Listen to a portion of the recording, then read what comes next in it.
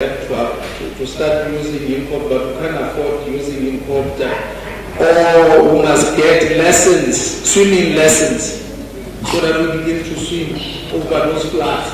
Because there's no other alternative, do not have alternative routes in Free State. This infrastructure of apartheid is coming to an end. And this thing of us just beating ourselves, saying,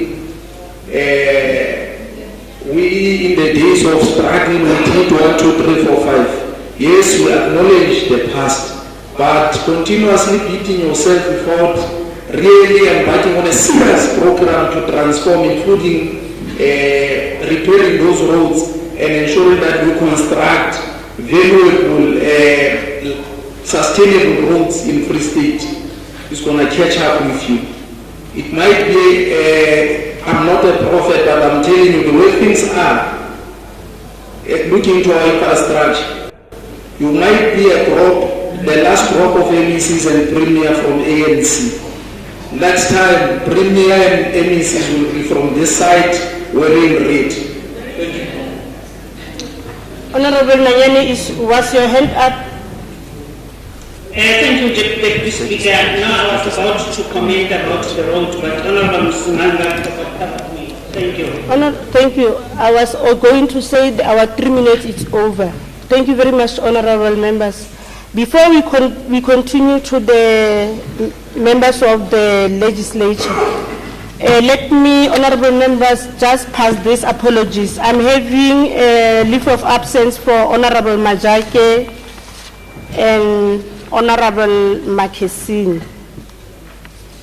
I'm having the leave of absence. The other apology that I'm having is for Honorable Buluani, who is going. Is it a point of order, Honorable Kakao? What is your point of order? Deputy Speaker, you are inaudible. You're on mute, so please switch on mute.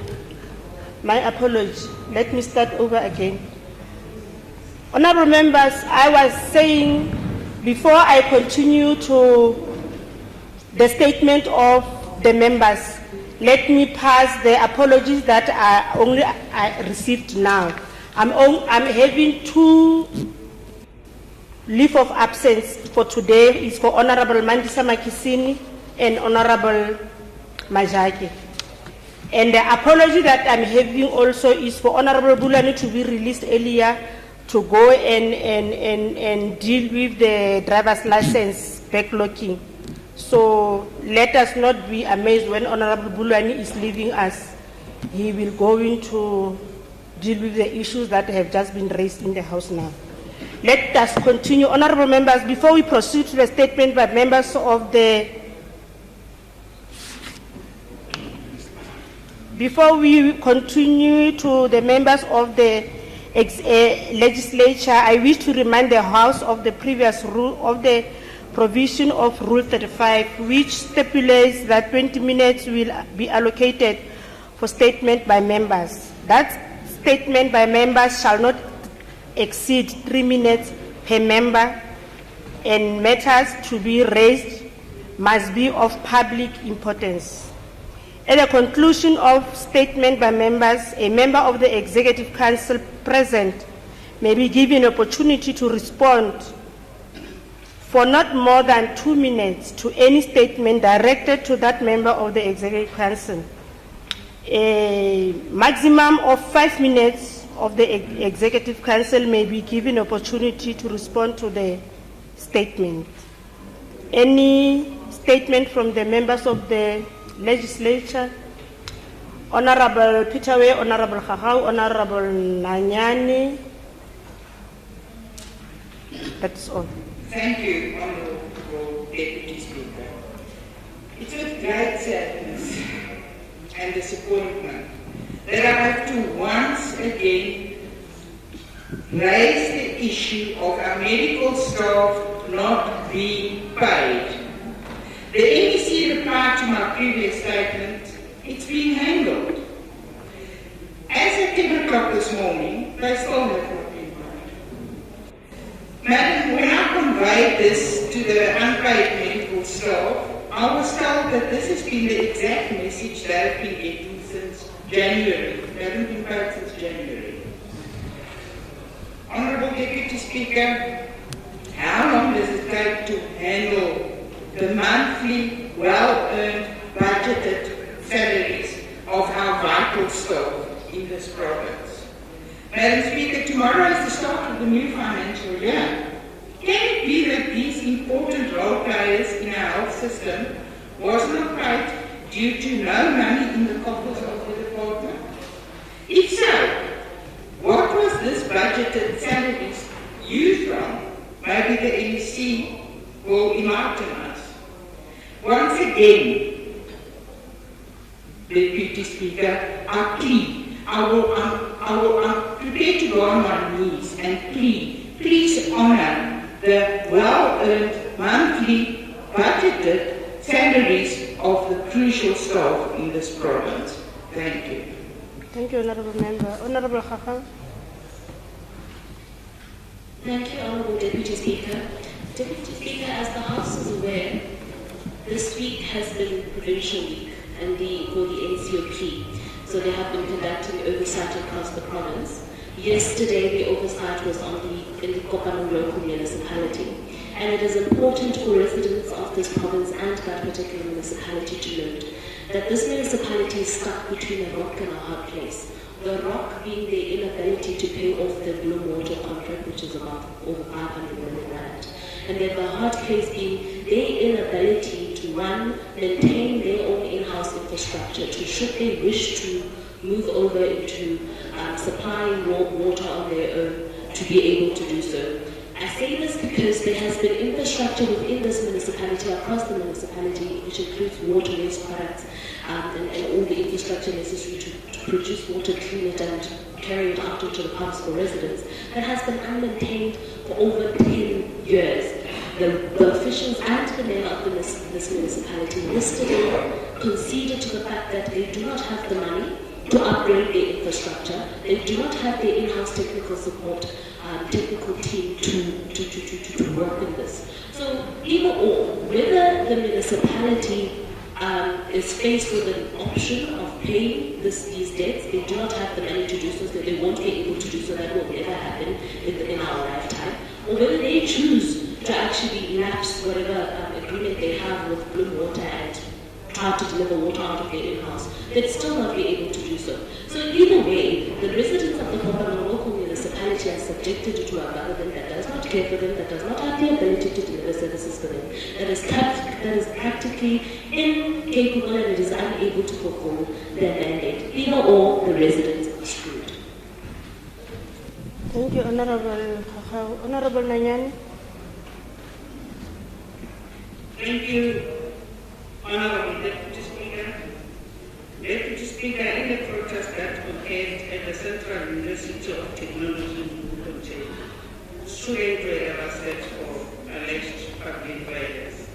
Students had taken to the street to protest against maladministration and the slow disbursement of student allowance, as well as the decision of NSFAS to not fund non-accredited accommodation.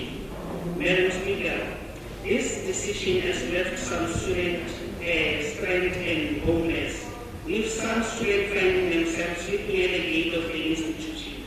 CET involved complaint matata at student Deputy Speaker. Mwana ukena skolo jwang asena tuwe yako au batu. Kimatata. My question is, what has the NEC done to aid this struggling student while they wait for the institution and the NSFAS to respond positively to that demand? Thank you so much. Thank you, honourable members. In the absence of any statement from members of the legislature, let me give over to the executive if there is any. Honourable MEC Tiu and Honourable Bulwan. Thank you, Deputy Speaker.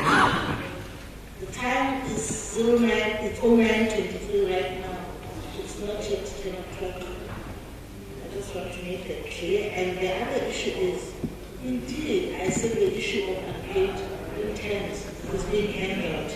And I even made a follow-up after this. I went to the HR, they showed me that we have paid the interns. Can we at least get the names of those that the legislature is saying they are not paid so that we attend to? Because from the information that we have now of the people that have been captured on PESA, we have paid the interns. So we don't know which are these ones that are not paid. Thank you. But as for the kneeling down, prepared to go on them, you can go to that, but not to me. I'm not a God. It's only God that will ask people to kneel down in front of them. Thank you. Thank you, Honorable MEC. Honorable Bulwani, over to you. Thank you very much, Honorable Deputy Speaker. I think all what has been said, particularly by Honorable Janders, is not something to respond to. Honorable members, is it a point of order? Is to help us as you are writing our motivations. And I want to say to this Honorable Bulwani, there is a point of order. Can you see that? Honorable. Thank you, Speaker. The Honourable Member is rising and speaking about a response from Honourable Jenkinson on his member statement that he did as MEC. He cannot now stand up and speak on that because it's now member statement of members. So he's on the wrong rule that is actually rising. Sustain. Honorable Klute, what was your point of order? Why is it a point of order? Because yes, it's a point of order. Just to concur, it's actually the Honourable MEC is required to reply by a member, which is not. is it the same? Is the same as Yes. the point of order is sustained? Was there any other hand? In the absence of any other hand, honourable members, let us continue. Honourable Bulwani, were you finished? Because are you okay? Can I continue? Thank you, honourable member. Honourable members, let us then continue. We are now going to the motions. Now the secretary shall read the motion one. The second reading debate on appropriation bill number 2, 2022 be continued with vote 8 cooperative governance and traditional affairs. The vote before the House is vote 8. Cooperative governance and traditional affairs. Honorable MEC Dukwane, you may address the House. Whilst Honorable Dukwane ascending the stage, somebody left the notebook. If it is yours, you can come.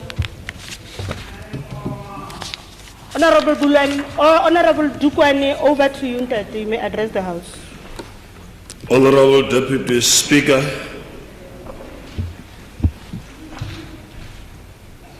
Honourable Premier in absentia, members of the Executive Council, members of the Legislature, the chairperson of the traditional House of Traditional Leaders, Mufumahadi Muroka, Deputy Chairperson Morena Newa Mupedi, and other members, Marena, Lady Hosi, Executive Mayors, Honorable Speakers, Chief Whips, Councillors, Director General of the Province, Heads of Departments, veterans and stalwarts of our liberation struggle, stakeholders, citizens of the Free State, ladies and gentlemen, Deputy Speaker, allow me to go back a little over 5 months ago and recall what President Ramaphosa said, and I quote, "We face a moment in history when we must choose between the path of division, conflict, destruction, inequality, and exclusion, path of unity, hard work, development, inclusivity, and shared prosperity. And we choose the path of unity, hard work, development, and shared prosperity," unquote. With these honest and visionary words, President Ramaphosa set the scene for men and women of substance to commit themselves to serving the people wholeheartedly and waste no time in turning municipalities around and inevitably direct them to nothing short of provisioning of services to communities in a reliable and sustainable manner. The President sounded the call to all public servants to redouble their efforts in guaranteeing the well-being of citizens of our country. For Madam Deputy Speaker, this is the yardstick by which our people will judge our competence, reliability, and dependence. That tone of frankness and honesty on the part of the President will be a total agreement with what the revolutionary Amilcar Cabral said, and I quote, "Hide nothing from the masses of our people, tell no lies, expose lies wherever they are told, mask no difficulties, mistakes, failures, and claim no easy victories," unquote. Deputy Speaker, COGTA's mandate of oversight is very dynamic and complex in that while local government is a sphere of government in its own right, we are constitutionally and legally mandated to ensure that local government's own constitutional and legal mandate of providing services to communities on a sustainable basis is strictly adhered to by local government itself. It is therefore understandable that communities and various stakeholders will be frustrated with what seems like a slow and indifferent response by COGTA pertaining to service delivery challenges in communities. For this reason, we have a responsibility to marshal all our resources, both human and material, in ensuring that we work creatively, energetically, and tirelessly to bring together joint efforts of these spheres of government, in particular with respect to the work that unfolds in municipalities. To this end, as a sphere that brings communities closer to government, the importance of local government cannot be overemphasized. Thus, a sustained local economic development and delivery of quality service is a necessary ingredient for the fundamental socio-economic transformation of our country.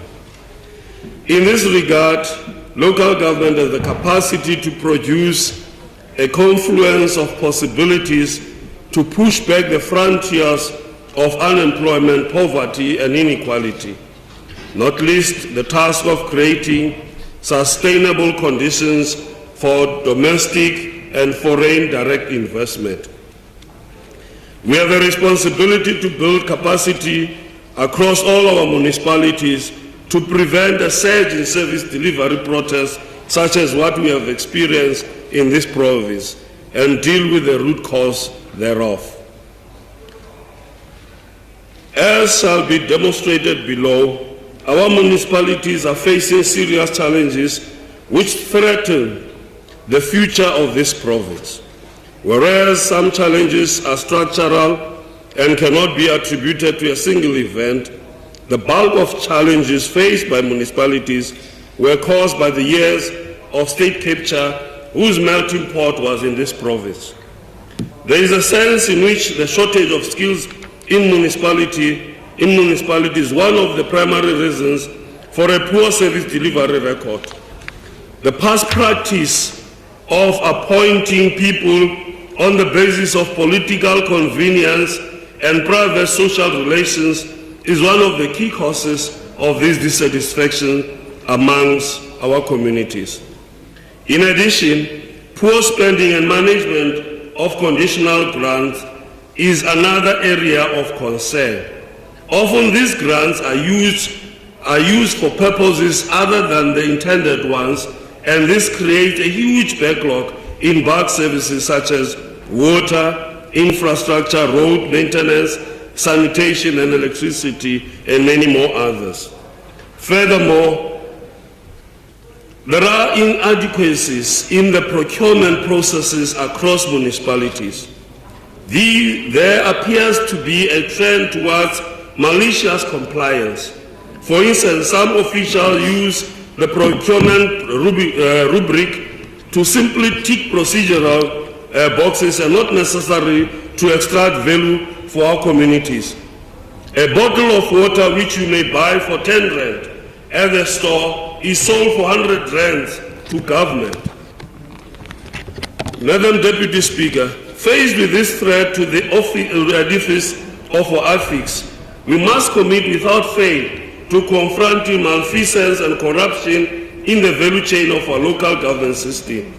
At a structural level, the following challenges are common across all municipalities in our province, albeit in varying degrees. A collapse in prudent control measures as revealed in successive reports by the Auditor General. The majority of municipalities receive qualified or disclaimer audits. Severe liquidity problems due to billing challenges. Inability to pay bulk services to ESCOM and water boards. We have seen that our municipalities owe ESCOM combined 16 billion rands. Aging and collapsing infrastructure, ballooning municipal salary wage bills.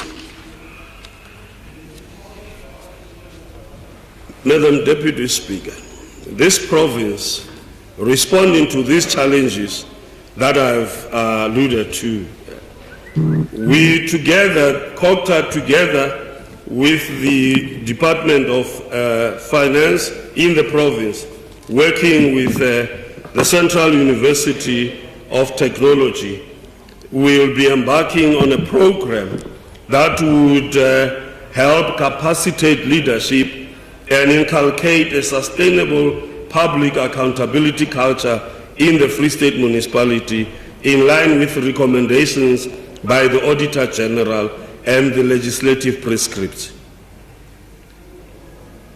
We believe that this program is actually going to help us invest in preventative controls which are more effective than having to deal with the impact of accountability, failures such as financial loss, fraud and corruption, the misuse of public resources and service delivery failures. This will also help in improving monitoring, review and oversight by senior officials, municipalities and other leaders. This intervention by the Free State would also help many of our leaders to acquire NQ F5, 6 and 7 that will help them to actually be more capacitated in dealing with the issues that they are facing. The Auditor General spoke about lack of leadership and called upon all of us to actually provide that leadership, and that is what we intend doing, to make sure that we provide leadership as COGTA municipalities, as the Executive Council. We will ensure that we in the province, we deal with all issues that have been identified, and we make sure that there are consequences for some who are actually not doing what they are supposed to do. In a sense, the challenges faced by our municipalities in the Free State can be pigeonholed into three categories. revenue challenges, infrastructure challenges, and operational challenges. The revenue challenges, if you look at them, the cause of revenue challenges for most municipalities typically fall into the following 6 areas.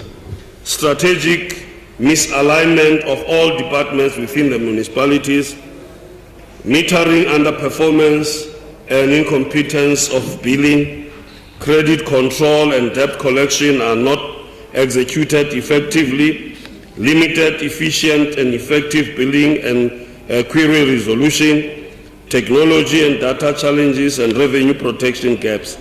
As a department, we need to find a creative and more coordinated way of helping municipalities to address revenue challenges.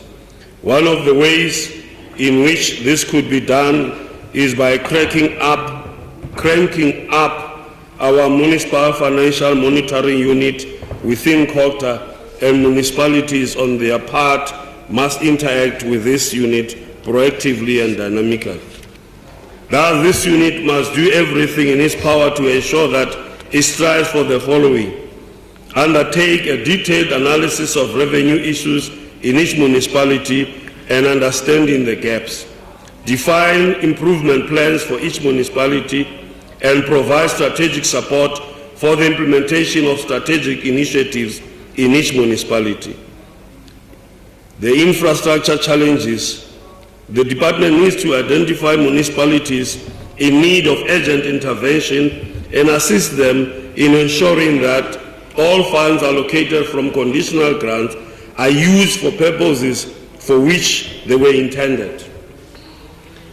The operational challenges that beset municipalities result from limited leadership capacity and performance management, inefficient processes, human resource challenges, ineffective organizational architecture.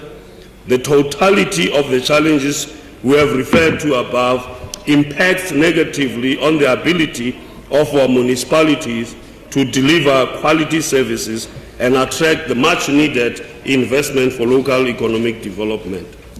Madam Deputy Speaker, in terms of Section 153A of the Constitution, the local sphere of government has a responsibility to structure and manage its administration and budgeting and planning processes, to give priority to the basic needs of the community and to promote the social and economic development of the community. Madam Deputy Speaker, in certain quarters, our will to purge municipalities of all that goes against the grain of good local government may be viewed as micromanagerial at best and interfering in the affairs of municipalities at worst, but we will do what we're supposed to do. However, there comes a time when, in the overall interest of citizens of the Free State in various municipalities, COGTA must intercede on their behalf to enhance the possibility of citizens receiving a better quality of services promptly and sustainable. Hareno balela responsibility eno reta face head on. In this regard, our intervention in certain particular municipalities by means of Section 1395A and C, or even Section 1397, must be seen as a noble effort to reposition municipalities on the path of financial recovery and sustainability.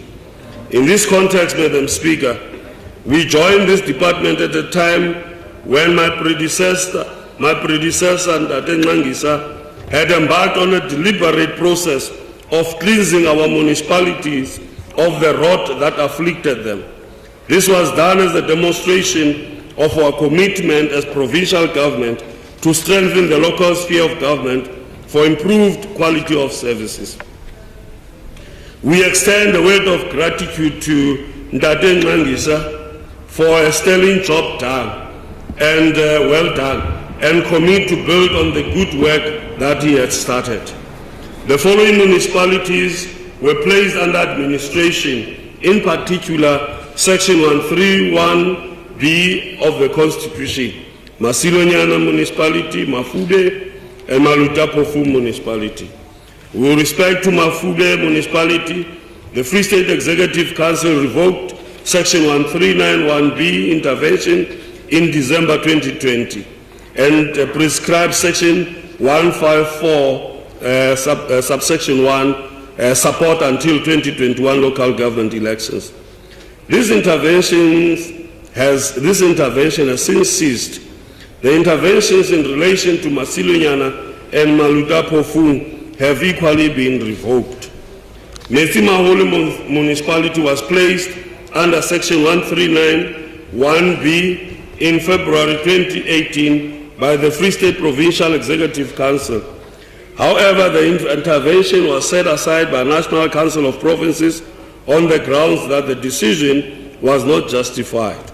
As a consequence, Section 154, subsection 1 support was prescribed and remains operational. The Mangaung Metropolitan Municipality was placed under Section 1395A and C by the Free State Executive Council in February 2020, following a voluntary financial recovery plan under which it had assumed in July 2018. This was a result of inability on its part to meet its financial obligations. The administration is still ongoing, and the challenges in the municipality seem to be escalating since the 2021 local government elections. Furthermore, Section 106 of Municipal Systems Act was invoked with respect to the following municipalities: Machabeng, Letsemeng, Kopanong. With respect to this intervention, reports were tabled before the respective council and recommendations were made in this regard. We will closely monitor their prognosis and ensure that these recommendations are implemented. Skeptics may well argue that, based on the profound challenges faced by the municipalities, a fulfillment of this constitutional mandate is a pipe dream. However, we remain convinced that the institutional memory in the local sphere of government is not entirely lost, and that there exists still the possibility for a blue ocean strategy whereby novel assumptions can be made to ideate and innovate. To give concrete meaning to this appreciation, we commit ourselves to partnering with municipalities and civil society. This way, we will exhaust every available avenue in supporting and strengthening the capacity of each municipality to manage its own affairs, to exercise its powers, and to perform its functions, since it's in line with our constitutional mandate. In this regard, we have developed a schedule together with the Department of Treasury, in terms of which we will embark on municipal roadshows during this financial year.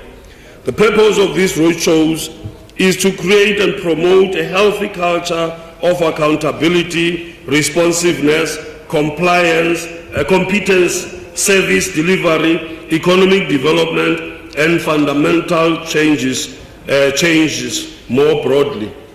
This will be followed by a process of cooperative governance and intergovernmental relations regime between COGT and municipalities, underpinned primarily by our resolve to promote induction and training to 102 ward committees that have been elected so far, out of the total of 370. Regrettably, two of the largest municipalities in the province, i.e. Mangaung and Malutapofu, are yet to elect ward committees. This also includes the Kopanong local municipalities. These communities will be assisted to establish ward committees too. This is necessary to extend the democratic and accountability dividend to the entire communities of the Free State.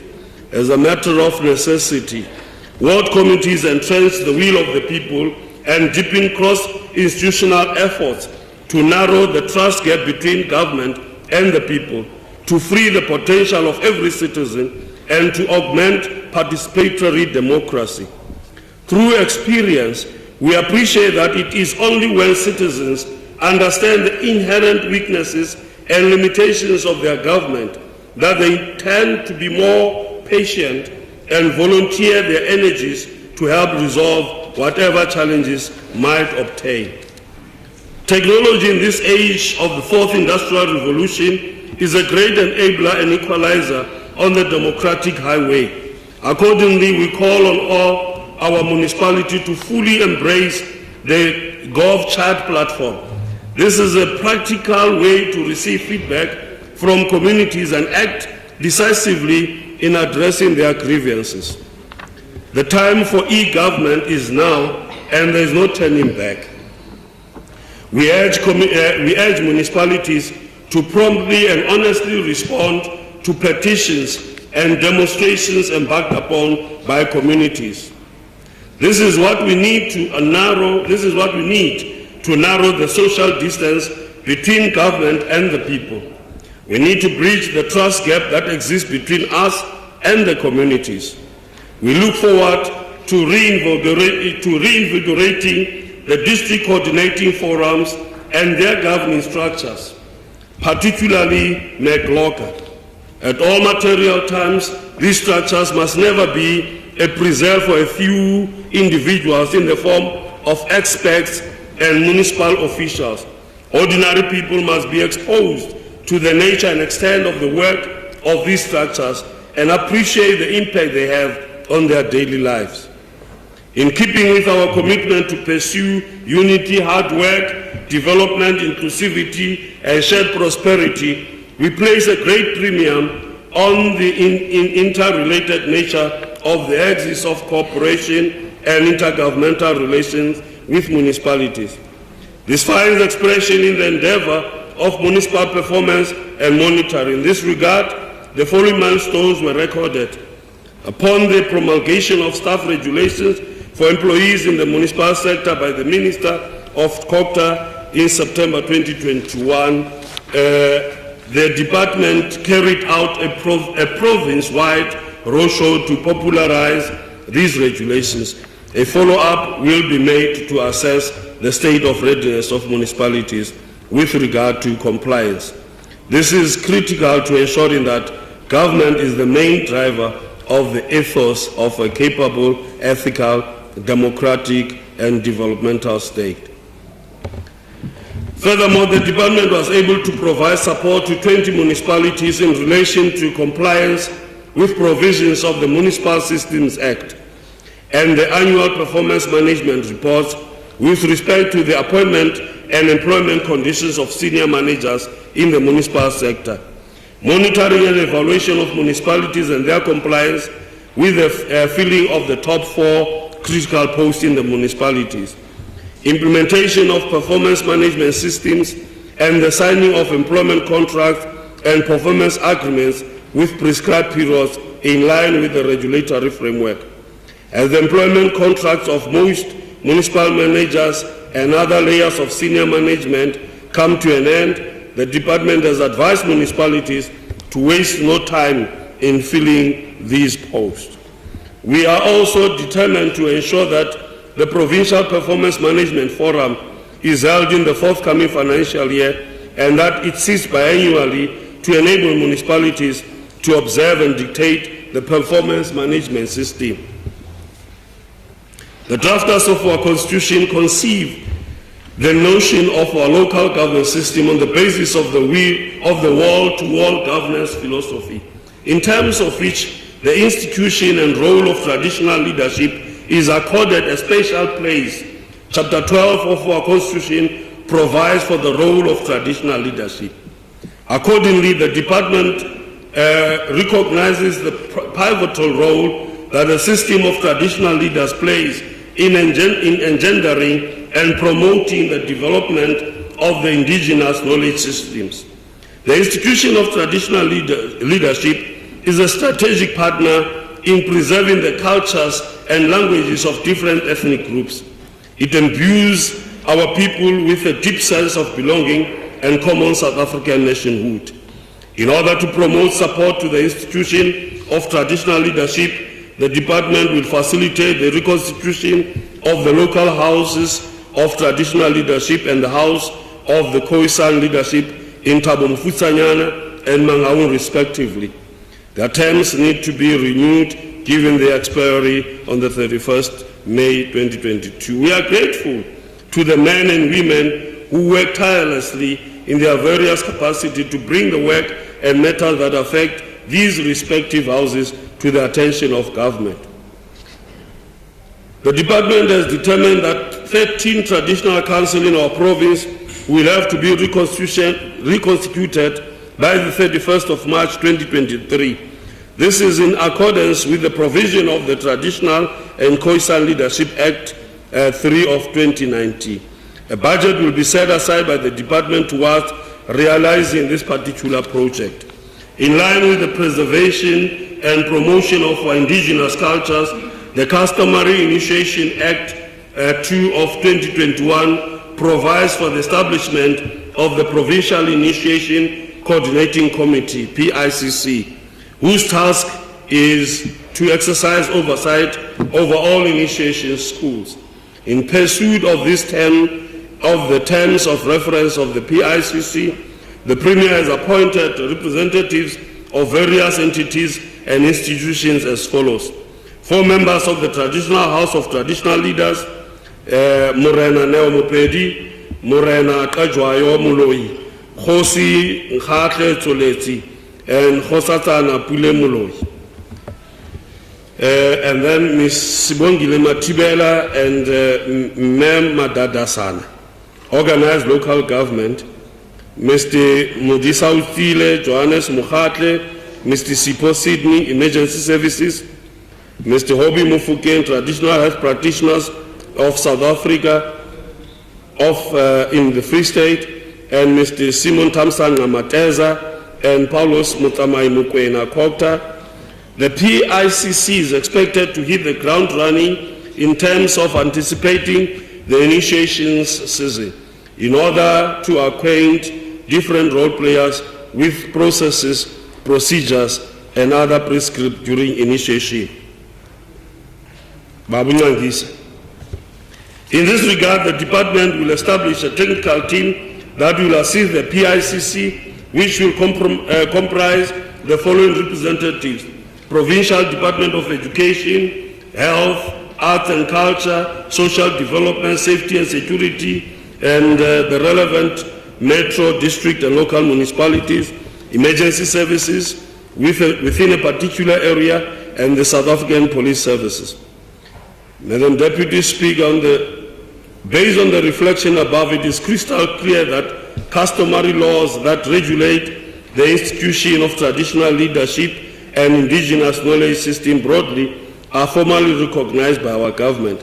As a department, we are actually aware of the distortion and mutilation of our cultural belief system and practices by centuries of colonialism and apartheid, particularly during the systematic systematic annihilation of African kingdoms between 1779 and 1879.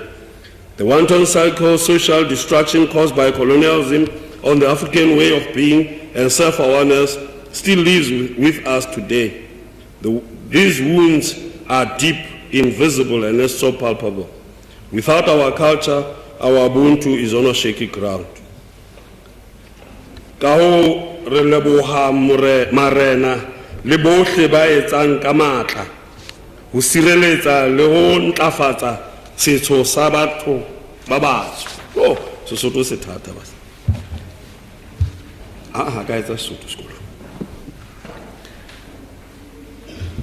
President Ramaphosa has on many occasions removed the tedious and bureaucratic processes which make it impossible for our people to receive government services on time. This ranges from applying for a fund or grant from development finance institution to start a business or fulfill any other mandatory regulatory requirements for compliance. To respond to this problem, our government has resolved to roll out the One Plan, One Budget campaign. The objective of the campaign is to eradicate the silo mentality and align government efforts and make service delivery faster, more and better.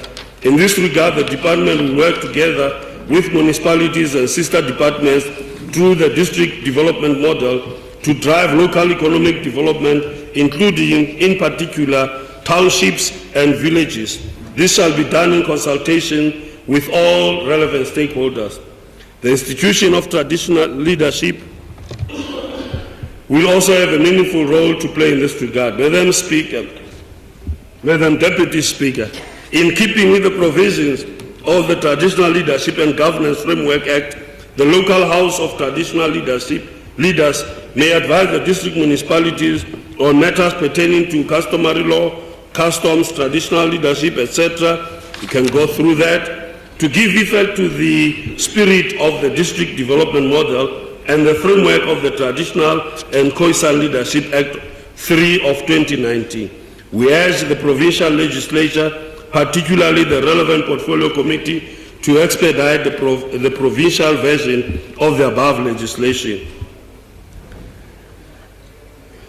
When it rains, you do not complain that it is raining. Instead, you organize yourself an umbrella or wear a rain suit in the alternative. Equally, when fire erupts, you rush to put it out before it destroys everything in its way. One of the realities that we face today is the ominous threat of global warming and climate change. Climate change affects the poor more, and in the context of our country, which ranks number 1 among 164 countries in the world in terms of lines of inequality, the occurrence of disasters is ever so imminent. Climate change undoubtedly exacerbates inequality and consigns the poor further to the margins of society. It creates food insecurity and wreaks a plethora of unmitigated distress and suffering. For us to intervene timelessly and decisively when disaster occurs, we need a provincial disaster management center that is fit for purpose and has workers who are able to rise to the occasion when needed. Our provincial disaster management center has broken windows and leaked roofs, toilets are malfunctioning and is infested with rodents, workers are not placed in accordance with policy prescripts, and the provincial fire service unit is non-existent. We need to urgently ensure that the disaster and emergency management unit exists. We also need to establish the fire and rescue services with capacity to mitigate and contain these disasters. Madam Speaker, below is a breakdown of how our budget will be utilized in the current financial year. A more detailed breakdown is accordingly annexed to this presentation, and members can go through all the programs that are there. Madam Deputy Speaker, we derive enormous joy and pride in joining hands with our municipalities to address service delivery challenges. We have no difficulty admitting that service delivery in its current form is extremely poor. Potholes adorn most parts of our province, rubbish piles up, overflow, and sewer runs through every community. However, there are bold efforts in many municipalities to break from the downward spiral and turn the situation around. There are courageous men and women who wake up every day to reimagine their municipalities and strive to seek and find the resolve and energy to improve the quality of service delivery to the people. Our hope that tomorrow shall be better is inspired by such people. It is precisely for this reason that we are encouraged to work extraordinarily harder to turn the situation around as a department. Those that obstruct our efforts to intercede on behalf of citizens of our province have no future in our municipalities. Anybody who stands diametrically opposed to the sound of change will have to step aside. We owe it to hundreds of thousands of citizens of the Free State to do nothing to detract from what they have mandated us to do, to constantly strive to secure their well-being. In conclusion, Madam Deputy Speaker, I wish to express gratitude to the ANC and the membership and to all the members here, members of the legislature, and as well as the portfolio committee under the chairpersonship of Ndade Mashinini, and also the departmental head as well as the staff, and I wish, Madam Speaker, also to say thank you to my wife and my children and my friends for keeping up with me and also being there for me whenever I am not with them. With your permission, Madam Speaker, I wish to commend this budget vote to the legislature for adoption. Diabule. Thank you very much, Honorable MEC.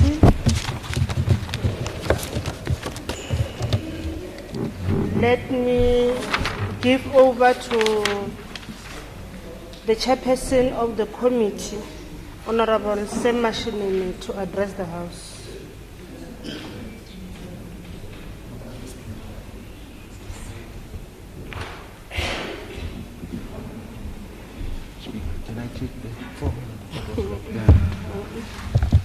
Thank you very much. I was just requesting the Speaker to give me the 3 minutes 46 seconds so that I can utilize it, and Deputy Speaker refused.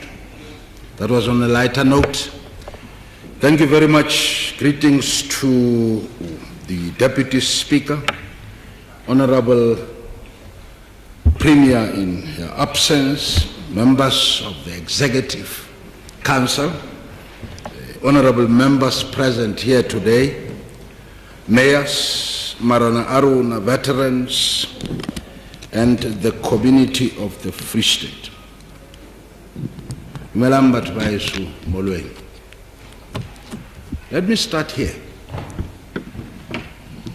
When we are in the legislature, we are not speaking to ourselves, but we are speaking to the people of the Free State. That's one thing that must make sure that we understand at all times as honorable members speaking. I'm raising this particular matter, Honorable Deputy Speaker, because today, the end of March, marks exactly 4 months after the local government election in 2021, November. And I'm sure all of us, we are clear what the people of the Free State said. And I'm happy, Honorable MEC, for those that have listened to your address, you spoke directly to the issues that the people raise.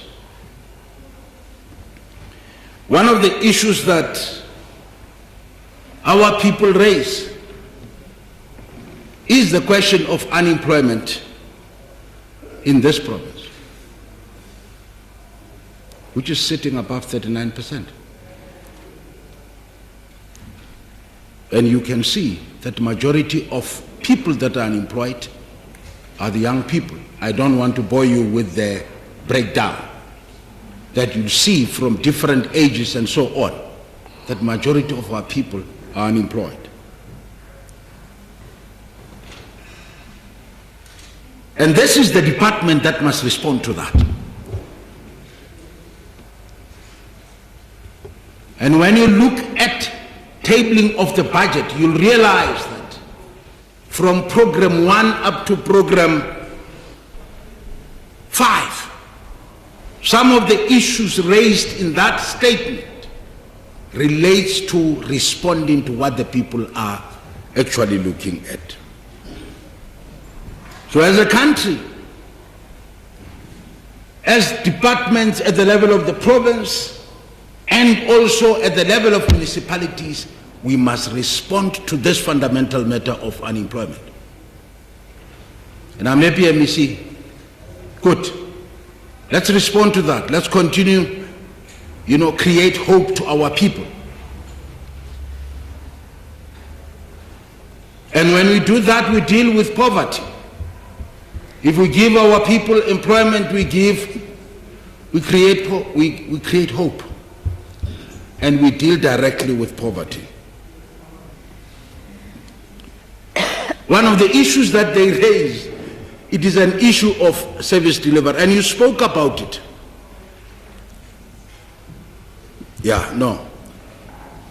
I looked at one of the municipalities in the Free State.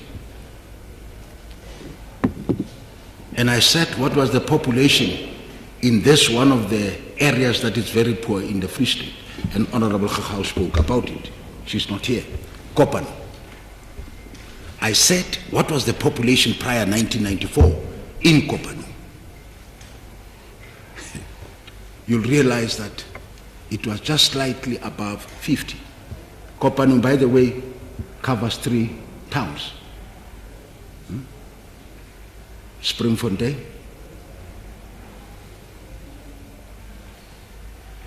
it covers 3 towns. It's basically Springfontein, Tromsbeck, and Waterkloof. That's what covers. Now you look at the population that existed there, Honorable Deputy Speaker, at that time, just slightly above 50. Now, the people of South Africa and the Free State were prohibited to go to the township. Here comes this movement, this organization that get criticized to say you're not doing your work. The issue of doing away with laws that are advancing apartheid. Then the people took a choice and followed their economic needs. And today that municipality is hosting above 121,000 people that are living in that. Now I'm saying to you, ANC, MEC Dukwala, you are charged with the responsibility of bettering the lives of the people in that area. You have to deal with issues that were made, the infrastructure that were created, the department of the province. You have to deal with the infrastructure that was put there for you and only for certain number of people.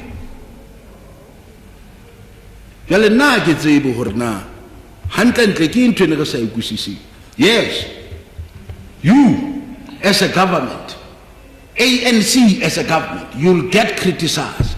But I am of the view that the ANC must continue because its main aim is to liberate Africans in general and blacks in particular. That's what it must do. And it must not tire to do that. Because Haikaya Khatala, our people will not see a total liberation. So in the Deduba, you've got a very big job to do. This layer that you are, correctly have said that you are working with, you have also said, and one of the issues that, one thing that I like is to admit and accept your weaknesses that you are having. And it's only a person that accepts areas of weakness that will be able to improve. Says we do have challenges in the municipalities and other areas of governance with regard to utilization of the resources. And you have said we will not tire. We will proceed to ensure that resources in the province, in the municipalities, are correctly utilized.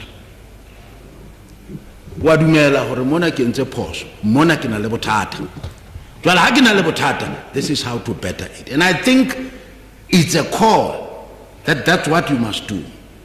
You know what you can do? You can put a different person.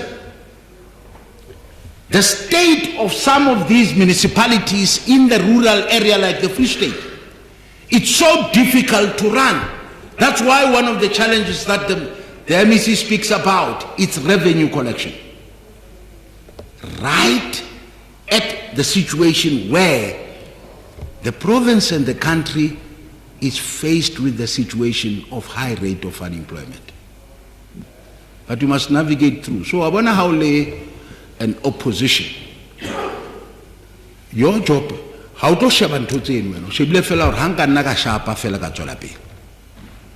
keep on lashing. But the reality is that it's not an easy job to run and collect revenues to people that are unemployed. That's why the issue of unemployment and poverty are intertwined. They are intertwined precisely because if you are unemployed, that affects you directly, and that has got a negative impact in terms of your livelihood. The issue of the implementation of the district model as one of the areas that can assist our municipalities to improve. It's not a job that will be finished in 1 or 2 days or in 10 years. It's going to take long. It's going to take long. But wise, our people said, better the roads in the elections, better the road, deal with the sewer leakages that is there at all times. That's what they said. Now you need the resources to do that. And the MEC says, we will tighten in terms of corruption to deal with that matter.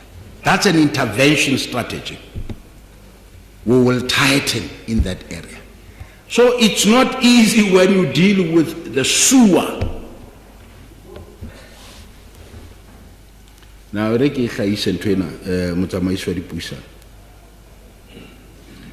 the way, the system was meant. You see, the MEC, if you had more time, you would explain that the sewer plant that were built during apartheid era, they are no more relevant as we speak. Because the volume of the sewer has increased tremendously, has increased. And the challenge that is facing now the municipality is to make sure that you change the infrastructure. U tlo change ka infrastructure usna chelete. That's what you must deal with. So you have to improve the administration. I agree with you. You support that. Improve administration. Your allocation of fund in terms of improving the administration too. Your continuous engagement to ensure that you advise the municipalities properly on what? On the appointment of people that are relevant and properly trained for a specific job. This matter is in the public domain to say people that are employed there are not basically fit for the job. And he says, I'm going to stand up and ensure that, advise properly that the municipalities employ people that are relevant and properly skilled for the job. You spoke about municipal infrastructure grant. That's why we took a grant in that day to go on. And I now give million. But it cannot even assist that municipality. So the province gets in there through the Department of Cocta and intervene. But and there must be an intervention. The MIG grant that is there, it's not assisting to that level that our people want. And this is the mammoth task. But with the resources you have allocated there.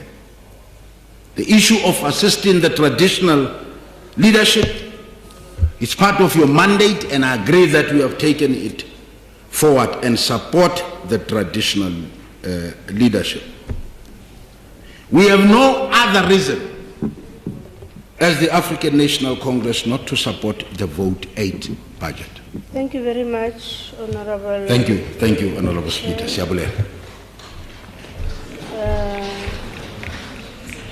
Honorable Klute, you may address the House.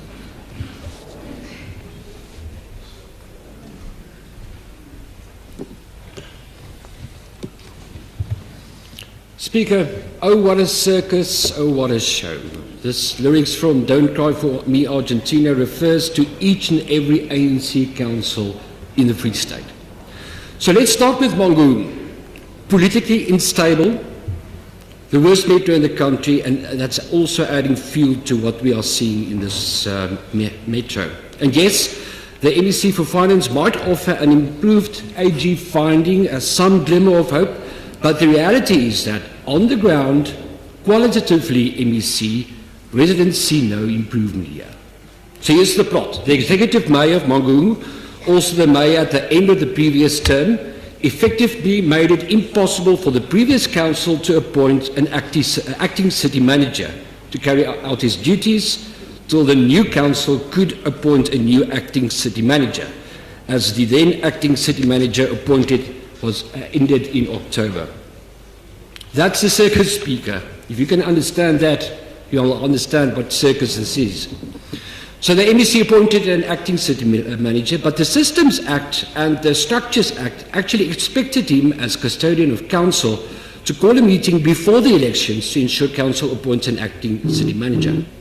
Subsequently, the court ruled that the MEC of Kokta did not have the authority to appoint an acting city manager as he did.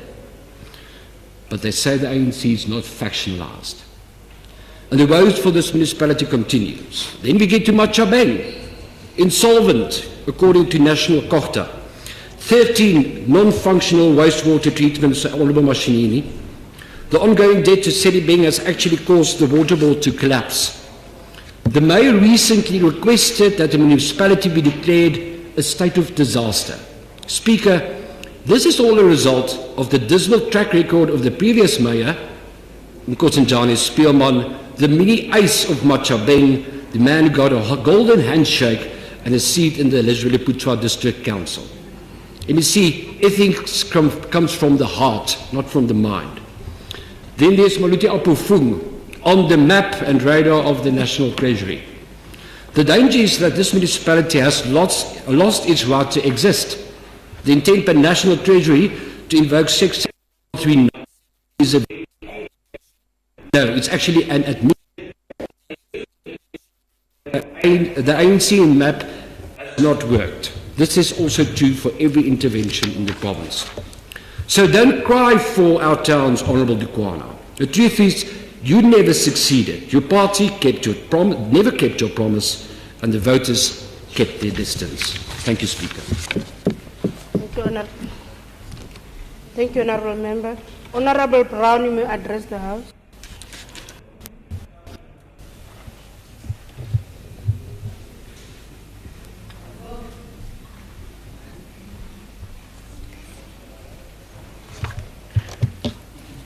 Thank you, Madam Deputy Speaker, Honourable Premier in her absence, members of the Executive Council, members of the Provincial Legislature. Good morning, ladies and gentlemen. In a study conducted by Dr. Robert Craig Cameron called Local Government Policy in South Africa in 1980 and 1989 with specific reference to the Western Cape, devolution, delegation, deconcentration, or centralization, presented in August 1991, just before democracy.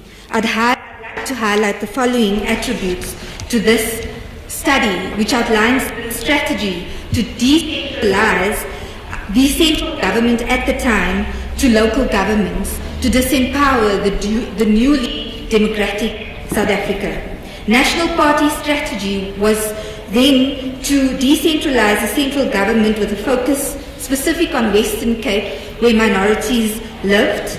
It stated that the policy was made in an elitist top-down manner with a small group of reformers to ensure that the incoming government would not be able to share power and the outgoing government would not be able to lose control.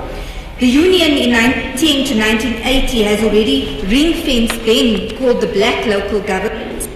And at that time, 26 new legislations were drawn up to ensure that in the expression of developed economies versus developing economies, that rural towns, villages, townships, policies of intention to local government directives did not redress the challenges of an African child, And the study further preempted the new government in the structure of the neo-apartheid central government to local government, which was derived at the time by P.W. Botha to concentrate on ethnic local authorities, which spoke to white, coloured, black ethnic local government structure, that the only racially mixed structure at the time would be in the Western Cape, and then outed to call the WSRSC, following funding and policy initiatives were redressed in the same manner.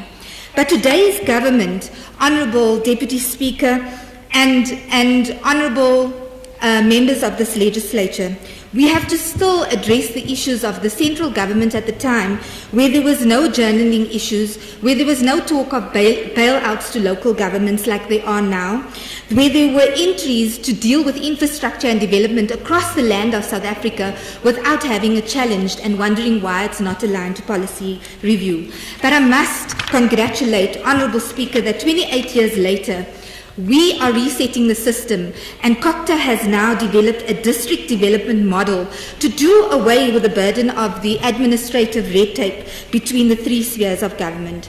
Honourable Deputy Speaker, let me also outline that as we understand, and we've outlined today, the challenges that we have in local government, we must also state that in the Western Cape, they too have challenges in local government. Irregular expenditure in the Western Cape increased by 25.1%. 55% of the AG's findings in the Western Cape was non-compliance with material reforms in municipality. 41% were material findings. And Ms. Adams in the Western Cape also outlines political interference, accountability failures, vacancies, non-compliance, test of cost of compliance versus service delivery. And although they've got clean audits, there are service delivery challenges. Legislative frameworks impeding achievements of policy objectives and ineffective use of service providers, ineffective consequence management, and they fail to attract and retain qualified persons.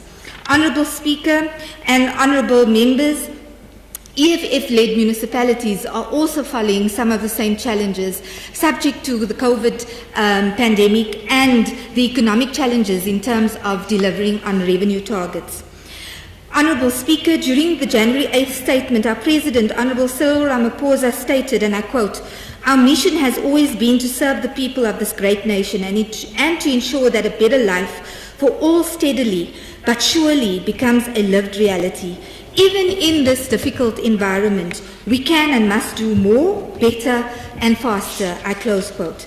Our main focus right now, Honourable Deputy Speaker, should be on how we can strengthen our efforts collectively as this legislature to get the economy back on track, ensuring intensive control mechanisms are in place to ensure that not only the public purse is safeguarded, but that service delivery at local government is also maintained. As Provincial Treasury and COCTA, we do express our deep concern about the audit report's findings for local government. I must agree that there is a challenge with our audit outcomes. However, we have been in a steady decrease in the number of disclaimers and adverse opinions. In the 2016 financial year, the province had 7 disclaimers and 1 adverse opinion. In the 2019-20 financial year, there were 3 disclaimers. In the 2021 outcomes, no disclaimers were recorded. We should take note that there are still audits to be finalized, but our understanding and our discussions with the AGSA is that we will have no disclaimers in the Free State Province. The strategy to address these findings by COCTA and Provincial Treasury are as follows. National Treasury and Provincial as well as COCTA had issued circulars that must be tabled in municipal councils to improve controls and financial disciplines. Municipalities are urged to work very hard and to ensure timely submission of audits. Municipal council should not accept late submissions of annual financial statements. In addition, we will be engaging with municipalities in our roadshows to address their readiness to submit the financial statements, progress on current audit action plans, and this exercise will take place after these budget speeches between April and May 2022. Municipalities need to ensure that progress on implementation of the audit action plan becomes a standing item on every MACO, and other council and management meetings. Audit action plans are now web-based, Honourable Speaker, and Treasury and COCTA provides these municipalities with a dashboard on a monthly progress of action plans that will serve on each council for better management, oversight and reporting. A strategy has been to develop with impacts to reduce, eradicate the unauthorised, irregular and fruitless and wasteful expenditure. The chairpersons of this committee will be presenting progress on investigations of the unauthorised, fruitless and wasteful expenditure to both the MECs of COCTA and Finance.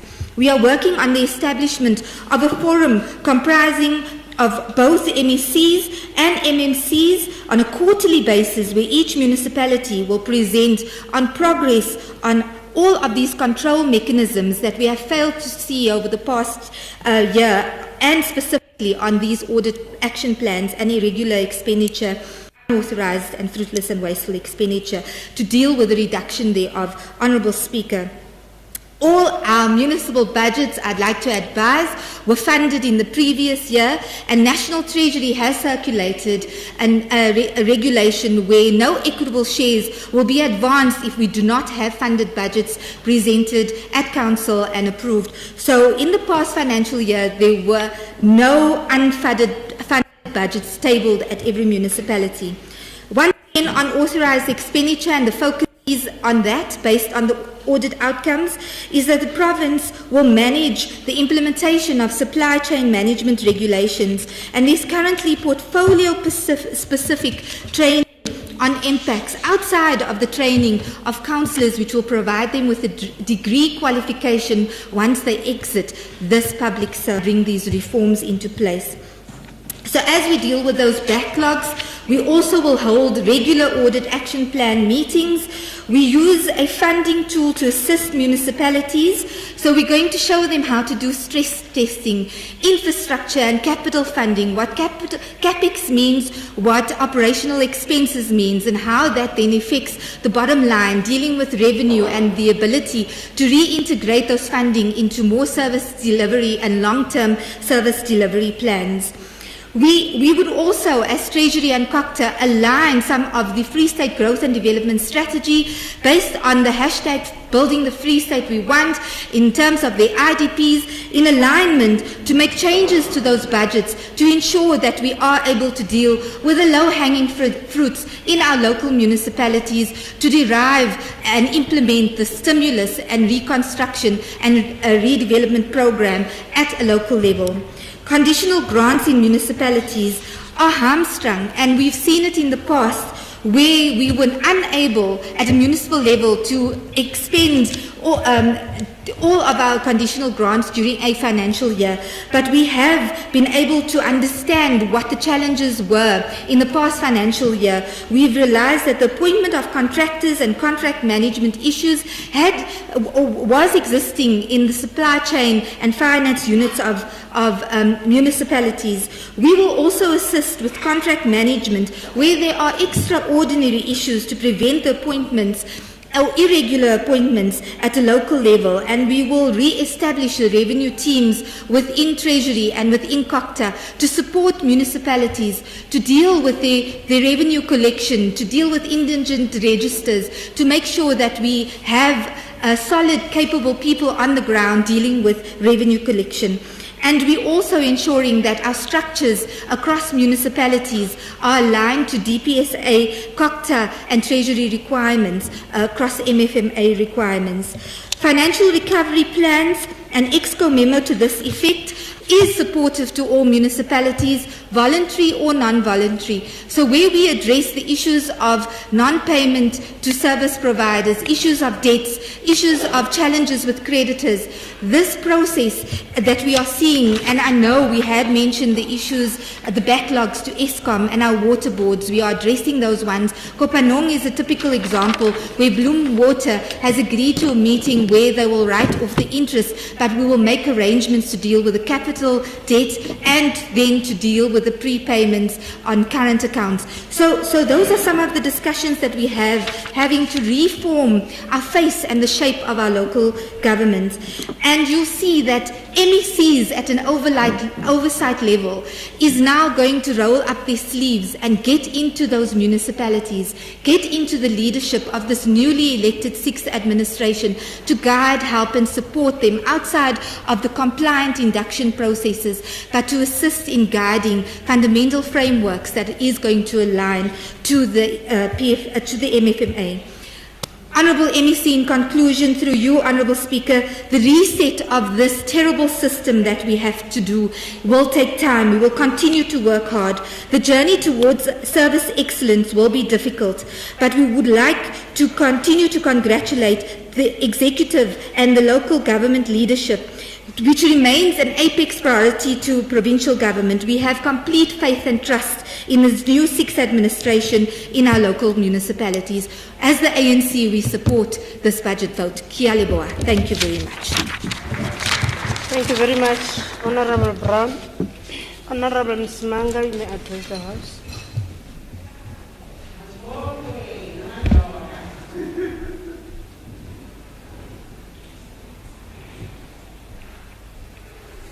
Fighter Deputy Speaker.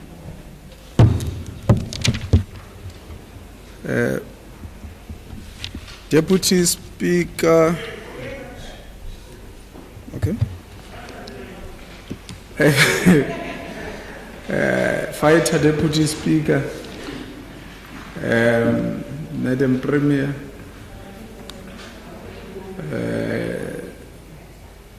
MECs, members of legislature. Marenaga, Kaufela, Kesalkul, the officials of provincial government. That the first thing here is that you are even addressing a wrong crowd. Majority of this crowd here is a wrong crowd. I will tell you why. We don't have executive mayor of Metsimaholo here, we don't have a mayor of Mafube, we don't have a mayor of Mokhaka, we don't have a mayor of Kopano, we don't have a mayor of Nala, we do not have mayor of Mangaung, we do not have a mayor of Maluti Apofu, including their municipal managers, all of them. So this on its own, it tells you those who are taking decisions at the level of local governance are not here. You are talking to wrong people. So you talk about these challenges as if you are not part of them. That does not make you a saint. You are right at the center. Yadi problems. Tsadi Maspala center yadi problems.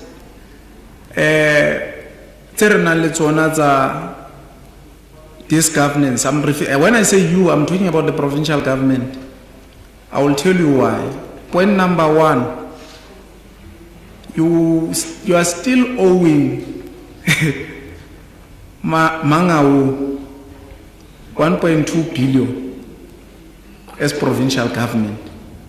And if provincial government owes Mangaung 1.2 billion and then Mangaung goes to residents and tell them to pay services, they will simply say, why should we pay services when the leadership at the provincial government is not paying services? The leadership must lead by example. You must be exemplary leadership. So that's why I'm saying you are part of the problems. Where COGTA has intervened through section 139B,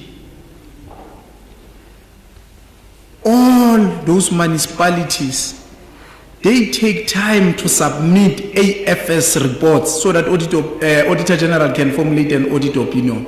Can talk of Mafube, Malutapofung even now is still struggling, but you are saying it's out of administration.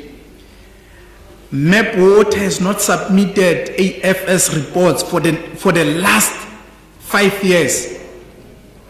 So Malutapo is a crime scene. If I were you, I will go there and apply Section 106 of Systems Act. It's a crime scene. You have a supply chain manager who's untouchable, who's not cooperating with treasury, and there's high rate, what we call this thing, UIF, unauthorized, irregular, and fruitless expenditure. And even when you know them now, you know what I'm talking about. MEC, don't pretend as if you hear them for the first time. So I've heard that the machine in here talking about liberation. Liberation and Tony Bab machine.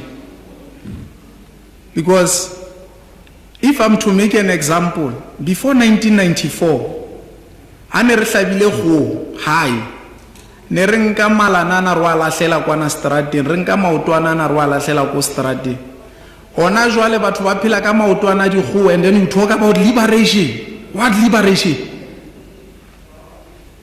Batho ba ja maotwana di go, while before 1994 ne ba sa ja maotwana di go. So Free State municipalities owe ESCOM 16 billion rand. And these are the following municipalities, right? Malutapofu, Machabeng, Ketwana, Pumelela, Mafube, Nala. Mafube is where Premier comes from. Nala, Dishabe, Mukaga, Tselopele, Setsoto, Litzimeng, Mangaung, Masilonya. But I want also to continue Ntate Dukwana gore nka ibua ka Sesotho ena gore ke gone o bua le wena hantle ba ba so ba se ba utlwa le re bua ka Mangaung. Ntate Dukwana o ile mole wa fihla wa kenya molao o wrong, o fihla ba appointela municipal manager o sebedisa melao e wrong. Khotho ya uthiba re le Moradukwana wa lahle molao ona o sebediswa ka mokgwa mofuto jwalo. Mangaung yona ka bo yona ke yone tlamile I appointele city manager. Ona jwale the ghost workers 120 of them, your department, I'm not sure it's you or your department, has intervened to ensure that those 120 ghost workers are paid. By that time, your department went there to enforce financial recovery plan, but you are disrupting the very same recovery plan that you came up with. It's so sad, really sad. As if it's not enough. There's democracy in action there. Opposition parties managed to successfully court some of your comrades to vote with them. And they vote with conscience. And you declare Mangaung a state of crisis. When there's no crisis, it's democracy in action, displaying itself in Mangaung. There's no crisis. You go, you don't even come to ask the portfolio committee of COGTA. You go directly to select committee to make presentation because you knew, we know exactly what's happening in Mangaung. We're going to disagree with you. So problems of Mangaung, you are at the center of those problems of Mangaung, MEC. Because most of the time, even when they want to appoint a city manager, you send your people there. Using which piece of legislation, we don't know. But this is exactly what is happening there in Mangaung. Let me go to Metsimao. 25th. Don't do that. You are eating my time, Deputy Speaker. The 25th of February, your administration, your department went in Metsimao for intervention. November 16th, Metsimao got letters from in 2020. You did it in 20, you intervened 25 February, and then 16 November, we got a letter, Mzimaholo got a letter from Treasury complaining about underspending, and Treasury took money in Mzimaholo. Who are at the center? It's your intervention team. Wherever this intervention team touches in all these municipalities, things, they just become a mess. What's on about to get the asset, the Marabana get the asset, wherever mobile am fella was saying. So that's how bad things are. You are talking about creating an enabling environment for foreign direct investment.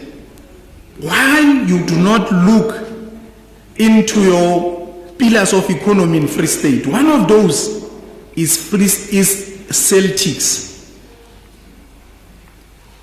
You are saying absolutely nothing about Celtics. And Celtics, I can tell you, it brings economic spin-offs more than Makufe itself. And Makufe without Celtics, it's a Makufe light. It's not proper Makufe, I can tell you. So what you must do, because you talked about the economy, please attend to the issue of Bloemfontein Celtics as provincial government. Local government that strictly looks on issues of local government, ignoring economic issues, is likely to fail the way you are failing. But let me tell you why you do not have money, and then you always complain about money, is because the policy posture that you took as the ruling party, it's a wrong posture. You are scared of fundamentally altering the property relation in a very fundamental way. You are scared to do that. Hence, from time to time, I'm sorry. Because most of our assets in the form of minerals and all those things are not giving us necessary economic spin-offs that we want to transform our society in such a manner that we deal with issue of inequalities and address some of those things that I've just spoken about. You spoke about shortage of skills in local governance. There's no shortage of skills. You are employing wrong people. You are employing wrong people without skills. And I can give you a list. Ntate Mkwati, may his soul rest in peace. But institutions that he claimed, all of them, he attended University Premier Mozol. Not a single of them that can claim to have seen a forehead of Mr. Mkwati in a classroom. All of them.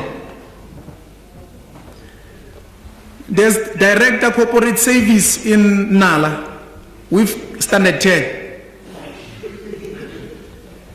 The list is endless. I can quote, the list is endless. As long as you are not prepared to deal with some of those things, you'll definitely take these municipalities nowhere. So, billing system. A billing system, it will mean that you must use the very same Central University of Technology or UOFs and try to understand why are these municipalities, all of them, have a challenge of basically billing our communities in a proper way. You must use them. And unfortunately, for the past 10 years,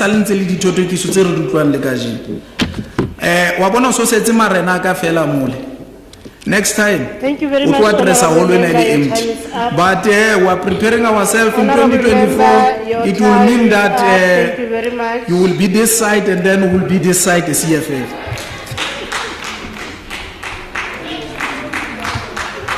Honorable Mohali, you may address the House.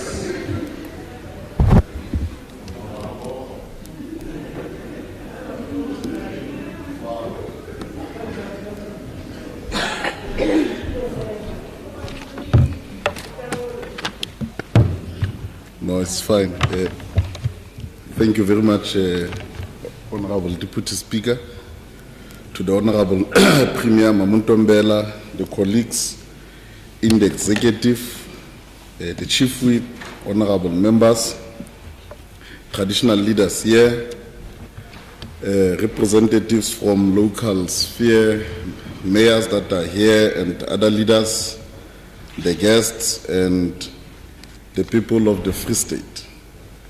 Firstly, Honorable Deputy Speaker, we would like to appreciate this opportunity to engage in this important debate which seeks to explore the necessary measures which we should undertake in building a developmental state to take the lead in building a better life for all, which resonates with the theme of the 6th administration led by Mamu Tombela, that we say hashtag building the Free State which we want. And most importantly, the theme of the COCTA speech under the following quote, following up on our commitments, making your future work better, close quote. The need for developmental state is best characterized by the reconstruction and developmental program, which said, our history has been a bitter, dominated by colonialism, racism, apartheid, sexism, and repressive labor policies, close quote. As a result, we have a very unequal society. Lavish wealth and extreme poverty continues to characterize our society. Indeed, Honorable Speaker, South African developmental state must seek to integrate growth, development, reconstruction, and redistribution into a unified program. The pursuance of basic needs and human development spurs economic growth and not vice versa.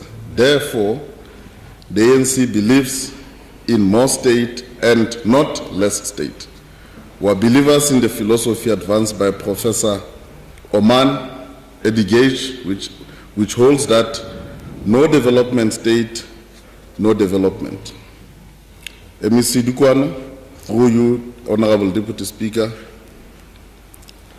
as we tabled this budget vote, it was following the President Ramaphosa's keynote address at the official opening of the 6th Salga Elective Conference, which he said, he reminded us that local government is the most important enabler of economic growth and development when he said, I quote, by providing reliable water supply, sanitation, energy and refuse services, and through road and infrastructure maintenance, local government enables our economy to grow and create employment. ANC government is committed to strengthen public policies and programs for local government, and such has also found resonance in the report tabled by the Minister of COCTA, Dr. Nkosazana Dlamini Zuma, last year in June, based on the 5 key performance areas, which are political, governance, administrative, financial, and service delivery. However, while acknowledging that the report identifies that there are a number of municipalities that are having challenges of governance, some having serious service delivery challenges, and a greater number of them that are still in financial distress. We further like to acknowledge, Honorable Deputy Speaker, that despite all these challenges, the Department of COCTA has always been committed to find solutions. One can make reference, Honorable Deputy Speaker, to the 2014 regulations brought by COCTA in response to the existing challenges then of the workforce in the municipalities which did not have the relevant skills and qualification. The same department introduced a framework or regulations in which senior managers in the local sphere now had to conform to those minimum qualifications, ranging from those that are in finance across to those that are involved with the service delivery. So it is not true when some honorable members in this House come and stand here and wants to portray as if it is a deliberate act of the ANC governments to just leave the situation as is, where there are other people who are not sufficiently qualified. The current department that has presented the budget has that particular framework in place.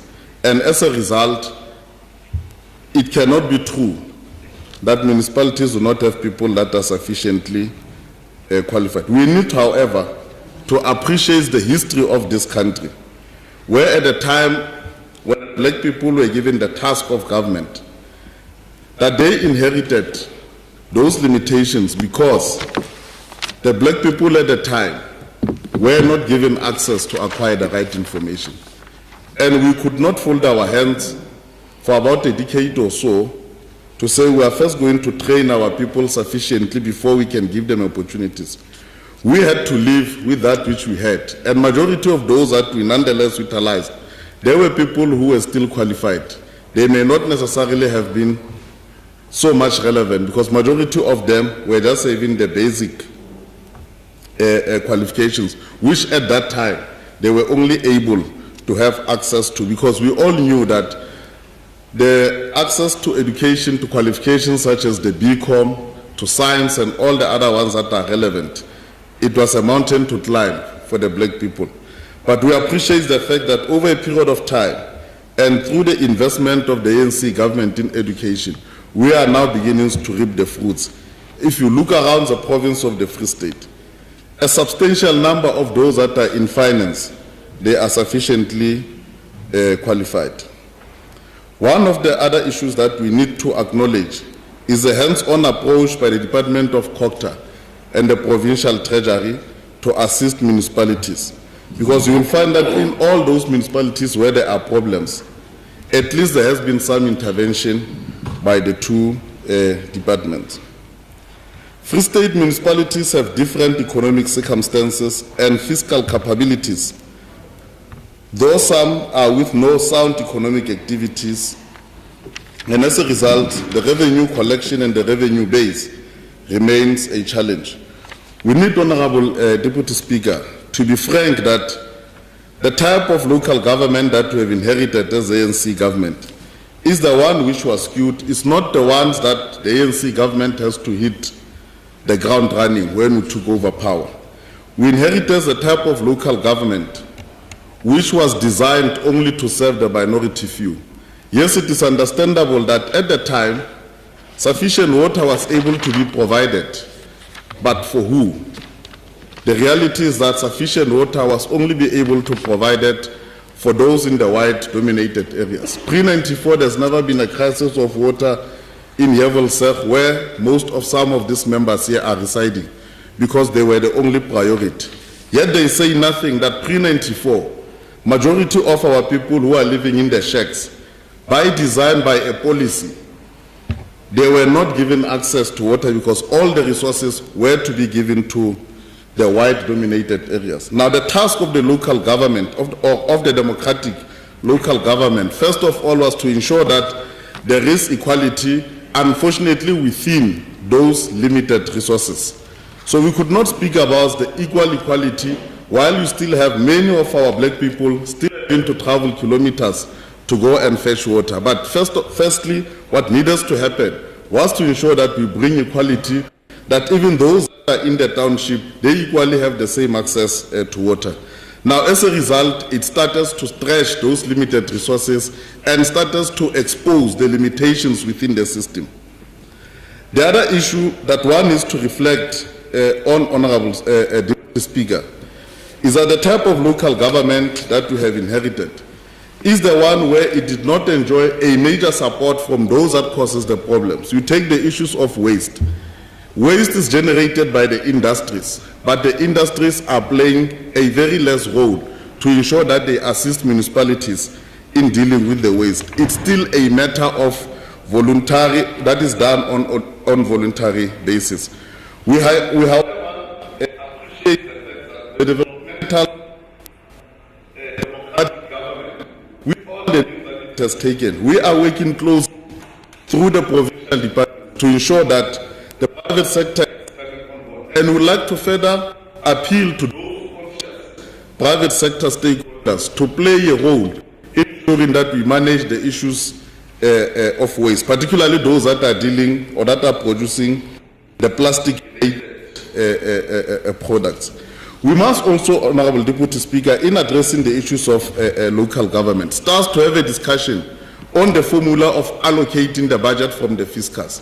Because currently now a substantial responsibility which is bestowed on municipalities is reliant on their capacity to collect. While we know the economic challenges that municipalities are facing, that they have less revenue basis, and even those that are able to pay, they are still not paying the services. So I think this is the time that we must start to review the formula to ensure that a bulk of the money is directed to local government so that it can be able to deliver as per their mandate, as opposed to the current small allocation which is given to them. We further welcome the intervention by the same department through its hard work to ensure that it regulates the staff component within the political offices, because we are the responsive government. As and when we encounter or we find the problems, we are always upfront to ensure that we lead in providing the solutions. And that I can say congratulations the MEC and the team, because that will go a long way in ensuring that the bulk of the money is directed to service delivery. We further welcome the intervention by the Minister of Water and Sanitation on intervening on matters of CDB and ensuring that there is efficiency, and we believe that that will bring a long-lasting solutions to the current problems we have. And lastly, Speaker, we should commend the ANC government about the DDM model, because we are starting to see now the investor confidence coming into our province, because through this model, number of strategic economic projects have been planned, and as a result, the private sector is positive.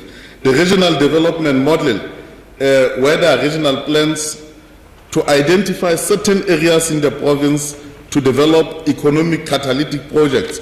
We have seen, for an example, now in Lejoliput, that even the existing investment of Renegen, even before they can start to launch the first 1 billion investments, they have already committed the 14 billion. That clearly shows the confidence that they have in the governance issues in the Free State, because the province, the national, and the local government is working together. Honorable Speaker, we must acknowledge departmental efforts in supporting municipalities in ensuring that there is no more one-size-fits-all, but a differentiated and targeted approach. The ANC supports the budget tabled by the Department of Corporate Governance and Traditional Affairs. I thank you.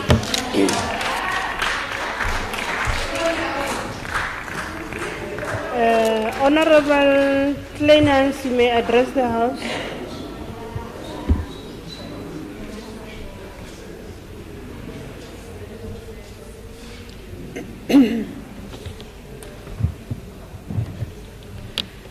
Thank you, Honourable Deputy Speaker. As we have heard this morning, municipalities in the Free State owe Eskom 16 billion. That's 16,000 million. The three municipalities that owe the most of that are Maluti, Apofung, Machabeng and Ngwati. These three alone account for 78% of that debt, which is 12 billion. This is 3 times what Gauteng municipalities owe to Eskom. KZN municipalities owe 428 million to Eskom, and Western Cape municipalities 135 million. It is clear that the political leadership in the Free State have been condoning this non-payment since 2013, when the debt started ballooning. There is simply no other explanation. And a major contributor to this situation is government itself, which owes vast amounts to municipalities. In fact, financial mismanagement has destroyed the Free State. This Eskom debt is just a symptom of the utter dysfunction and devastation of local government, which has been used as a laundromat for 20 years. And up to today, we have not heard a word from this provincial government on how this outrageous situation of the ESCOM debt is going to be rectified. So today I want to ask the MEC, please tell us, what is the plan? Deputy Speaker, on Monday, in a report to the NCOP, the Department of COGTA stated that of the 103 existing wastewater treatment plants in the Free State, only 24 are fully operational. The other 79 are either partially or not functional at all, meaning that 75% of our sewage treatment plants are not working. In Maluti-Apofung, for instance, we know that not one of the 7 wastewater treatment plants is functioning at all. And therefore, the untreated sewage of 380,000 residents is flowing straight into rivers and streams, and most of it into the strategic Vaal catchment area. In Kopanong, only 1 of 9 wastewater treatment plants is functioning. During the NCOP oversight visit yesterday, officials took an hour searching for the wastewater treatment plant. They did not know where it was in Springfontein. We know that many of our people are forced to use water collected from rivers, streams or dams for their household use. Many people also rely on natural springs or boreholes for water. A lot of that groundwater is now also polluted by sewage. Some estimates say that it will take 40 years to get rid of the pollution in rivers, dams and groundwater. Honourable Deputy Speaker, today I bring a warning to this House. This pollution of our scarce water resources is not only disgusting, it is not only a health hazard and a violation of the human rights enshrined in the Constitution, but it is also now a national security risk.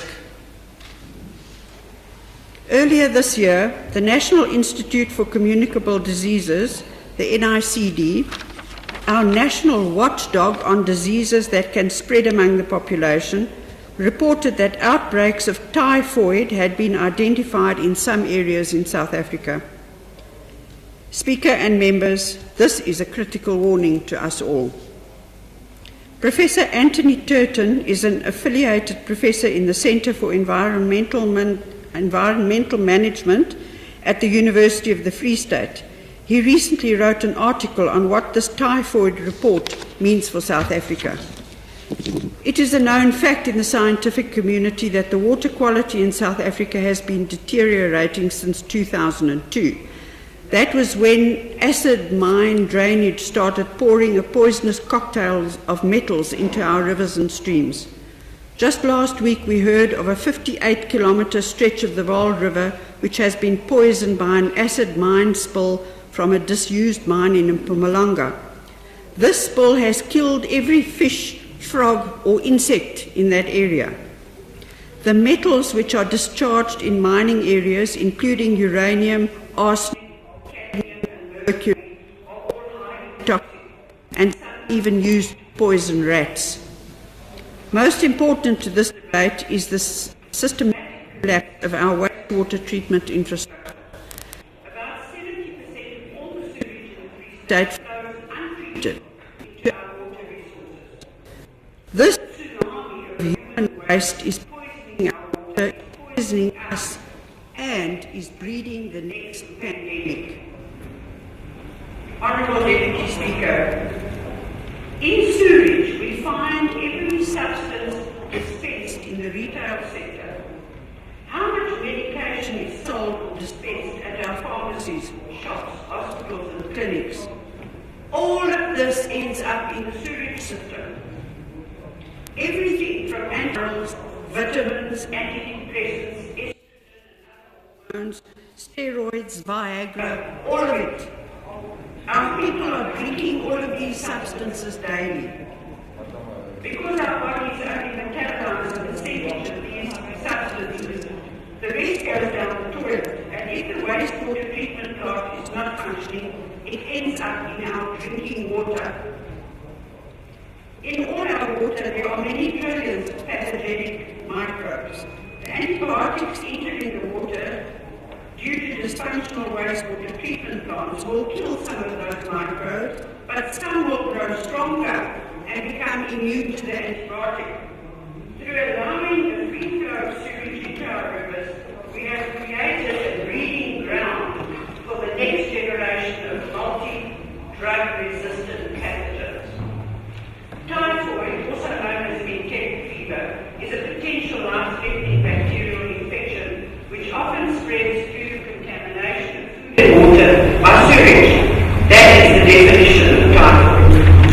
The frightening reality is that not only is the discharge of raw sewage into rivers and dams disgusting and a violation of human rights, but is in fact creating the next pandemic.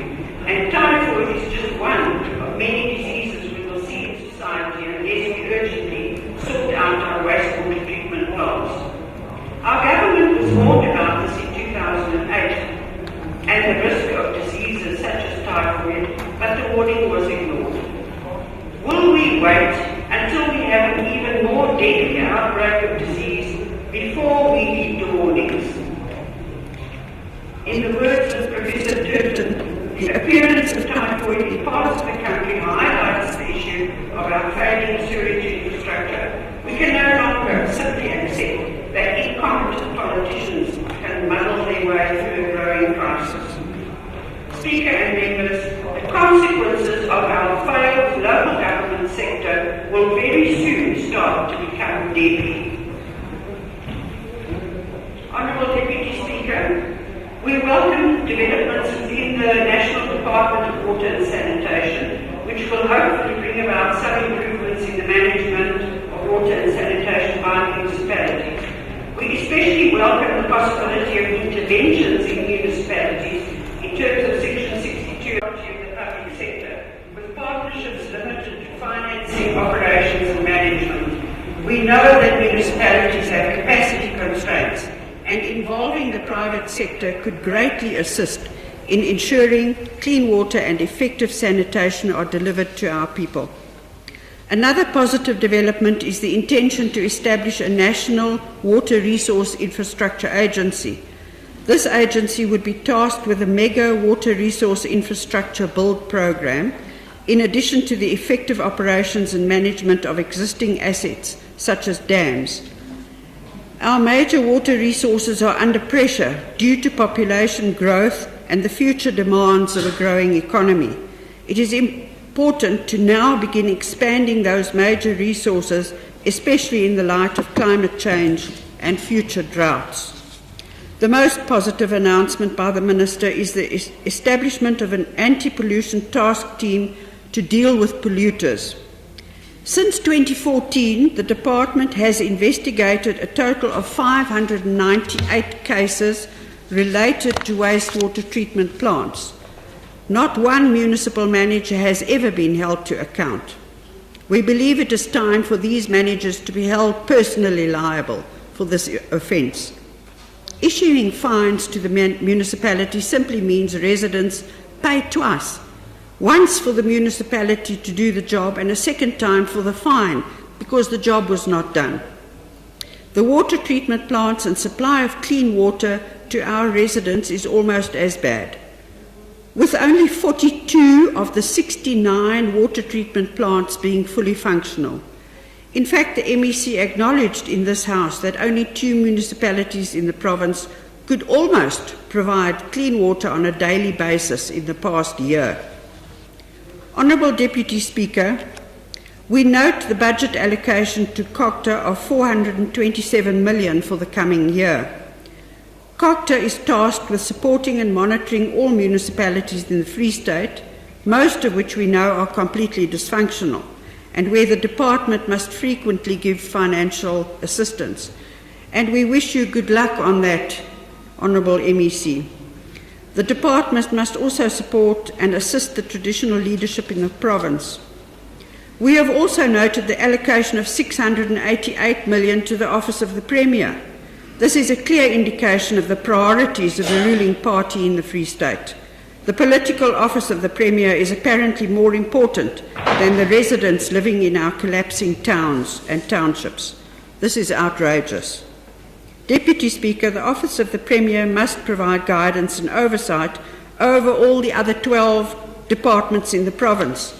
And yet this Premier's office is apparently taking over service delivery functions, especially if we also take note of the State of the Province address in which the Premier states, "We will create a service delivery technical team made up of civil and electrical engineers, quantity surveyors, town planners and ICT specialists in the Premier's office by July this year. This will strengthen the capacity of municipalities to operate and maintain critical infrastructure essential for service delivery," is what the Premier says. My question to the Premier is, why are these specialists not appointed in COCTA or in public works or in municipalities? And why is this budget not allocated to COCTA? The MEC this morning spoke about interventions in Mafube, Malutiapufung and Masiliniana, all of which had been lifted. And as a clear indication of the failure of those interventions, all 3 of those municipalities which were referred to are now classified as dysfunctional by the National Department of COCTA. It is clear, and the MEC has to acknowledge, that the interventions in the past 10 years in municipalities have been a failure. In the meanwhile, we watch with horror as the ANC factional battles play out in various courts and media throughout the country. All of these court cases are being paid for by residents of those municipalities. Our councils have become a game of musical chairs, which residents can watch like a comedy show while they wait for water or a house or a job. It is clear that this provincial government has failed the people and that the voters are now holding this ruling party accountable. When Free Staters can elect a government that is serious about the needs of the people in 2024, a government that can grow the economy and create jobs, that can build integrated housing developments which include job opportunities, that can deliver clean water every day, and that can protect the environment from pollution and degradation. A government that gets things done. Thank you. Thank you, Honorable Clemens.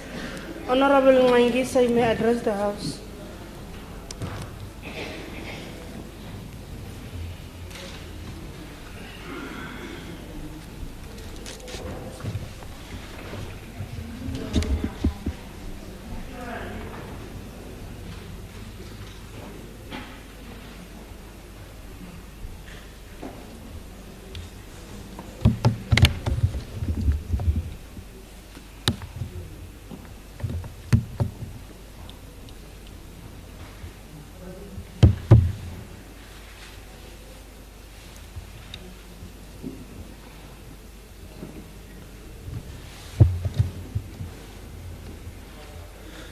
Honorable Premier, Mamusese Ntombela, Deputy Speaker, I wish to commence with the theme of the department, following up on our commitments, making your future work better. Allow me to welcome the budget vote speech delivered by the Honorable Wabu Tukwana, the MEC for Cooperative Government, Traditional Affairs and Human Settlement. We must also hasten to welcome and appreciate all honorable members that have dedicated the budget vote to cooperative government and traditional affairs. Listening to Honorable Tukwana give an account of the performance of the department for the period ending today and outline the plans for the year beginning in less than 24 hours from now. We are reminded of our own maiden budget speech in July 2019. On the occasion, we made a number of commitments in line with our annual performance plan, and even beyond that important document, we had submitted to this August House. It was immediately after the release of the audit outcome of the local sphere of government. We had never been inundated with so many opinions as suddenly everyone was an expert on local government matters. We're told that local government is in tatters, but we never believed that, as we still do not believe that even today. We're convinced that then, just like we are today, that a few exceptions cannot lead us to quickly reach a conclusion that all those in local government are a lost cause. If we are to believe that, then we would be saying that every one of us is condemned and doomed. Section 151, subsection 1 of the Constitution of South Africa states that local sphere of government consists of municipalities which must be established for the whole of the country. Local government is now a generic term used for all third sphere bodies, while the individual structure are called municipalities. Particularly important, Section 51, subsection 3, and states that a municipality has a right to govern on its own initiative the local government affairs of its community, subject to national and provincial legislation. What this means is that local government has constitutionally guaranteed function, and although it may be regulated by national and provincial government, this must be done in a way that does not compromise its ability or right to govern. It further means that local government has been elevated from being a mere tier under apartheid to being a sphere in its own right under the democratic dispensation. The white paper on local government acknowledges that apartheid has fundamentally damaged the spatial, social and economic environment in which people live, work and raise their families and seek to fulfill their aspiration. Local government has a critical role to play in rebuilding local communities and environment as the basis for a democratic, integrated, prosperous and truly non-racial society.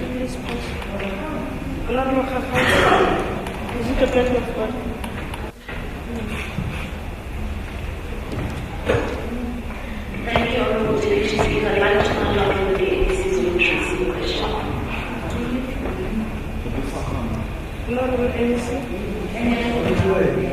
I will take that question later when I'm done with my speech.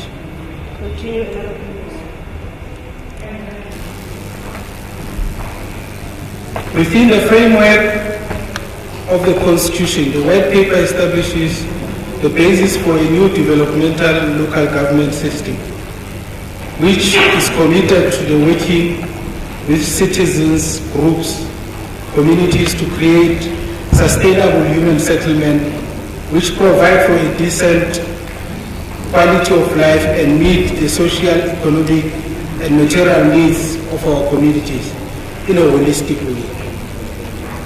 In considering the current state of local government and the challenges municipalities face, therefore, it is absolutely necessary to reflect against what was envisaged by the white paper on local government through considering the following sections of our document: powers and function, institutional system, political system, administrative system, and municipal finance.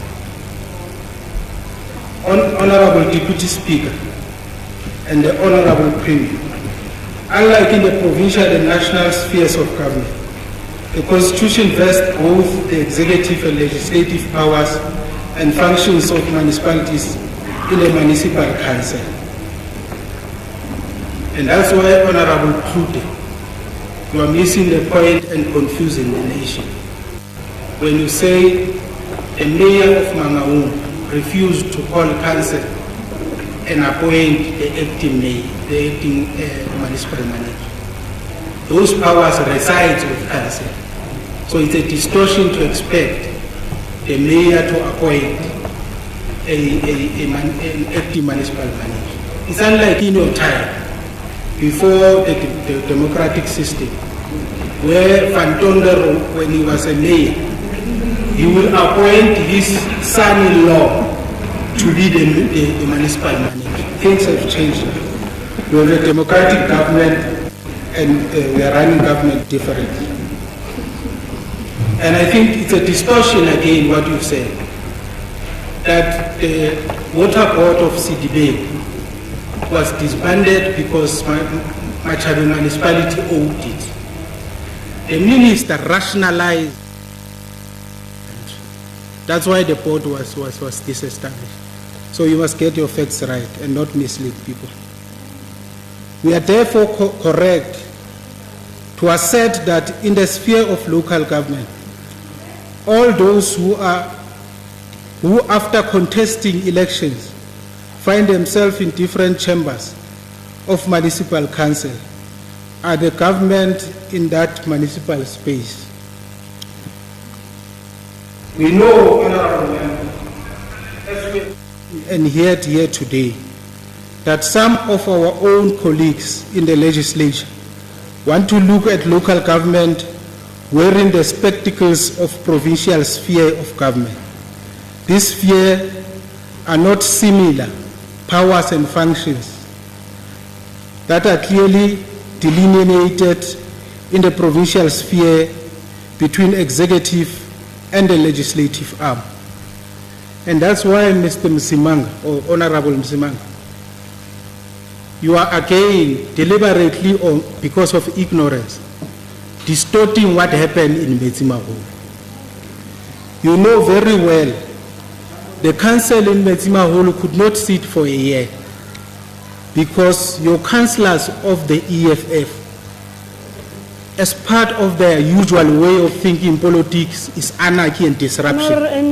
Disrupted. MEC, my apology. Okay. I'm having a noise. I don't know whose phone is not on silent or off. Can we respect the house, please? I'm not sure where that noise comes from, but I've listened to it. Can we please respect the house? Thank you. Continue on Honorable MEC. That they disrupted the council and the council could not sit. And that's why it was necessary. My apologies. Honorable Member, is it a point of order? Is the MEC willing to take a question, especially on that matter that is raised? Was about to explain himself. Honorable Member, don't do that. No, don't. Is he willing Just to ask take the question. Will the MEC take a question? Don't elaborate. Stop it there. Honorable MEC. No, I'll take a question outside from you because I know it's not Continue, valuable. Honorable MEC. And we are speaking to the people here. We are addressing free status. We are speaking Can you give to the reasonable. Honorable MEC chance, please? We are speaking to free staters here, addressing people of the free state who expect that we must reasonably and genuinely provide direct and change their lives. Honorable Deputy Speaker, let me change my face for my term for a while. People take pride and want to claim to us that they are good elsewhere, and we must reprimand them today. And from today, they will never say that Cape Town is bad. For instance, the city of Cape Town, in 2020-21 annual report, paints a picture of a city that is in denial around corruption. Yet forensic investigation conducted independently unearthed serious corruption activities by the municipal officials and other associated individuals of the DA. It is in its own report for 2020-21 financial year. Forensic Services reported that they investigated over 78 cases related to corruption by the DA in Cape Town.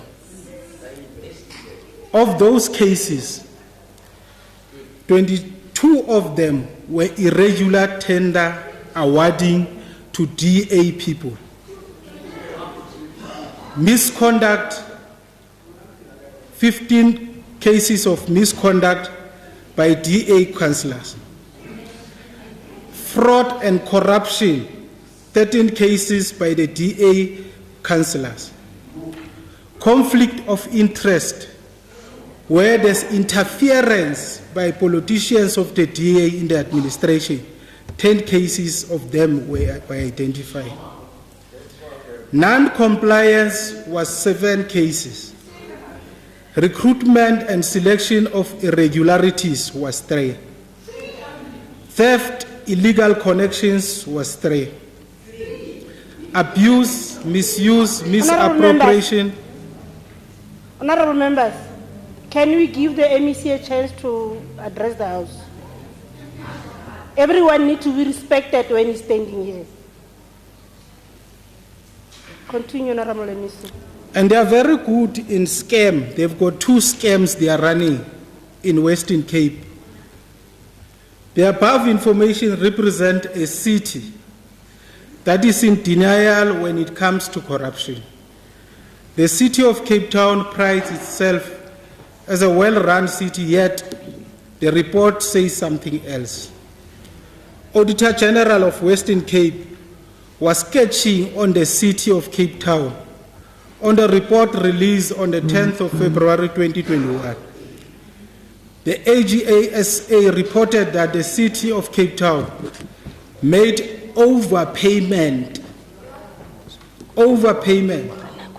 to contractors, which are your forces, that were supposed to be doing plumbing, simple plumbing, and repairs and installation of water management devices at properties occupied by indigent households. The overpayment were in contravention of Section 78, subsection 1A of the MFMA. As we speak now, those officials who colluded with the contractors have not been brought to book. They are still getting paid today by taxpayers' money.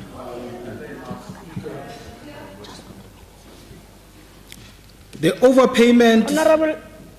Honorable MEC, my apology. Can you just pause? Honorable Kabati.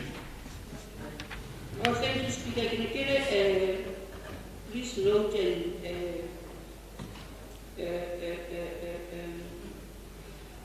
reprimand members of the DA. They have been very quiet here. But since the arrival of Honorable Member Honorable Kabati, can you take a seat? Honorable MEC. Honorable MEC, continue. Order, honorable members.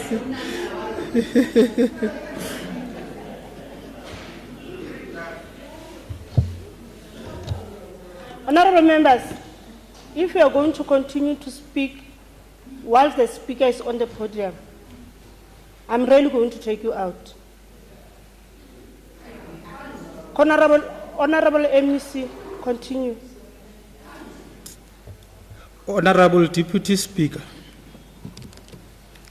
the City of Cape Town has been taken on litigation by a number of complainants because of non-adherence to its policies and other laws in general. In the process of trying to defend itself, it has lost up to 171 cases where the courts ruled in favor of complainants. The losses cost taxpayers' money, 6 million, where they wasted it in the cases they wanted to do.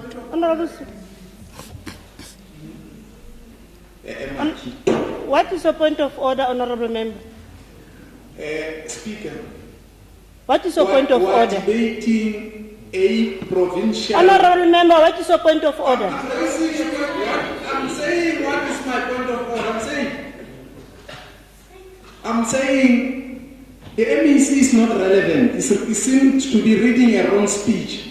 We are talking about Free State. He's busy talking about Western.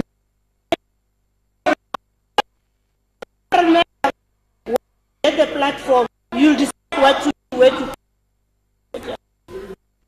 continue.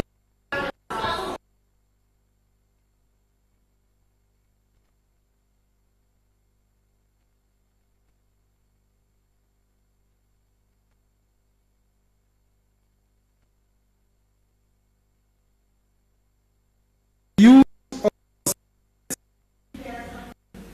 in Western Cape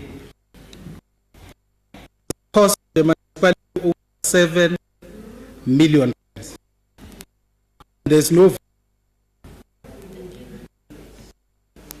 irregular expenditure,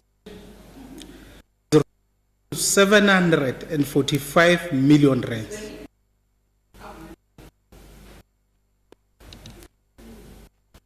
Honorable Deputy Speaker, in the cases that were submitted by MPEG, 4 of the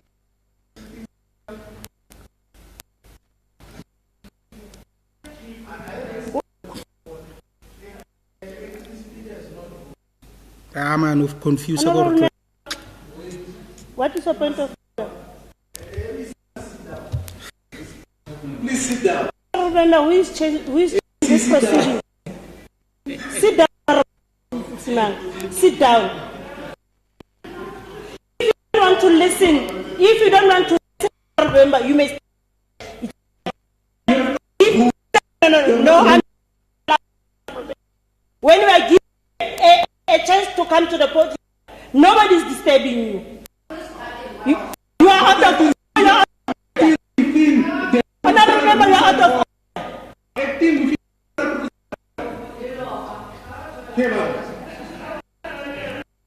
Continue. You have not made a ruling. I raised the point of order. What point of order? Should I repeat myself again? MEC, the Honorable MEC is raising here. It's not relevant to the business. So what is your problem? So what is your problem? No, Honorable member, you are out of order. In Western you are out. When you are out of order. When you are out of order. At least you have made a ruling. Honorable Makalo, what is your... Now they are co-chairing with you. Honorable member, sit down. I gave you the chance to speak. Sit down. Sit down.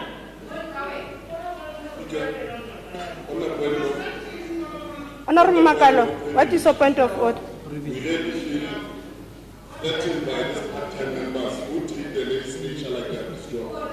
He was not here, he was following the house. Can you kindly ask him to recuse himself from the house? Honorable member, honorable member, sit down. Honorable MEC, continue. Honorable members, you cannot do this in the house.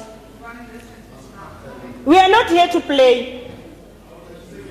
Honorable members, we are not here to play. You cannot do this. There is no child here. Continue, Honorable MEC.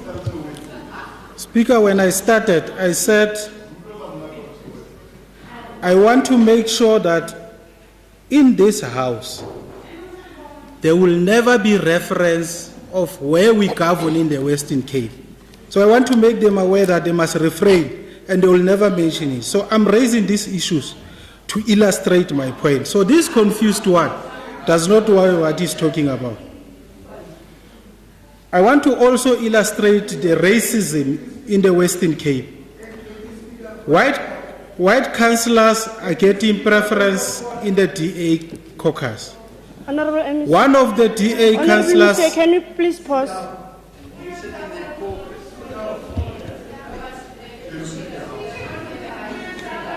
What is your point of order, Honorable Member?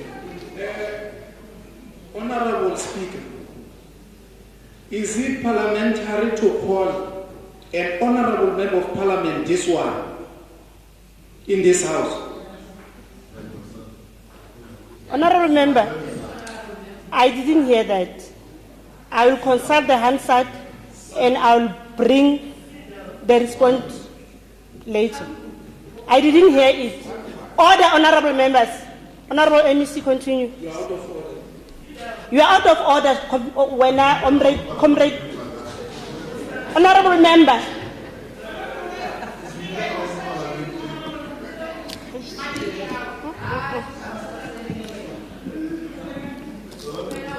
Continue, honorable MEC.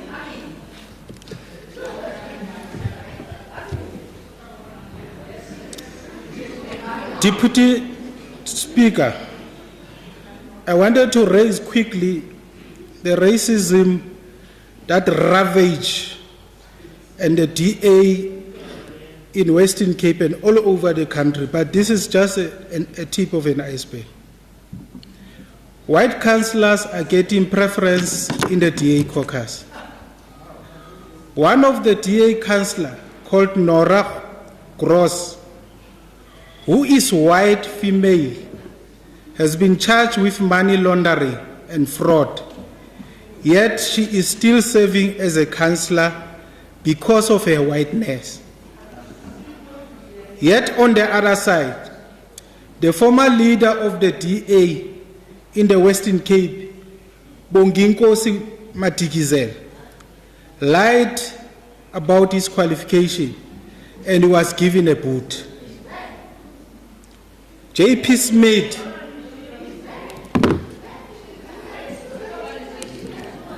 Honorable members, Honorable Chichawe. JP Smith lied about his qualification and it was referred to as an error of judgment MEC, can you please pause? because he's Honorable MEC, part can of you the please pause? white. Yes. Honorable Khakau. Honorable Khakau, is it a point of order? Yes. Honorable Speaker, I'm raising, Deputy Speaker, I'm rising to find out whether the MEC is finally ready to receive a Free State-oriented question.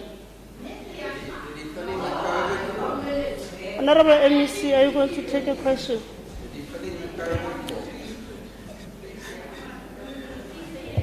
But, Honorable MEC, are you going to take a question? No, but Speaker, I think Honorable Jankelson is insulting.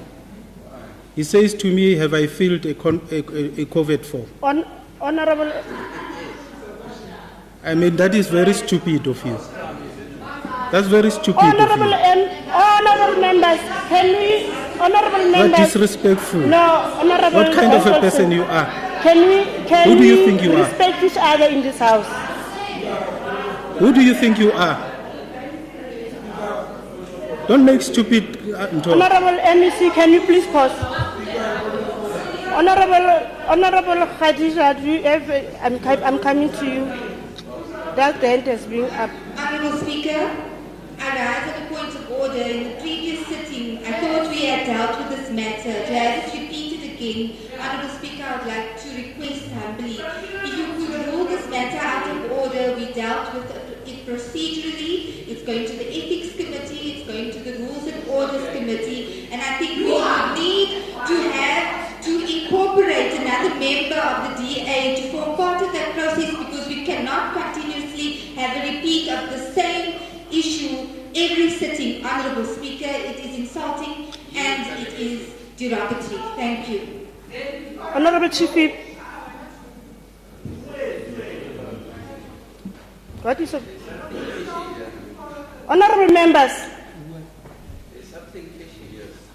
Honorable Jankelson, I'm trying to deal with the matter here, but we are continuing talking. How must I rule when I'm speaking here, you are busy talking on the other side?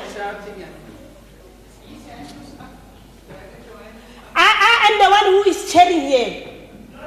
I need not to be shown now who is raising the hand.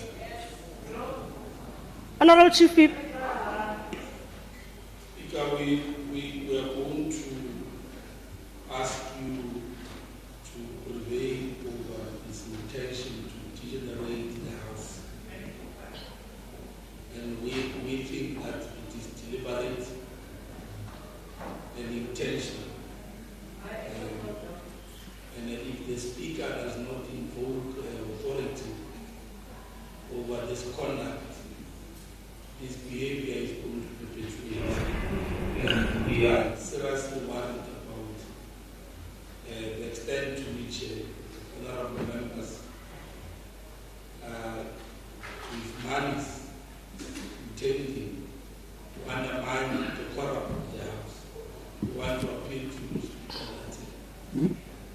Honorable. Decisive. Number two, Speaker, there is a ruling on the conduct of Honorable Jefferson, and the ruling was clear that the legislature must demonstrate unequivocally intolerance against any insinuation that attacks the dignity of members of parliament, or for that matter, anybody. And I think it is important that all of us must be guided by that ruling.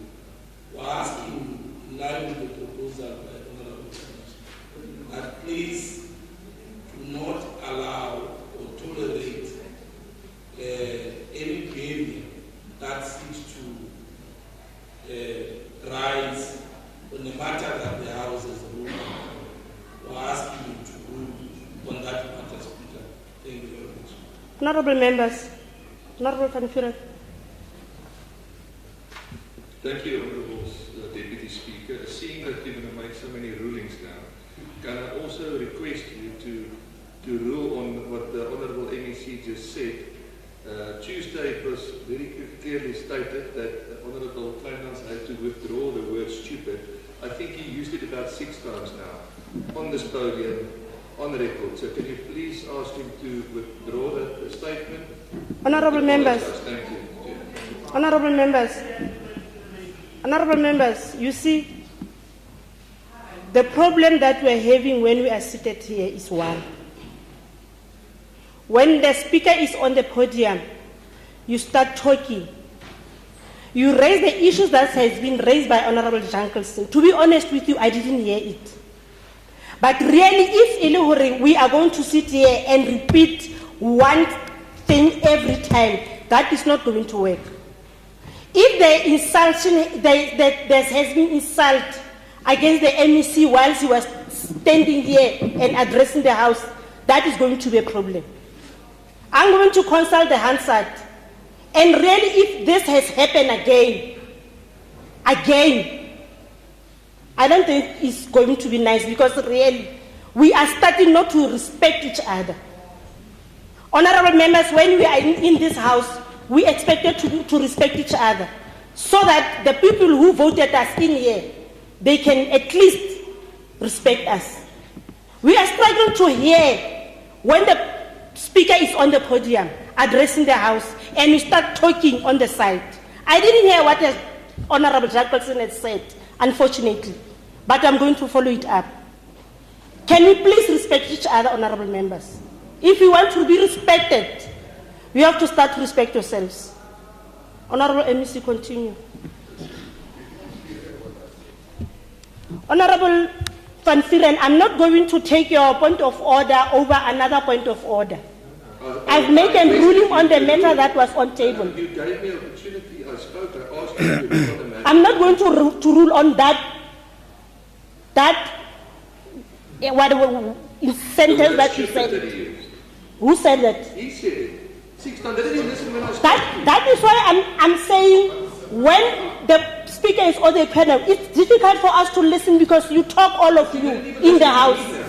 You talk, all of you. I requested you to rule on the fact that he used stupid about 6 times now. And that he... Honourable MEC, have you used the word stupid? Honourable MEC?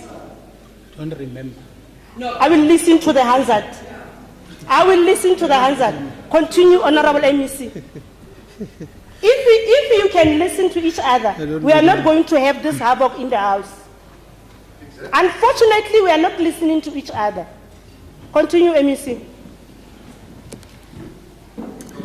It's sour grapes, honourable members, if we tell the truth about the DA.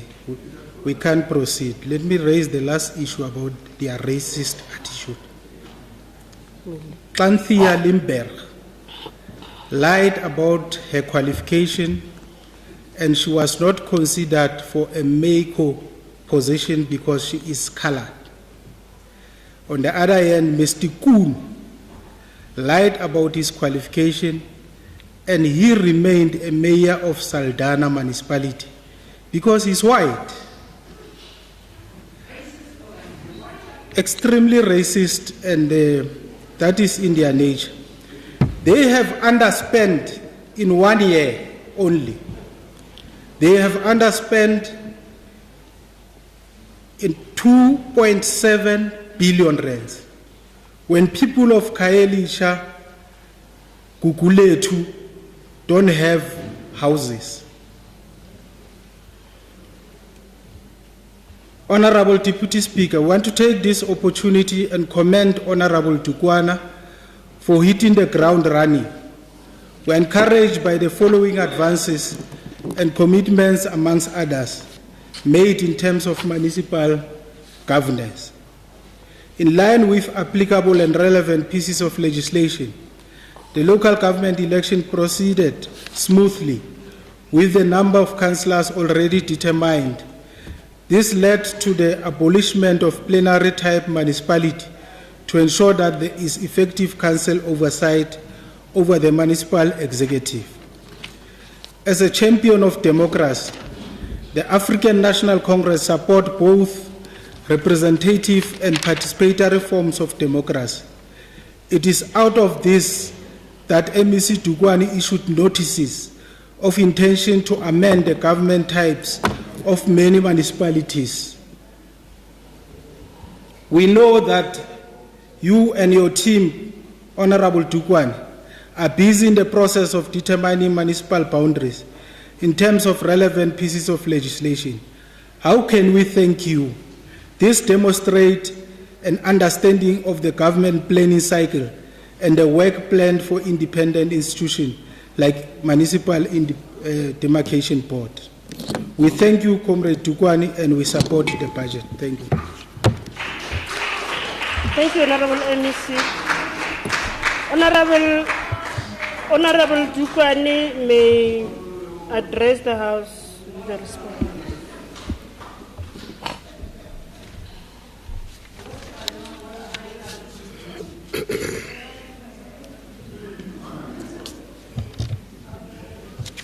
Deputy Speaker, I think I need to deal with the issue that is persistently raised by honorable members, especially about our involvement in Mangaung. I don't know whether it is deliberate distortion or what.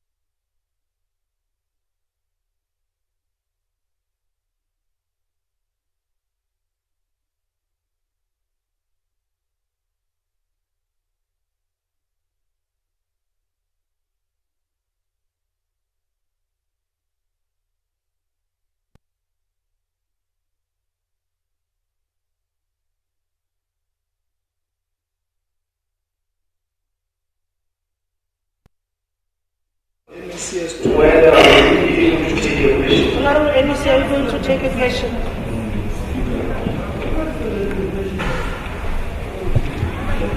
This is becoming ridiculous, Honorable Speaker.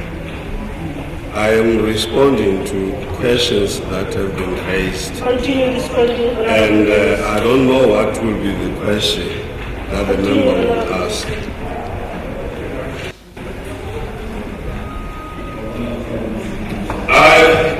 I'm just saying that the matter in the Mangaung municipality had to be attended to if this house was expecting the MEC for Kokta not to act in a responsible manner and make sure that the city functions with the head around, then that will be the responsibility of the legislature. But I have a responsibility to discharge, and I did exactly what I had to do.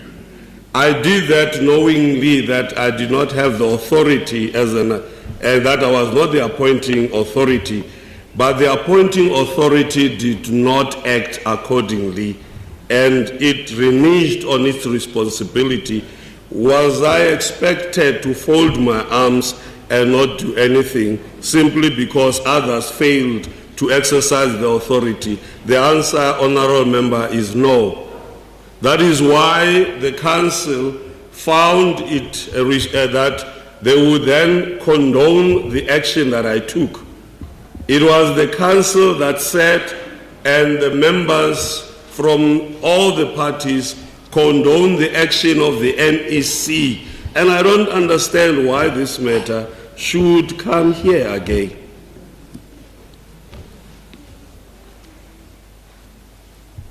And I want to say I did not act irresponsibly. I acted in a responsible manner, and I ensured that we had a municipality that functioned with the head in charge. Honorable Deputy Speaker, good municipality governance is a prerequisite to achieve local economic development and better municipal service delivery in order to broaden economic participation and reverse the current unemployment rate or trends. And this is very important that we ensure that there is good governance in municipality in order to address these issues and deal with them. So that is why we set out all these issues that will ensure that we have good municipal governance. I just want to raise, honorable members, the supply chain management, and I think we need to look into this. The supply chain management and audit processes that should actually be used to prevent fraud and corruption, but they shouldn't hamper spending, nor should they shift the focus away from core municipal functions.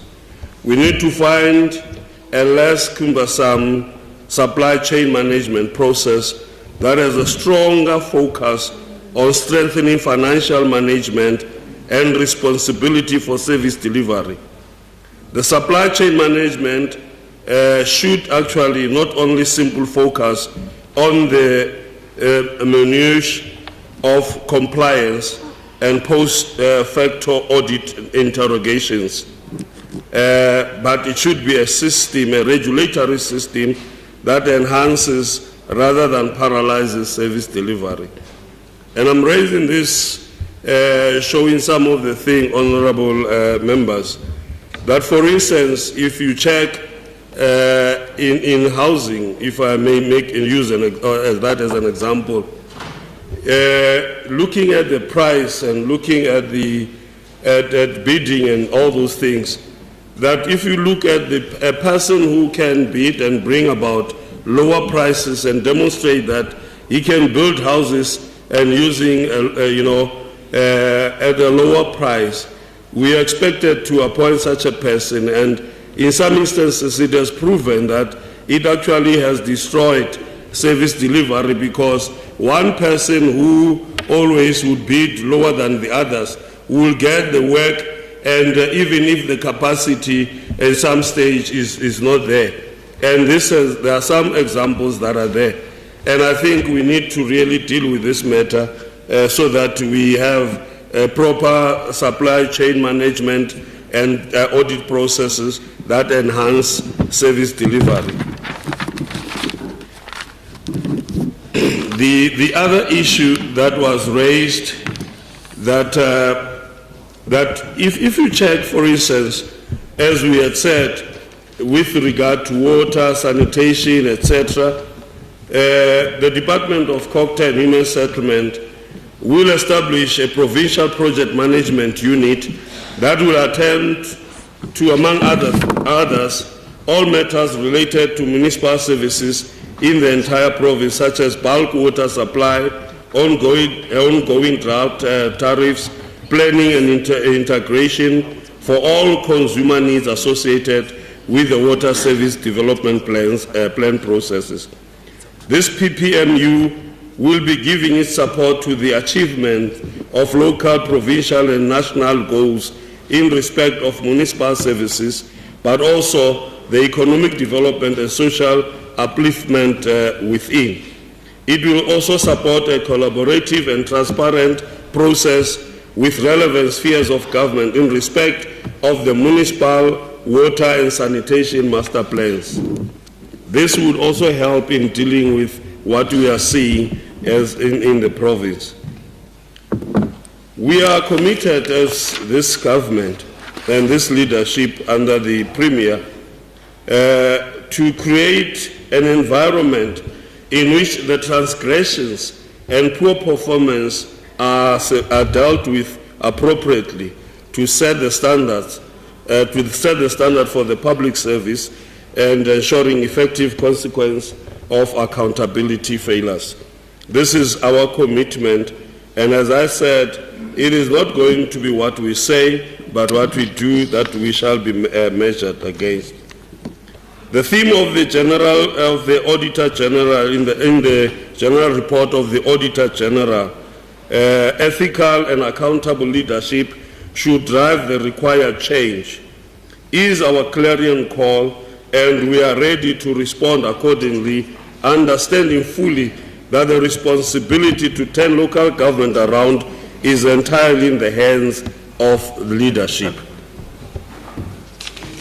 When I complete here, allow me to quote Kwame Nkrumah when he says, "Africa needs a new type of citizen, a dedicated, modest, honest, informed man, a man who submerges self in service to nation and mankind, a man who abhors greed and detests vanity, a new type of man whose humanity is his strength and whose integrity is his greatness." And this is the kind of leaders that we need, and in our municipalities and in here. I want to believe that we as honorable members here are fueled by an enduring resolve to make a difference in the lives of the people and to serve the communities we live in. I thank you, honorable members. Thank you, honorable MEC. The reply by the MEC for Cocta concludes the debate on Vote 8, Cooperative Governance and Traditional Affairs. Honorable members, before we proceed to motion to have been advised that we should take a 15 minutes comfort break, and we'll be back here by 12:20.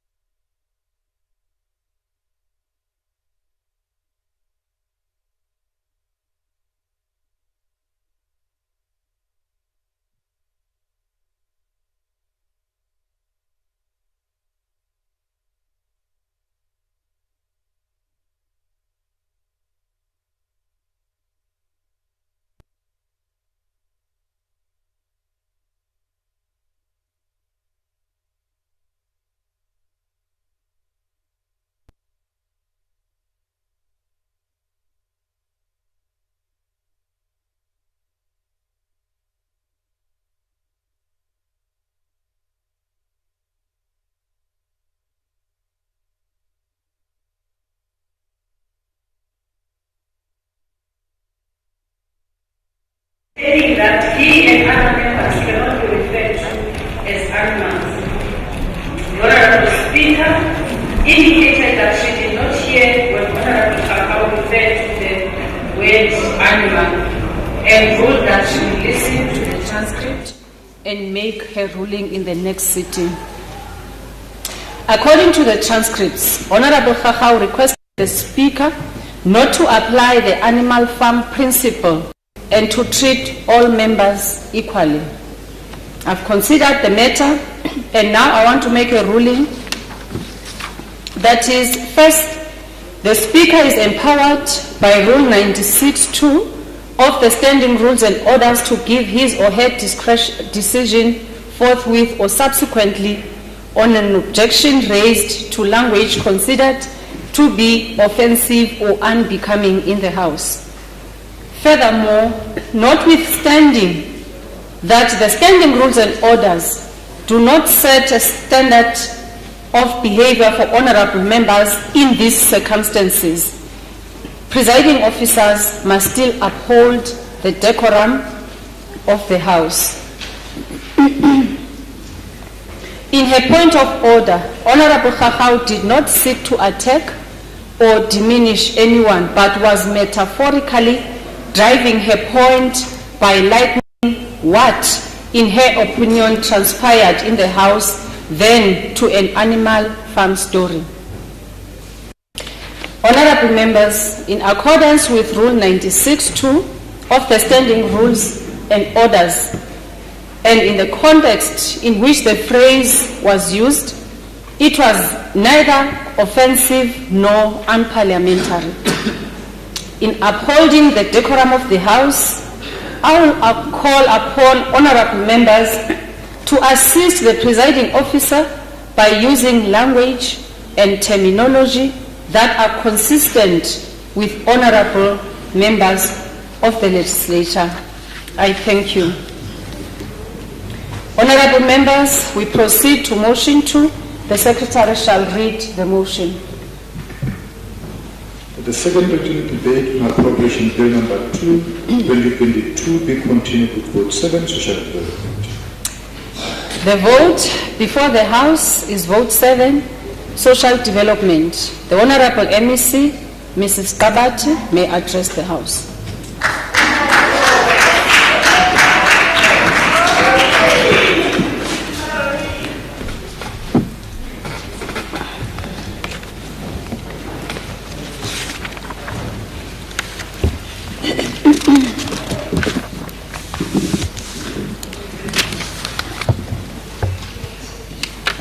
Thank you very much, Speaker. And thanks for the acknowledgement, honorable members. Honorable Speaker, Deputy Speaker, our Honorable Premier of the Free State, members of EXCO, members of the legislature, executive mayors, councillors, House of Traditional Leaders, Baruti Bohle ba teng ka harong tlotsatsi la kajeno, the Director General and heads of department and senior managers in all spheres of government, representatives of the NPOs and the broader civil society, members of the business fraternity, representatives of labor unions, media houses, comrades, compatriots, and esteemed guests, a very good day to you all.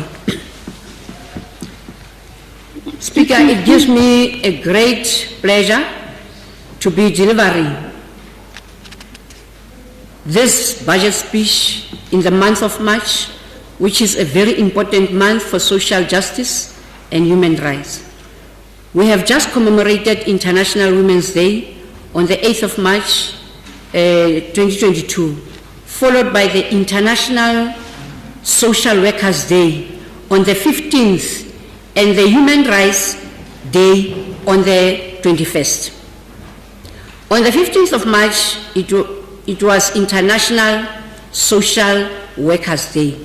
In honoring this day, we joined the University of the Free State Social Work Department in the oath taking ceremony by social workers. This was to prepare social work students for their experiential learning, and our department also preparing itself for their intake. We have a very good working relations with our institutions of higher learning, Speaker. Speaker, the government faces the challenge of returning to its spending priorities in the medium term, while balancing its ability to provide sufficient and immediate responses to any possible additional COVID-19 waves and mutations that may manifest throughout 2022 and beyond. There is no space to be complacent. The department therefore continues to provide support in the form of income, food and psychological services to the vulnerable groups. The department therefore continues in the midst of this pandemic. We have a more insightful understanding of the incredible contribution that social services professionals make to the well-being of our nation. We therefore thank these professionals for their dedicated service to humanity during these challenging times. Speaker, the increasing costs of delivering services are higher than the average inflation rate. In this way, the budget of the department is generally negatively affected.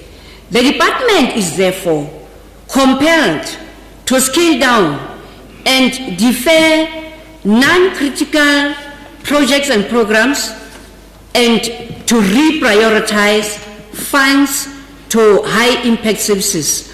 One of the ways is to review and streamline the services of funded NPOs so that at times we do away with duplications and other things. Despite the challenges, the department still endeavors to respond to national and provincial key priorities, 2019 to 2024 MTSF targets, State of the Nation Address and State of the Province Address, both of February 2022. Speaker, social development is the lead department for implementation of government key priority number 4, which is consolidating the social wage through reliable and quality basic services with the following planned MTSF sector outcomes.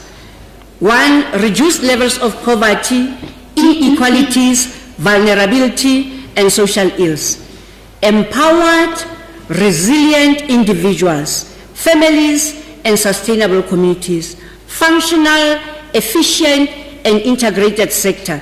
Equally so, the department also contributes to the achievements of all the 7 key priorities of government. The final budget allocation for the Department of Social Development for 2022-2023 is 1.179492 billion, which represents a nominal decrease of 23% from 2021-2022 allocation. The decrease is as a result of the function shift of early childhood development from the Department of Social Development to the Department of Basic Education from 2022-2023 financial year and going onwards.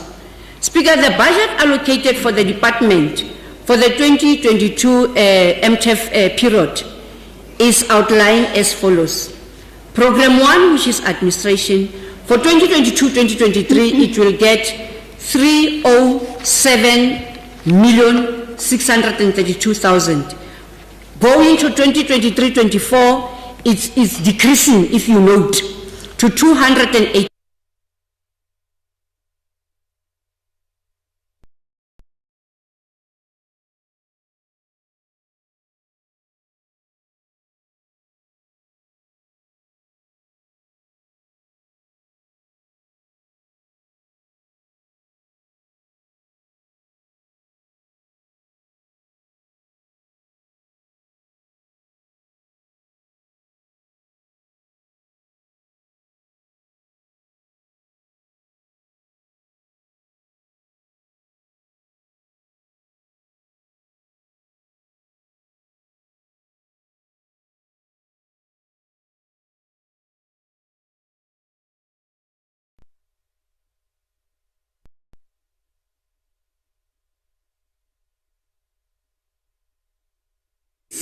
to 3,002,979,000.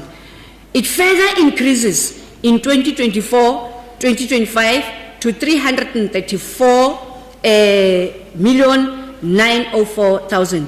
Restorative services for this financial year, it is 188,056,000. It then decreases in the following year, 2023-2024, to 187,046,000.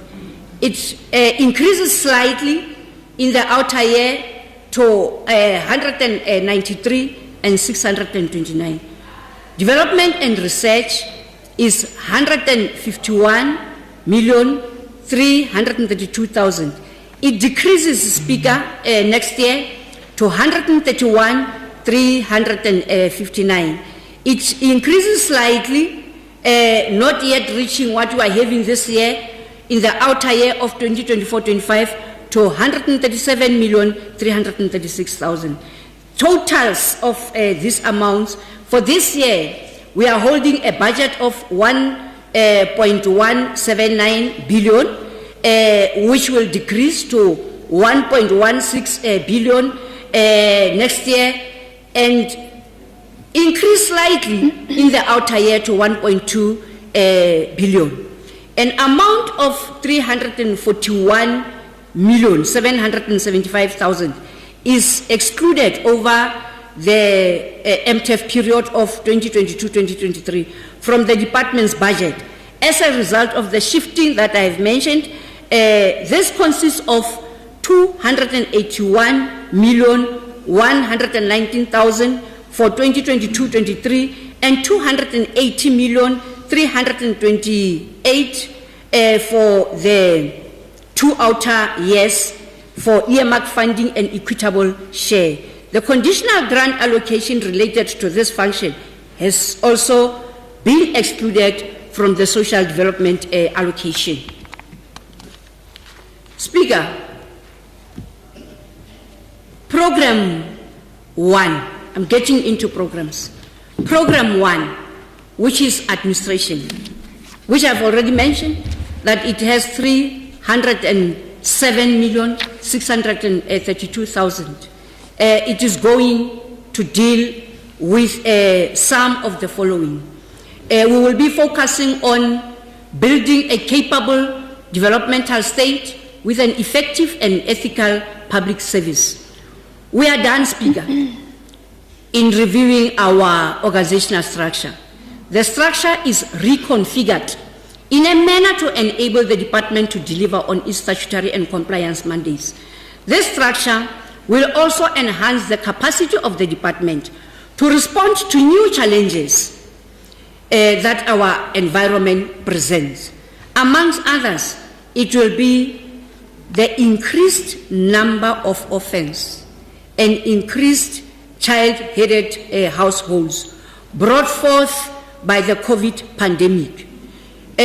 Speaker, child health aspects are saying 134,500 of South African children were orphaned by COVID-19 pandemic. The increased number of people who are depressed and having suicidal thoughts and behavior will be assisted by the Department of Social Development, most of them. The increasing number of food vulnerable families because of COVID deaths, as I've mentioned, and because of loss of jobs, are seeking interventions at the Department of Social Development. The increasing number of teenagers and children from the 10-year age who are falling pregnant, they are a clientele for the Department of Social Development to assist to stop this catch that is happening. Gender-based violence and femicide cases that are increasing. It is a challenge that is facing the Department of Social Development. Substance abuse that is consuming us in our country. It's social development that must respond to that challenge. Therefore, Speaker, We appreciate the stimulus package that enabled us to take 173 social workers to help us deal with the challenges that I've just mentioned. We are thankful that additional funding has been made available to maintain the 92 social workers that were taken in response to COVID-19 over the MTF period. Speaker, we will recruit social service professionals for our residential care facilities.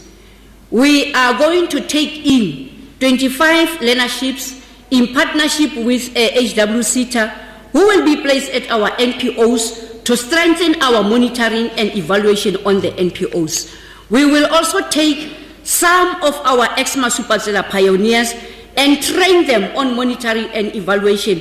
We're trying to strengthen ourselves, Speaker, on ensuring that NPOs are compliant with all that needs to be complied with. We are going to establish a departmental call center to enhance our customer care and complaints management. We are going to introduce new posts on business development and project management specialists to ensure that the disability protective workshops, the co-ops, and some of the CNDCs that we are supporting are becoming financially sound and economically viable. Speaker, we have delivered on our mandate as pronounced by our Premier during her 2021-2022 State of the Province address. The salaries of the 216 former Masupazela pioneers were upgraded from salary level 2 to salary level 3. This helped us to deal with a legacy challenge that has been dragging since 2011. The 27 ex-Masupazela pioneers were trained as security officers as we committed, and they are now qualified and are placed in various department facilities as security officers. We committed that within this ending financial year, we will fill 37 posts which are consisting of social workers, social work supervisors and managers, social work policy developers, and community development managers. Unfortunately, Speaker, we could not fill all the posts. We have filled 16 of the 37 posts. We are using a phased-in approach to fill the posts due to budget cuts on compensation, which we could not do otherwise. We had to respond to COVID challenges.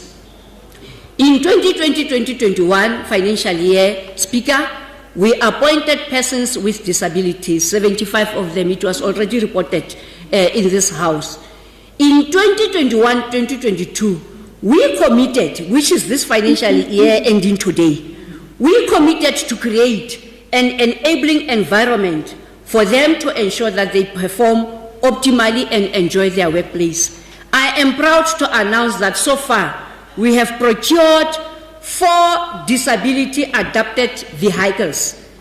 We have ensured that we buy assistive technologies, hearing aids, magnifiers, mechanical lifting devices, automated trolley mops, reflective neon strips for the partially blind and for those that are on the wheelchairs. We will continue to ensure that the work environment is conducive to maximize potential and productivity of our staff. Speaker, it is worth noting that as we strive to build a strong human resource, there are setbacks too. Our department, like any other, experienced the scourge of COVID-19. Since its onset,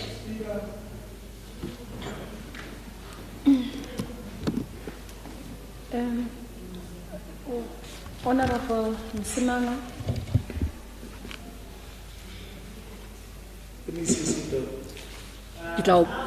Honorable Msimanga. Proceed.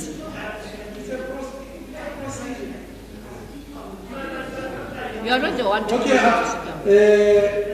Honorable Speaker, I just wanted to check if Honorable MEC has to whether is she willing to take the question? No, proceed, Honorable MEC. Ke tla e ka last year, Speaker.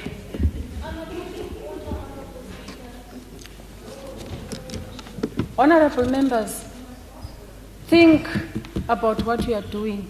A member is delivering her budget vote speech.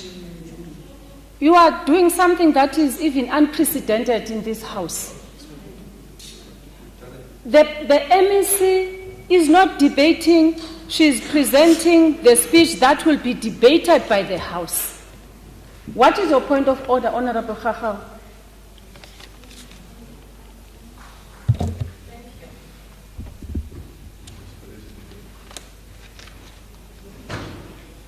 Honorable Msimanga, switch off your mic.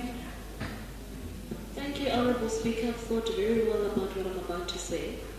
Honorable Speaker, you now before the commencement of this vote debate made a ruling of my previous point of order on Animal Farm.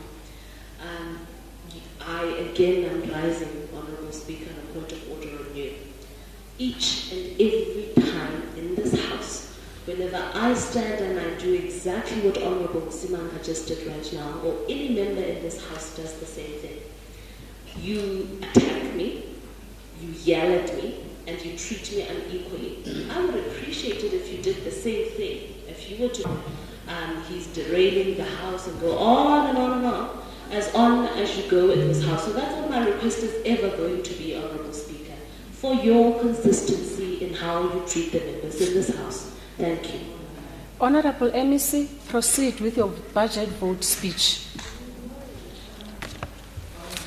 Thank you, Speaker. Let me help everyone. I will not take your questions today. I will take them last year. Our department, like any other department, Speaker, experienced the scourge of COVID-2019. Since its onset in our country, the department recorded 559 officials who contracted the disease, and unfortunately, Speaker, we lost 8 lives.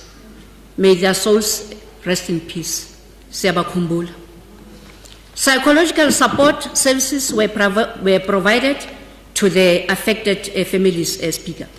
During the week 2019, during the week the 19th to the 23rd of July 2021, social development sector ensured that we roll out a COVID vaccination program.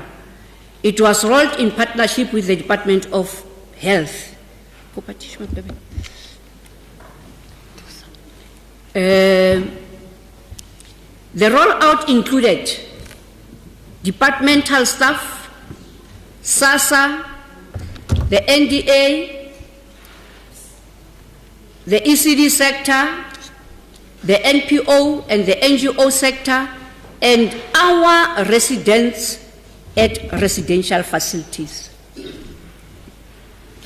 A total number of 6,099 persons were vaccinated out of a target of 7,621. On good governance, Speaker,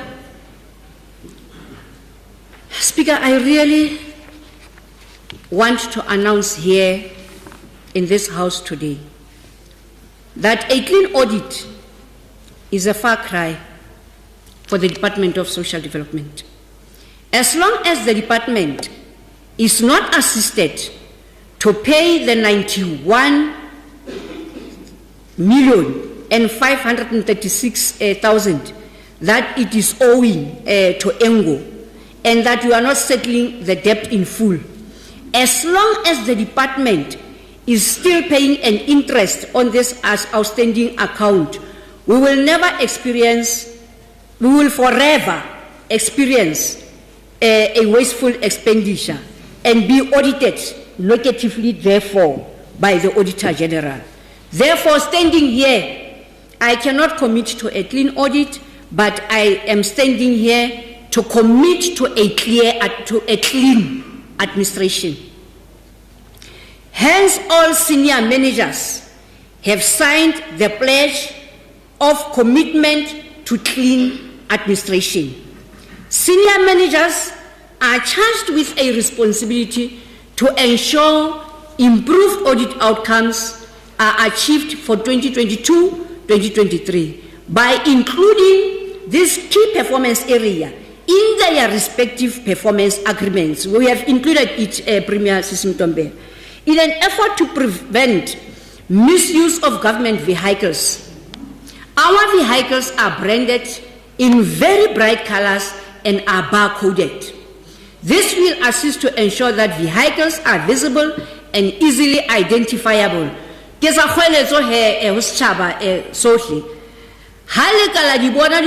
Social development, di bright and beautiful and very clear.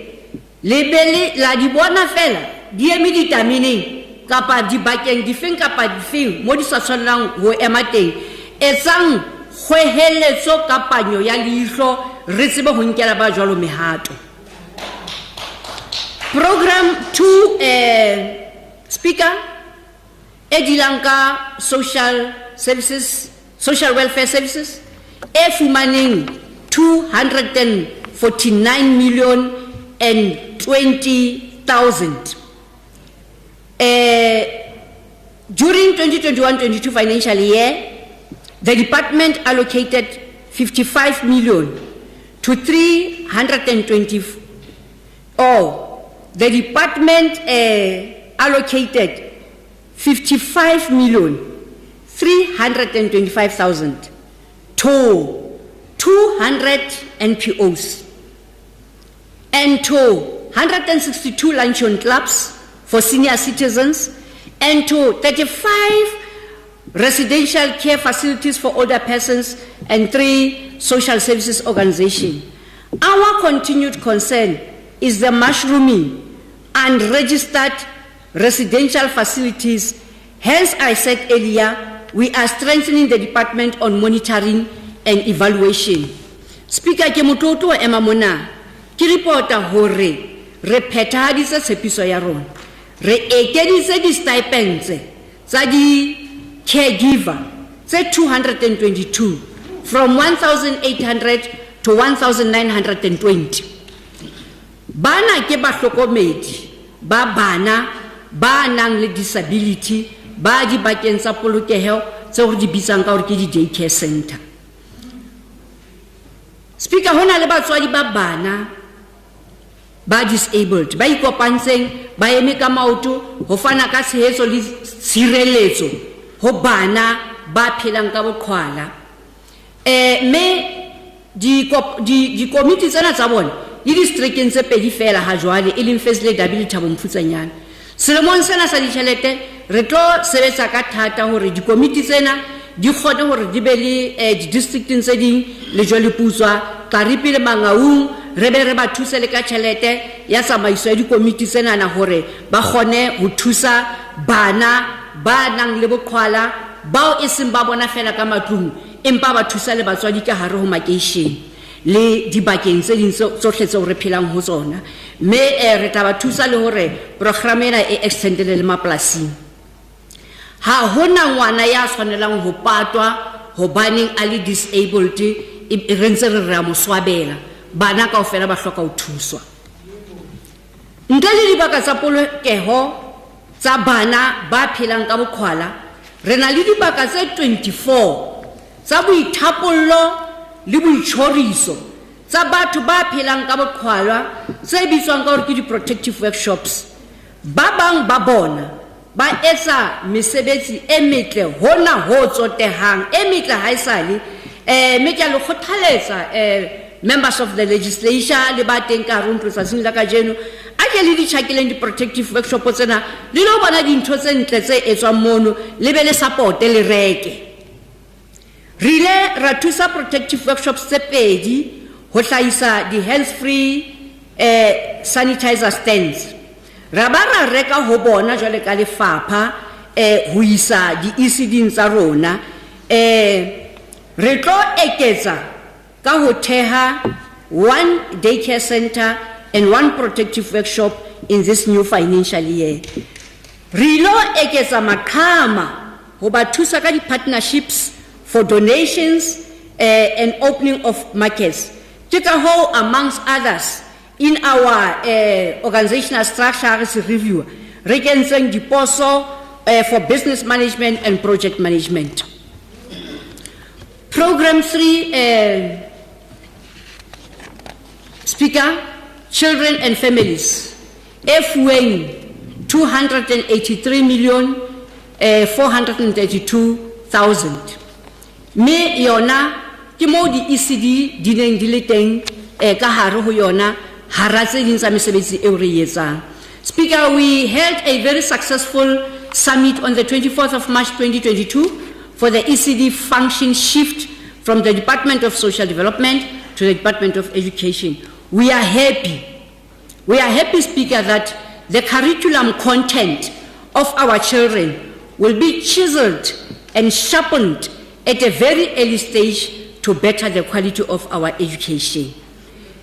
Thupa e kojwa e sa le metsi, e se metsi a kojwa ke thupa, honorable member Khakgau. We had many social partners within the ECD sector. Amongst others, we had the National Lottery contributing 10 state-of-the-art ECD centers. We also had a partnership with the DBSA contributing 3 beautiful container ECDs. Many contributed to the PPEs during COVID-19 pandemic, and we want to thank all those that helped. We thank our staff members who are shifting to the Department of Education. We thank the challenging but good working relations that we had with the 3 main ECD formations, SA Congress, Forum, and NAFS. We worked well, and we wish you well in going to work with the Department of Education. On childcare support, or on childcare protection, the Department of Social Development remains the custodian of the Children's Act. The department provides child care protection services, which includes, amongst others, adoptions, placements to homes and to caring families for foster care and protection against child abuse. Now that the ECD function has been shifted to the Department of Basic Education, we will now focus on other challenging matters, like children getting pregnant at the age of 10 and 18. Speaker and Premier, we are going to drive a campaign to ensure that those that are impregnating children between the ages of 10 and 18 are arrested under statutory rape. And we are also going to fight against cyber sexual grooming of our children. We will continue working in partnership with NPOs, and the amount of 140,918,000 has been allocated for this. Foster care remains a challenge. In 2021, in the year 2021, or financial year 2021, 9,862 foster care orders were to be extended. Out of them, the department managed to only deal with 4,727 orders, and others had to roll over. This is affected by the fact that we are not working alone. We are working with SASSA, we are working with the judiciary, and we work according to their time frames at times. And because of COVID, many a times offices would have been closed. Now this resulted in a backlog of 5,351 being carried over into the new year.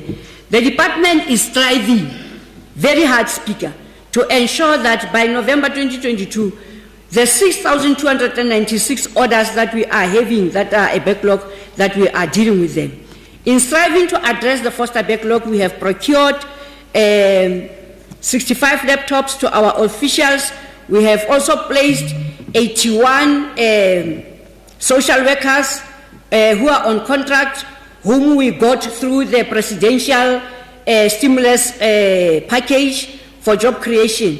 We are still struggling on procurement in order to ensure that we buy vehicles for them because, as I've said, the budget is limited, but we are soldiering on. We'll see what we can do. Program 4, Speaker, Restorative Services, which has received 188,056,000 rand. This is where, Speaker, we are dealing with all the restorative programs. Amongst them, Speaker, we have funded a shelter in Velkom to increase its capacity from 16 to 30 beds capacity. More so when the crime statistics were indicating that Tabon Police Station is amongst the top 10 in the country on dealing with cases of rape. This year, our focus will be Karib District. The Department of Public Works has identified a property for us in Karib Dam, which will be converted into a center that will deal with social problems in the area through our social behavioral program. We will establish another center in Jacobsdal, an area that is known for a chronic problem of substance abuse, and therefore many children born with a fetal syndrome condition. The third center will be in Sasolburg, Fezledabi. Special thanks to ESCOM for donating a property to Curious Future Movement. The department has started renovating the facility. We will fund it this new financial year for its operations and programs on gender-based violence and femicide, and link it with the police stations in Sasolburg. Speaker, the last budget vote I mentioned that we have established a partnership with Sparta Beef. To this effect, we are funding a daycare center for children with disabilities in Makwat, and are still in a journey with Sparta to establish a new one-stop shop development center in the area. It will be one of its kind, a center of excellence which will focus on all social behavior challenges, but the extraordinary one, which will be giving skills development to the communities of Makwat. Special thanks to local municipality of Setsoto, who have availed a site for the center. Through our programs of Men Championing Change, we will continue to encourage more men to be better men. Better men with an emotional intelligence to know when to walk away when the situation is volatile. Men must learn to talk and stop bottling up. Men must be good role models for their children. Men will be better men if they are not hating their loved ones, but will give them love, support, and protection. I wish to take this moment to fondly remember and salute the effort of the late Patrick Shai, the founder of Kulumandoda Foundation. He dedicated his life, his adult life, in addressing issues of gender-based violence and femicide as a rehabilitated abuser himself. He left a footprint in the Free State by addressing men on gender-based violence and femicide, and on a VUMA program to encourage men to vaccinate against COVID-19.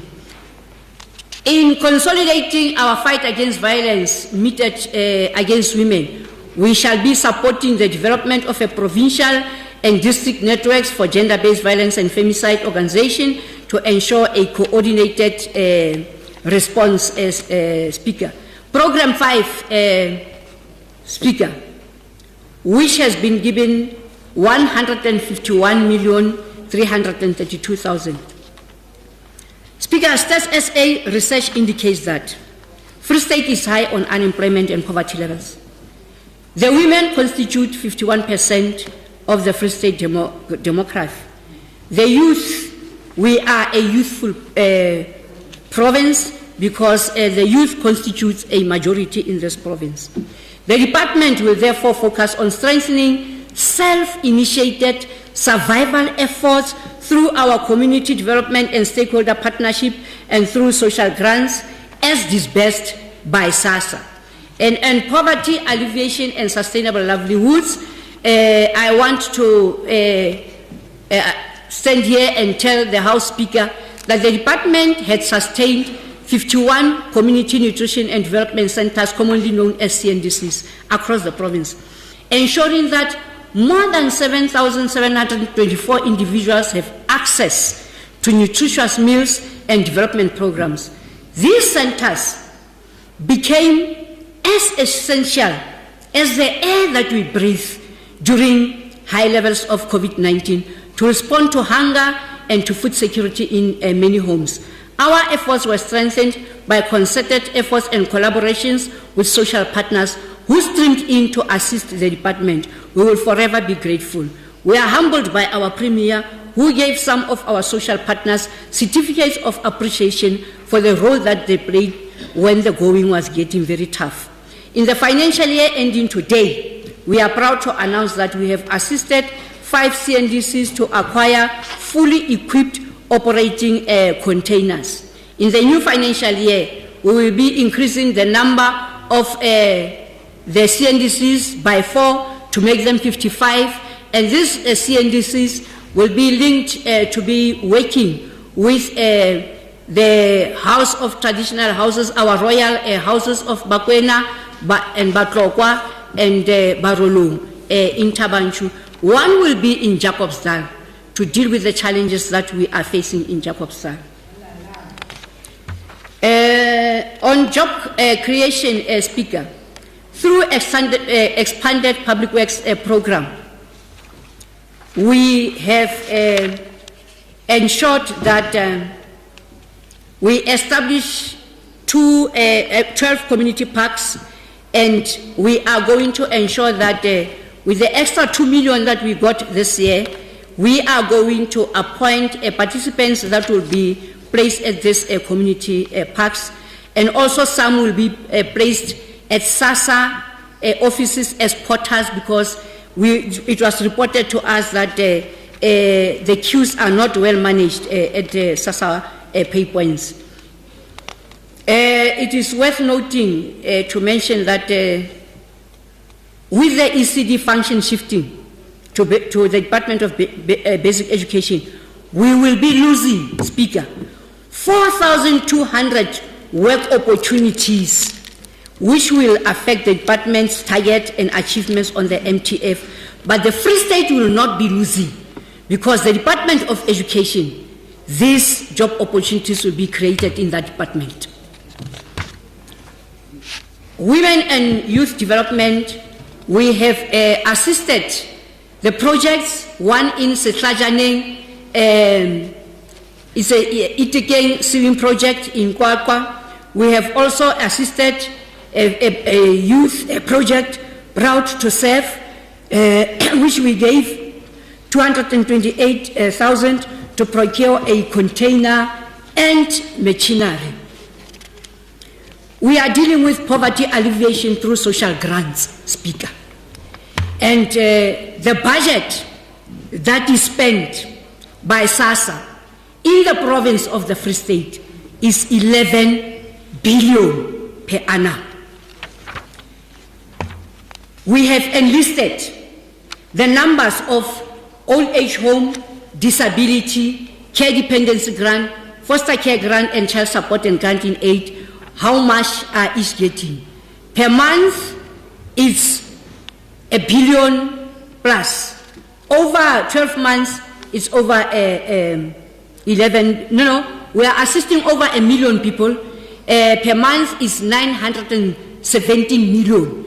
Over a period of a year is 11 billion that is being spent in the country by SASA.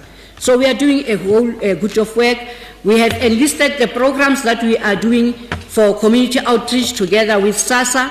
In conclusion, Speaker, we are a lead department for a critical pillar of national development plan, which is an inclusive and responsive social protection system. We have said that we are building a caring society. Therefore, we have to demonstrate more and more that ours is a responsible government. Let me thank our Premier, Mrs. Sintombela, and my colleagues in the executive. Let me thank our chairperson, Honorable Member Hendra Smith, and members of the Portfolio Committee. And members of the legislature, all of you, I wish to thank you all for the working relations that we are having. I wish to thank the senior management team of the department led by Advocate Patlo, who continue to act capably as the head of the department in this challenging time.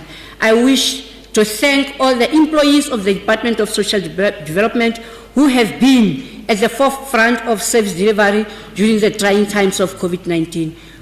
I wish to thank my family speaker for the support that they have given to me all the times, because when the going gets tough, I go to them and they do ensure that they support me. Let me thank the speaker for affording us an opportunity to share our 2021 achievements and our new injunctions for 2023 financial year. Speaker, we hereby table the budget of the department. Thank you very much.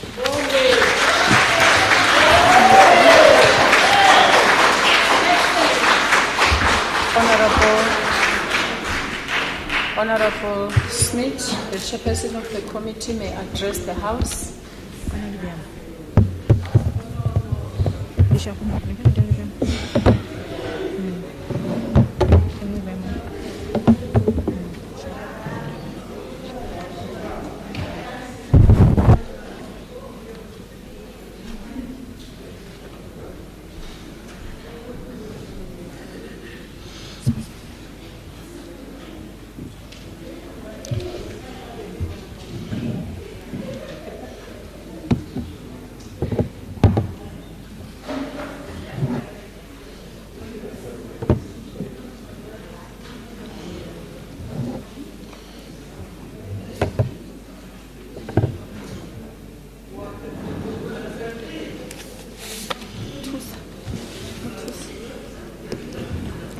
Good afternoon, everybody. It is a pleasure. Thank you. Good afternoon, everybody. It is a pleasure to stand here. Honorable Speaker, thank you for the opportunity. I greet the Premier, the executive members of this House, members of the House, executive mayors and councillors, House of Traditional Leaders, the Director General, heads of departments, senior managers, all spheres of government, representatives of NPOs, and members of the business community, labour unions, and media, invited guests.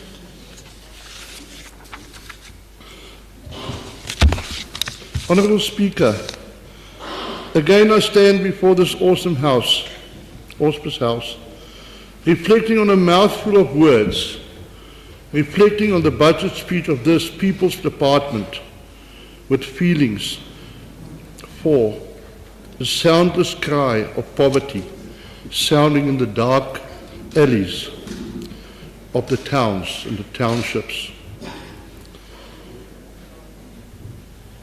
A responsible department that will, like other departments, never receive enough money to fulfill its dreams of fully comply to what needs to be done. There will always be a shortage. Honourable Madam Speaker, first let me remind you of the importance of this month, March. This month we celebrated International Women's Rights Day on the 8th of March. Secondly, on the 15th of March this year, it was International Social Workers Day. Thirdly, also on the 21st of March 2022, it was Human Rights Day.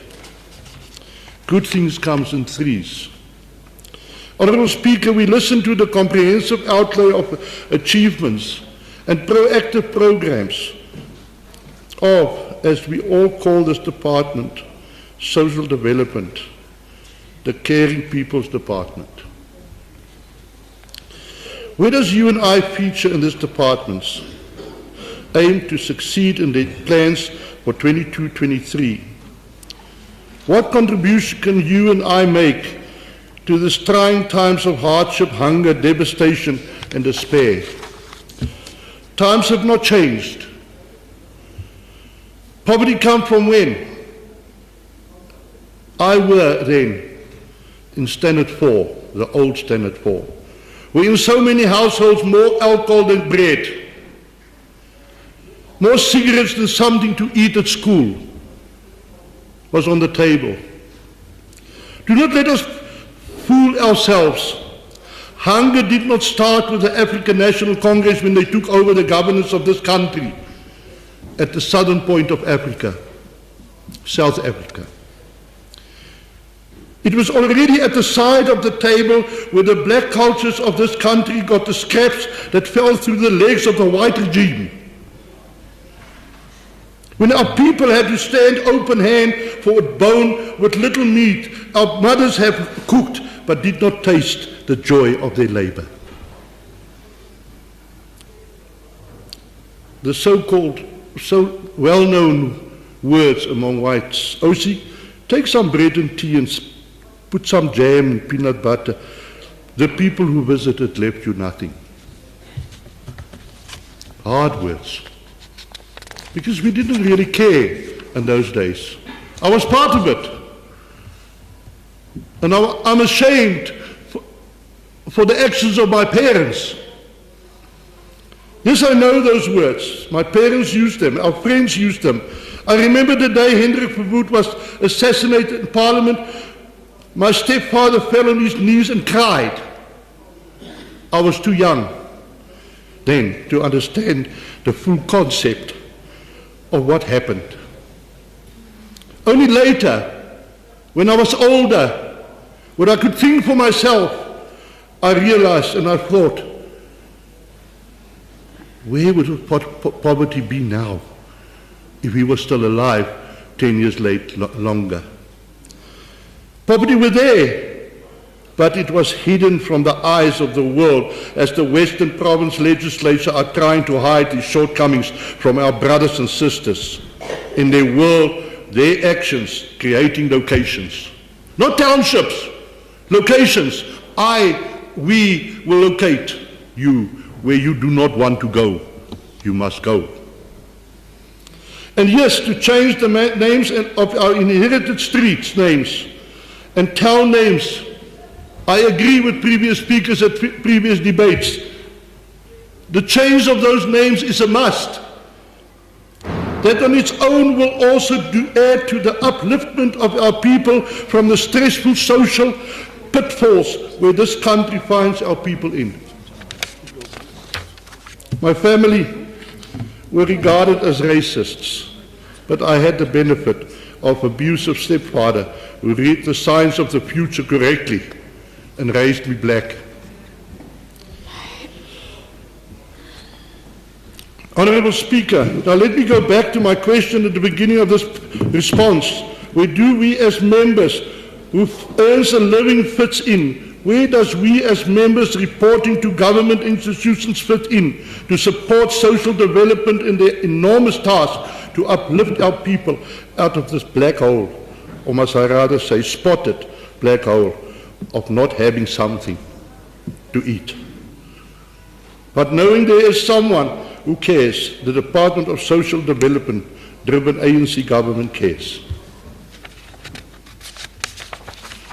I have tried this whole week to find out how many employees we have at each department.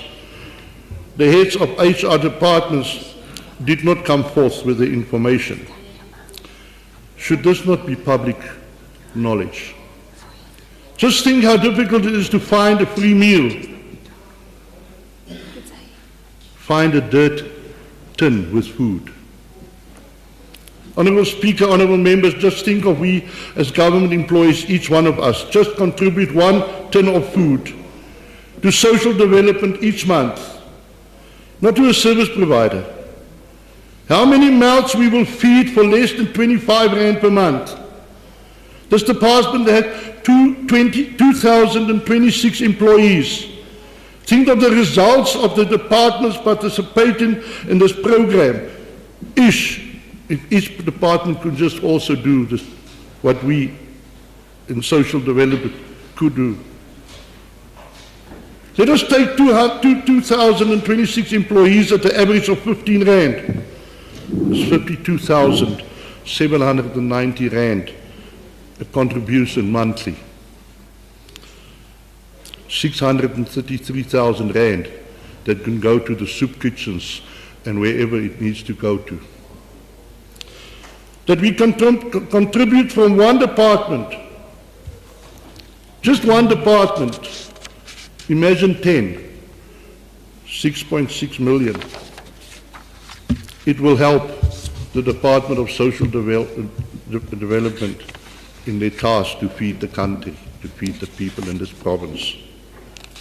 Honourable Speaker, in the spirit of Ubuntu, I can proudly say, by the grace of God, the open hands of goodwill of so many farmers, and Madam Premier, I would also like to give some of them some certificates. That was through you, Honourable Speaker.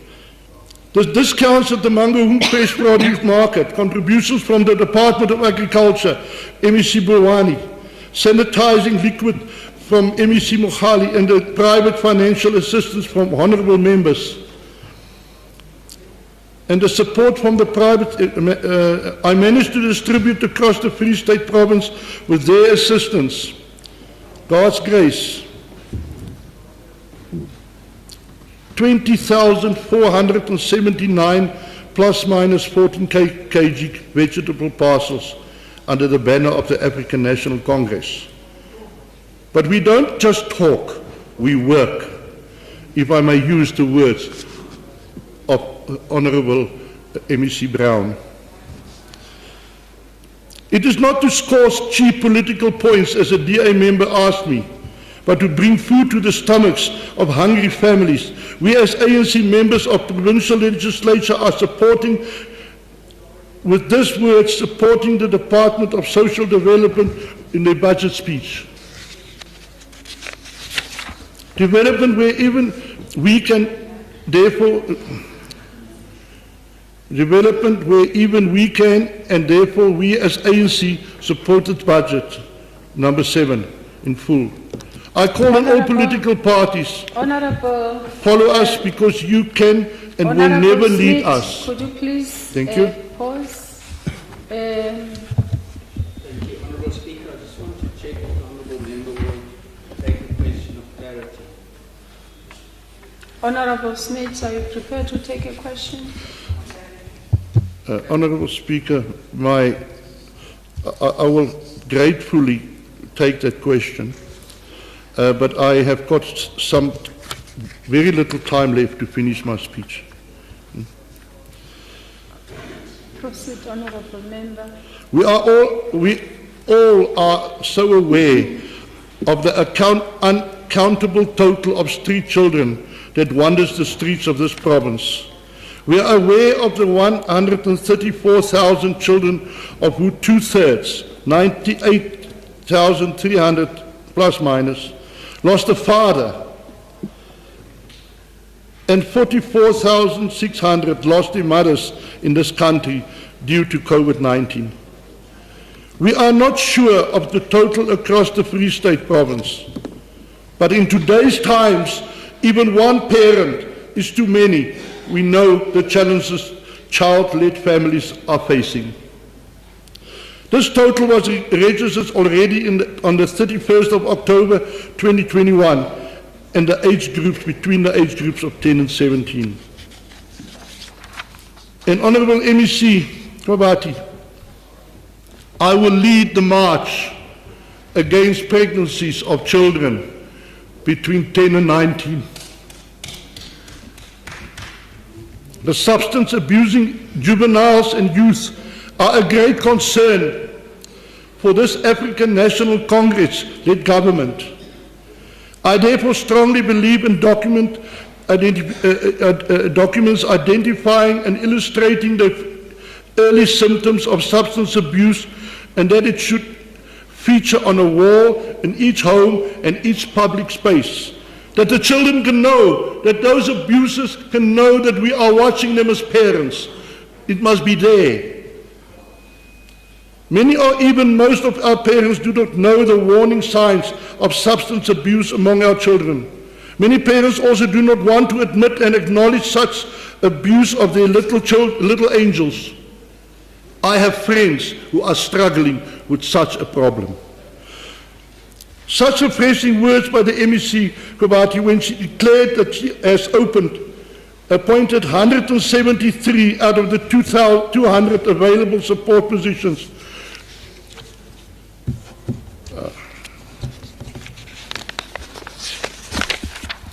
The enormous task of the department to reduce all levels of poverty, inequality, vulnerability, and social ills are a mountain to climb. I assure you, honourable members, and all those who are here, it can be done if we as community do our share and provide support where we can. The 25 learners placed in partnership with HWCETA to strengthen the monitoring and evaluation of NPOs are refreshing news, as we will appreciate the establishing of the Departmental Call Centre to enhance customer care. Your time has expired. Thank you. Thank you, Honourable Speaker. Have a nice day, everybody in this House. God bless you.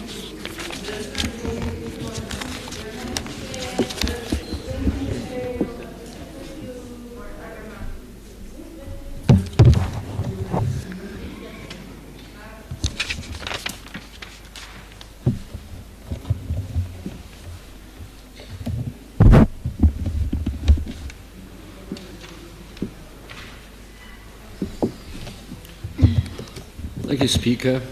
We should actually pause at that idea of girls getting pregnant at 10. In no culture, that should be allowed. It cannot be normal, but a word of caution. You know, there's a debate currently, especially in America, I think, and it started with the critical theorists that says pedophilia is just a sexual orientation. And I hope the ANC and this country will stand on the right side of that debate. Speaker, let me start with a word of caution. My time is short, but this is important. You know, after the Nevongo and Ingo judgment, it was very clear that the ANC was quite irritated with the fact that the court gave the department a decent dress down. In the judgment, the department got an earful roasting about their neglect of their constitutional responsibility whilst waiting for the national government to develop new funding policies. And as a result, personnel at these NGOs were paid salaries that simply do not even compare to departmental salaries. For years, some even worked for or at minimum wage to ensure that these centres' doors remain open. Speaker, I've met some of these children at Ingo and the youth care centres, and let me tell you, they are looked after well, and many act in a responsible and resilient manner you would not believe. They are growing the futures they want, for example, at the Bolokonon Child and Youth Care Centres that cares for 30 Sotho-speaking children, boys and girls. So, MEC Makwe, I hope you take note of that. So the years of court tussles and lawsuits and millions that were granted to these NGOs could have been prevented if the government acted in accordance with their mandate. They are more than fulfilling their mandate. On another note, Speaker, unemployment remains the biggest challenge in this department. As the Free State population continues to decline, the income we get from national revenue will also decline. So we're sitting on a ticking time bomb, Speaker. We need to get our people working. If they're able to work and feel that they are contributing to society, Speaker. MEC, I totally agree your rigorous campaign against substance abuse is noble. Alcohol and drug abuse is both a root and a result of socio-economic of the crisis. It's not, this is actually an evil cycle, and it cuts across racial and cultural lines. And ask any rehabilitated person what his or her rescue is, she will tell you a good program to follow, support from their friends and families, and work. Because idleness is a dead sea that swallows all good intentions. We need to get our people to work, MEC. Thank you. Honorable MEC Mahas.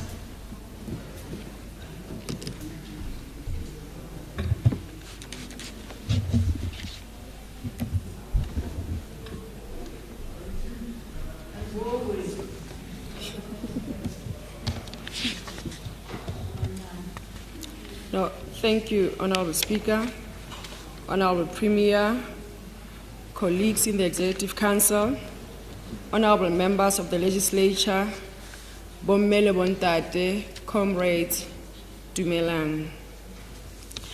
I rise in full support of Budget Vote 7 for the Department of Social Development as presented by Honorable Mamiki Kawate. Honorable Speaker, the triple challenge of inequality, poverty, and unemployment remains a major issue in South Africa.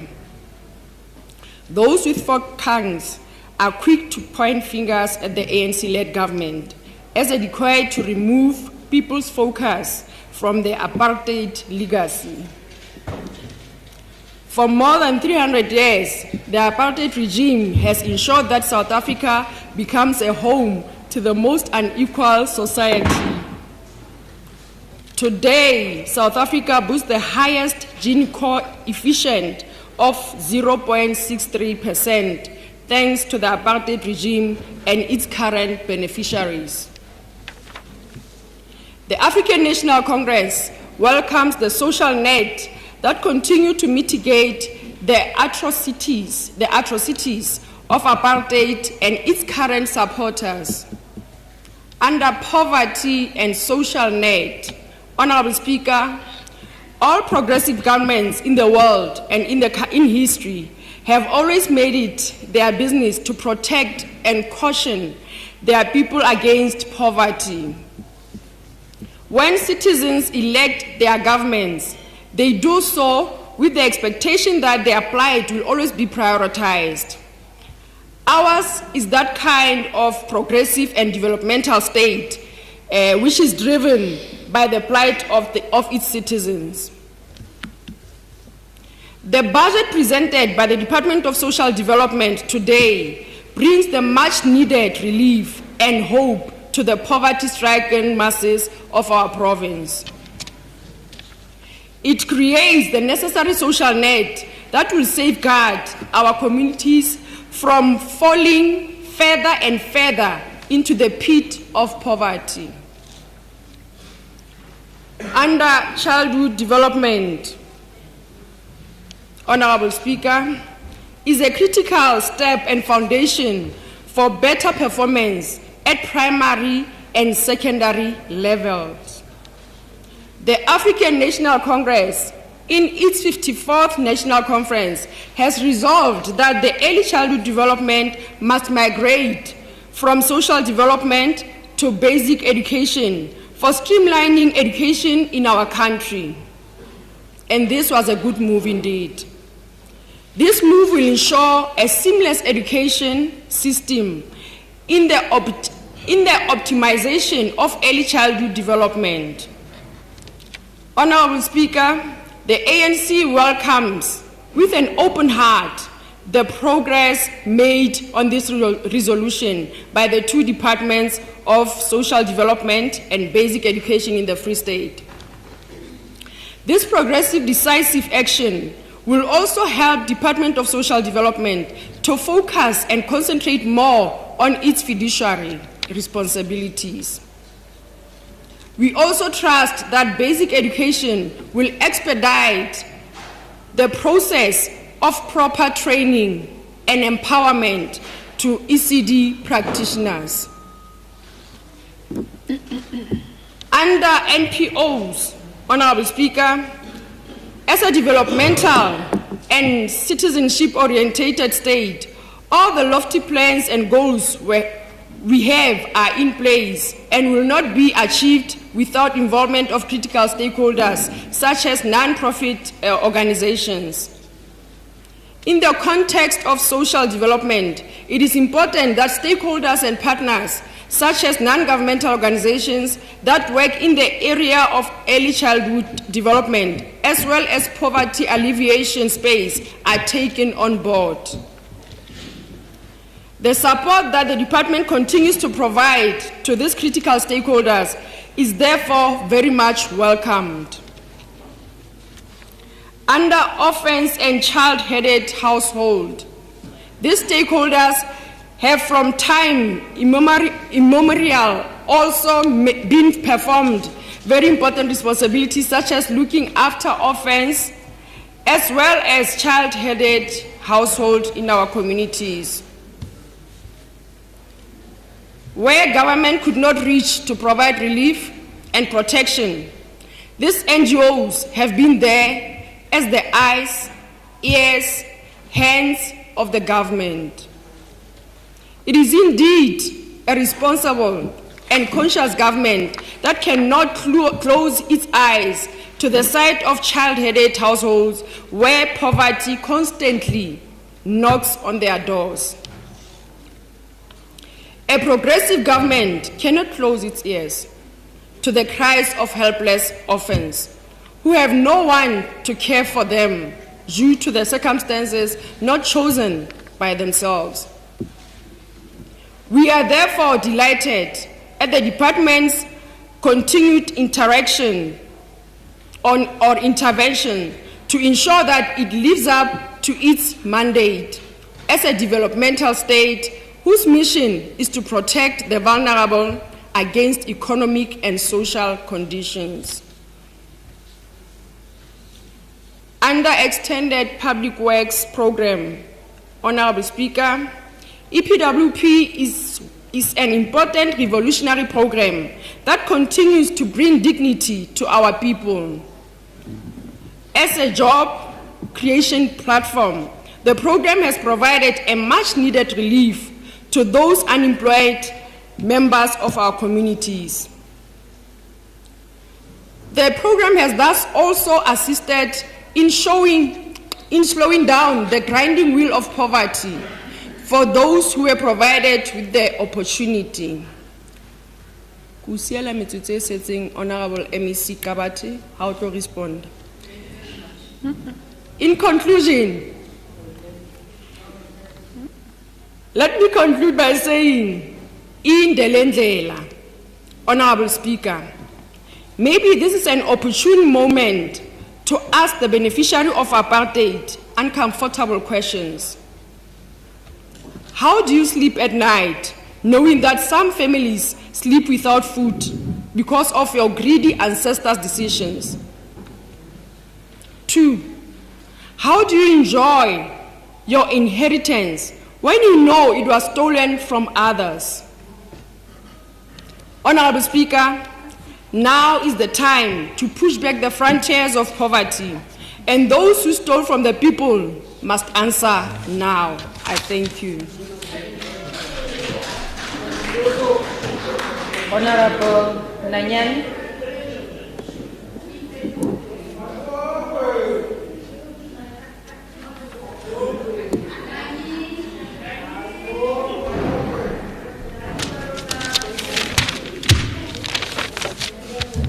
Honorable Speaker, Order. Premier, Member of the Free State Legislature and distinguished guest, I greet you all. Honorable Speaker, before I get into the news of today, allow me to pass my dissatisfaction. Honorable Speaker, ke a ipotsa hore na maponesa a gating ali a santsa a etsa mosebetsi ka ho phethahala na wa bona makotikoti a ke a bone podiemeng mo, Honorable Speaker, really a tla fetwa diwepono tse re tla tsohang re shatjwa ka tsona hosane. I feel very unsafe where I'm standing here. Speaker, Section 22 of 19 Division of Revenue Act number 16 of 2019 as amended, is indeed a legal requirement and it should be treated as such. 1. Despite a provision of contrary in the Public Finance Management Act or the Municipal Finance Management Act, any conditional allocation or a portion thereof that is not spent at the end of 2022 and 2023 financial year reverts to the national revenue funds unless, Madam Speaker, unless the rollover of the allocation is approved in terms of subsection 2. 2, the National Treasury, at the request of a transferring officer, receiving officer, or provincial treasury, approve a rollover of a conditional allocation to the 2023 and 24 financial year. Speaker, if the unspent funds are committed to the identifiable project. 3, the receiver must ensure that any funds that must revert to the National Revenue Fund in terms of subsection 1 are paid into the fund by the date determined by the National Treasury. The receiving officer, in the case of a provincial department, requests a rollover of unspent funds through its provincial treasury and inform the transferring officer of process regarding the request. Honorable Speaker, at least to date, the people of the Free State conversed with the facts, and one thing for sure that they have come to realize is the fact that you can fool some of the people all of the time, and all of the people some of the time. But, Madam Speaker, you cannot fool all of the people all of the time. What is interesting is that this comrade will use every piece of legislation to hide the shenanigans squandering of public funds, fully knowing that wheel of justice turns slow. In this fashion, the sovereignty of our people has been compromised and urinated upon by the ruling party. Comrades, not too fast. Let me draw your attention to the emphasis of matter as per note 23, where the department incur irregular expenditure of 50.1 million, which simply translates Honorable Nanyana, you just said something that is unparliamentary. Please withdraw that. Which one, Honorable Speaker? Something about being urinated upon. No, it's unparliamentary. Please withdraw that statement. No, I withdraw. But it was not meaning that, Madam Speaker. But no. I don't want to argue with you. I withdraw. Withdraw without Comrade, not too fast. Let me draw your attention to the emphasis of matter as per note 23, where the department incur irregular expenditure of 50.1 million, which simply translates that somewhere in the process that led to the expenditure, the auditee did not comply with the applicable legislation. You also get that note 24, where the department incur fruitless and wasteful expenditure to the tune of 21.576 million due to the interest paid to the MPLs in respect of court judgment outstanding liabilities, which follows that such expenditure includes interest, the payment of inflated prices, and the cost of litigation that could have been avoided if you could not lose focus due to factional and internal battles. I don't know, maybe when I would say.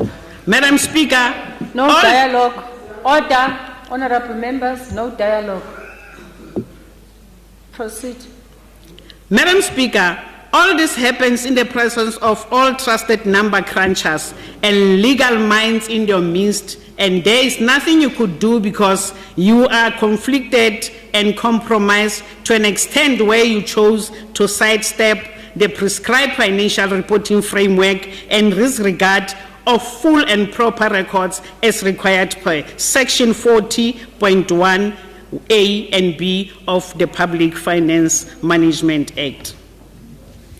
This alibi of hiding behind the non-provision of supporting records resulted in the financial being audited under the exceptional circumstances.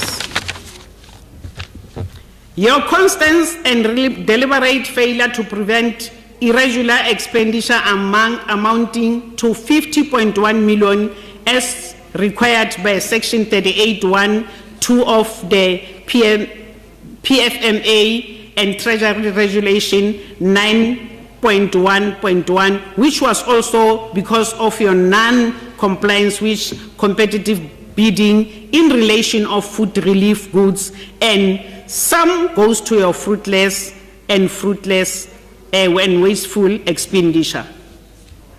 Madam Speaker, honorable members, to rub salt into this wound that were inflicted upon our communities, in plain English, payments were made long before goods were received, and that means that the perpetrator contravened Treasury Regulation 15.10.1 and 2C. Speaker, the bones of contention here pertaining to this malfeasance is not necessarily the non-compliance with non-compliance with the legislative framework, but a direct political order which should not be placed at the doorstep of the previous senior management officials alone, because it is an order that directly comes from the political head, and thus nobody but the returning officer should be investigated alongside her accessories. Keep her to finish and clear. This August House should note that the fact that all these shenanigans are playing out primarily because there is no consequences management in the department, because similar non-appliance was also reported in this prior year. We should further also note that when the cat is sleeping on the jobs, Madam Speaker, Speaker, as a result thereof, they decided not to take disciplinary steps against the officials who incurred and deliberately permitted the looting to go unabated. Madam Speaker, protect me, please. Please. Honorable members, order. Please don't comment while the speaker is on the podium. They disregarded Section 38(1)(h)(2) of the PFMA prescripts, and they should be charged as such, meaning they assisted the looting. They should be investigated and face the full might of law. Yeah, and seemingly we are counting on the new sheriff in town.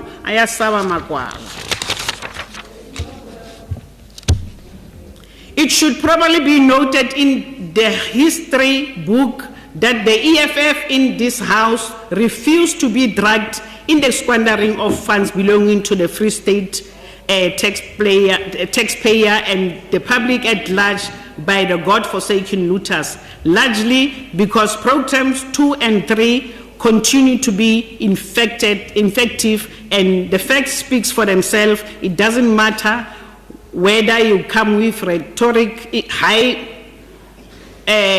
pitch, bombastic English, we are watching you. The public is awakened.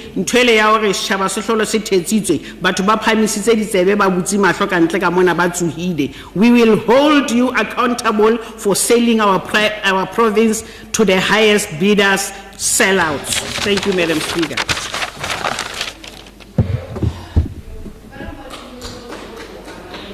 Honorable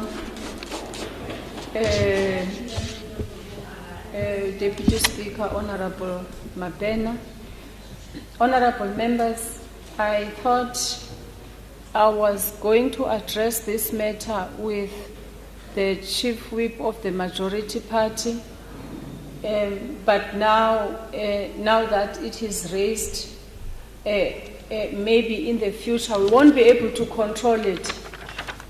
We are not allowed to bring just any item in the house. That is against the decorum of the house. So is bringing cups and drinking tea and coffee in the house. So is snacking in the house. That is why snack is made available over there so that you can take 5 minutes and go and have your snack. Otherwise, if we don't talk about it now, it's going to get out of control. That, honorable members, tempers with the decorum of the house, of what we should do and what we should not do. So please, let us always remember that. Proceed, Honorable Deputy Speaker. Thank you very much, Honorable Speaker, for the opportunity. Honorable Premier, Honorable Member of the Executive, Honorable Members of the Legislature,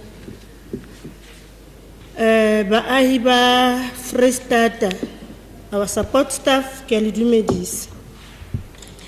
Honorable Speaker, the presence of COVID-19 pandemic has uncovered many social challenges which our province and country at large are faced with. In the current conjuncture, the rising levels of unemployment led to increased poverty in a society already suffering from huge inequalities created by injustice law of the past apartheid regime. The pandemic has, in real terms, disrupted and put the social lives and livelihoods of our entire people at risk. We have witnessed the increase in gender-based violence, crime, drugs, human trafficking, and other social ills committed against the vulnerable members of our society, especially women, children, and youth in general. Honorable Speaker, this takes me back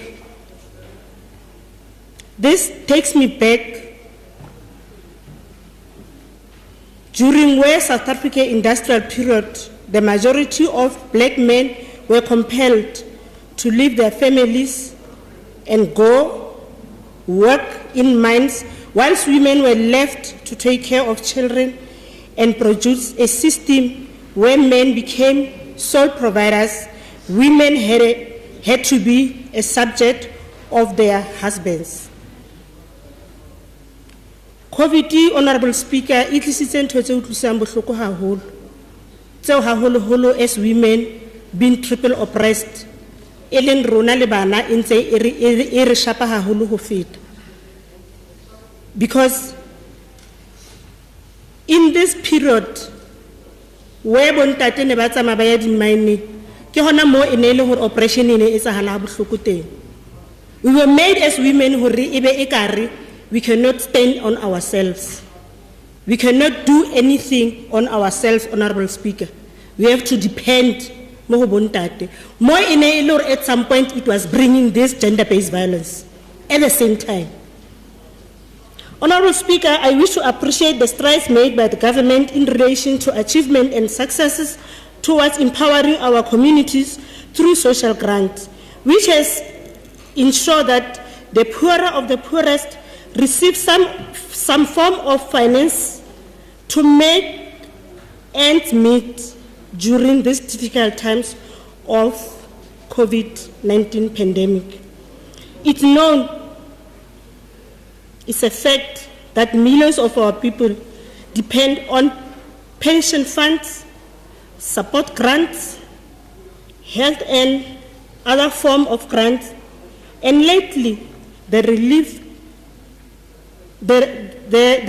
from COVID-19 fund. These are benefit no other government can provide.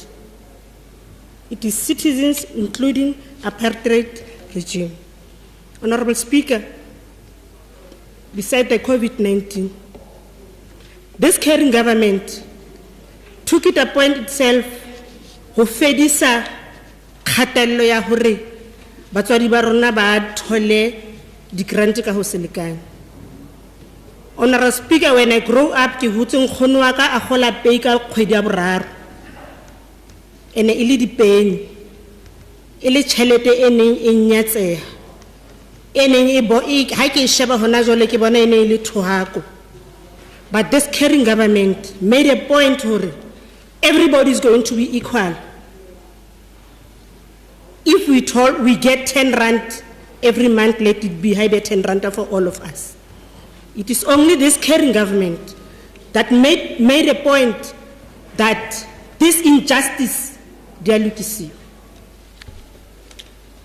we need to appreciate, Honorable Speaker, the provision of RDP houses to millions of marginalized, disadvantaged masses of our people, which has indeed brought dignity to many families in our society.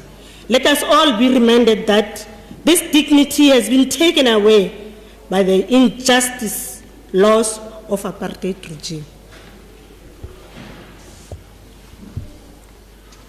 The outreach programs embarked upon by the Department of Social Development has brought many challenges to the poorer of the poor, especially, but however, more needs to be done in making sure that such services are easily accessed to the entire community members. Honorable Speaker, stable community are built strong social activity, such as access to basic service, housing, education, and social services. Empowerment and entrepreneurship is only this way that may of our social ills can be addressed. Honorable Speaker, the legacy persists to haunt our society in many ways, in what women and children continue to be abused in their male interpart, both in workplace and social spaces. Our country has experienced high level of this pandemic during this COVID-19 lockdown. Honorable Speaker, like I've already indicated, this injustice ya hore bontate e be ka re ke bona ba ileng hore re tlamile re be suppressed under them has even caused this illness in our workplaces. Most of the time we get the cases where women are forced to be suppressed under male counterpart by ba sebetsa le bona. In our society space, re fumana mo ile hore bomme ba rona lekeisheneng mole hobane ntate mama ile ene ntate men cannot lead just because you are a woman. Honorable Speaker, Deputy Speaker, please pause.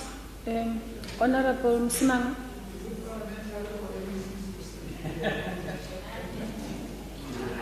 Which one is still sleeping?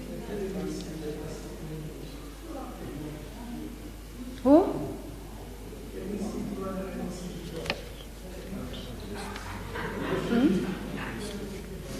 No, I didn't see them. I didn't see that they were sleeping.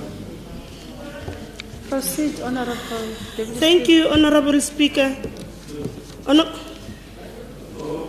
Honorable Speaker, it's so disturbing when we're standing here and say unparliamentary. Anyway, Honorable Speaker, we have witnessed an era where women and young girls were killed either by their spouse, boyfriends, because of their unequal status, commanded patriarchy in social relations. The dawn of the democracy has opened this country to the international or global space, and such got affected by the challenges facing our children at school are totally exposed to the use of drugs and illicit substance, which acts as impediment to performing their studies. Honorable Speaker, the issue of the drugs in our community is a monster. But the question that we must ask ourselves as honorable members and members of the community especially, these drug dealers, they are staying where we are staying. We know them. What are we doing? The sad part, Honorable Speaker, is that these drug dealers, the drugs that are given to our children, bana ba bona ba di sebedisa. But re ba tloeletse ka ramakeishene a rona. Up until we have made something as parents, bana ba rona ba tlo fela. Honorable Speaker, I therefore wish to make a clarion to all security agents to up their games to ensure that Tor country become a safe to live in, that the justice system acts swiftly against perpetrators of any form of gender-based violence. Sadly, Honorable Speaker, we are faced with our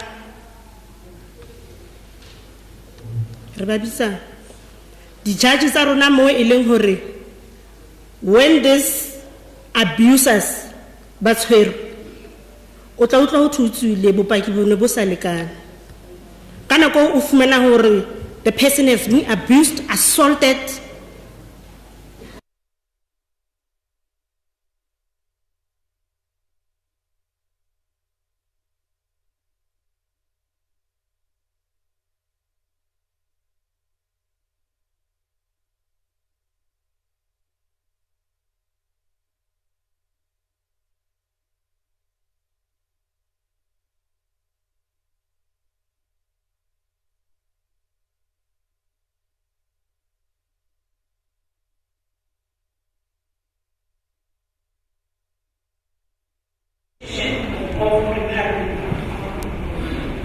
the entire community members should be mobilized and deal with these challenges, confronting them on a daily basis, protect young from being coerced into drugs and substance abuse, including human trafficking. Our Constitution fully writes freedom and liberties to all individuals. Honorable Speaker, we support the budget. We support the budget by saying we have noticed the decline of the budget of the social development, and this is happening everywhere.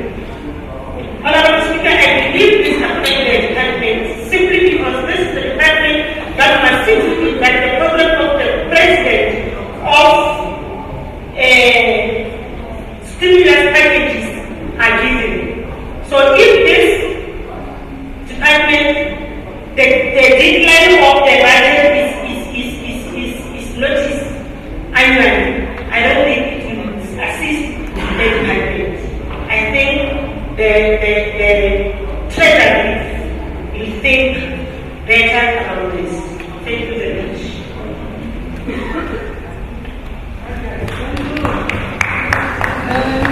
Honorable may I address the House?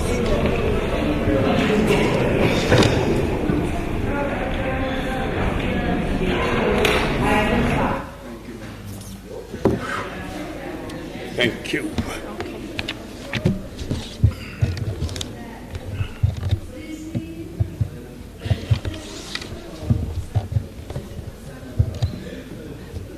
Okay, there we are. Fine. Honorable Speaker, thank you.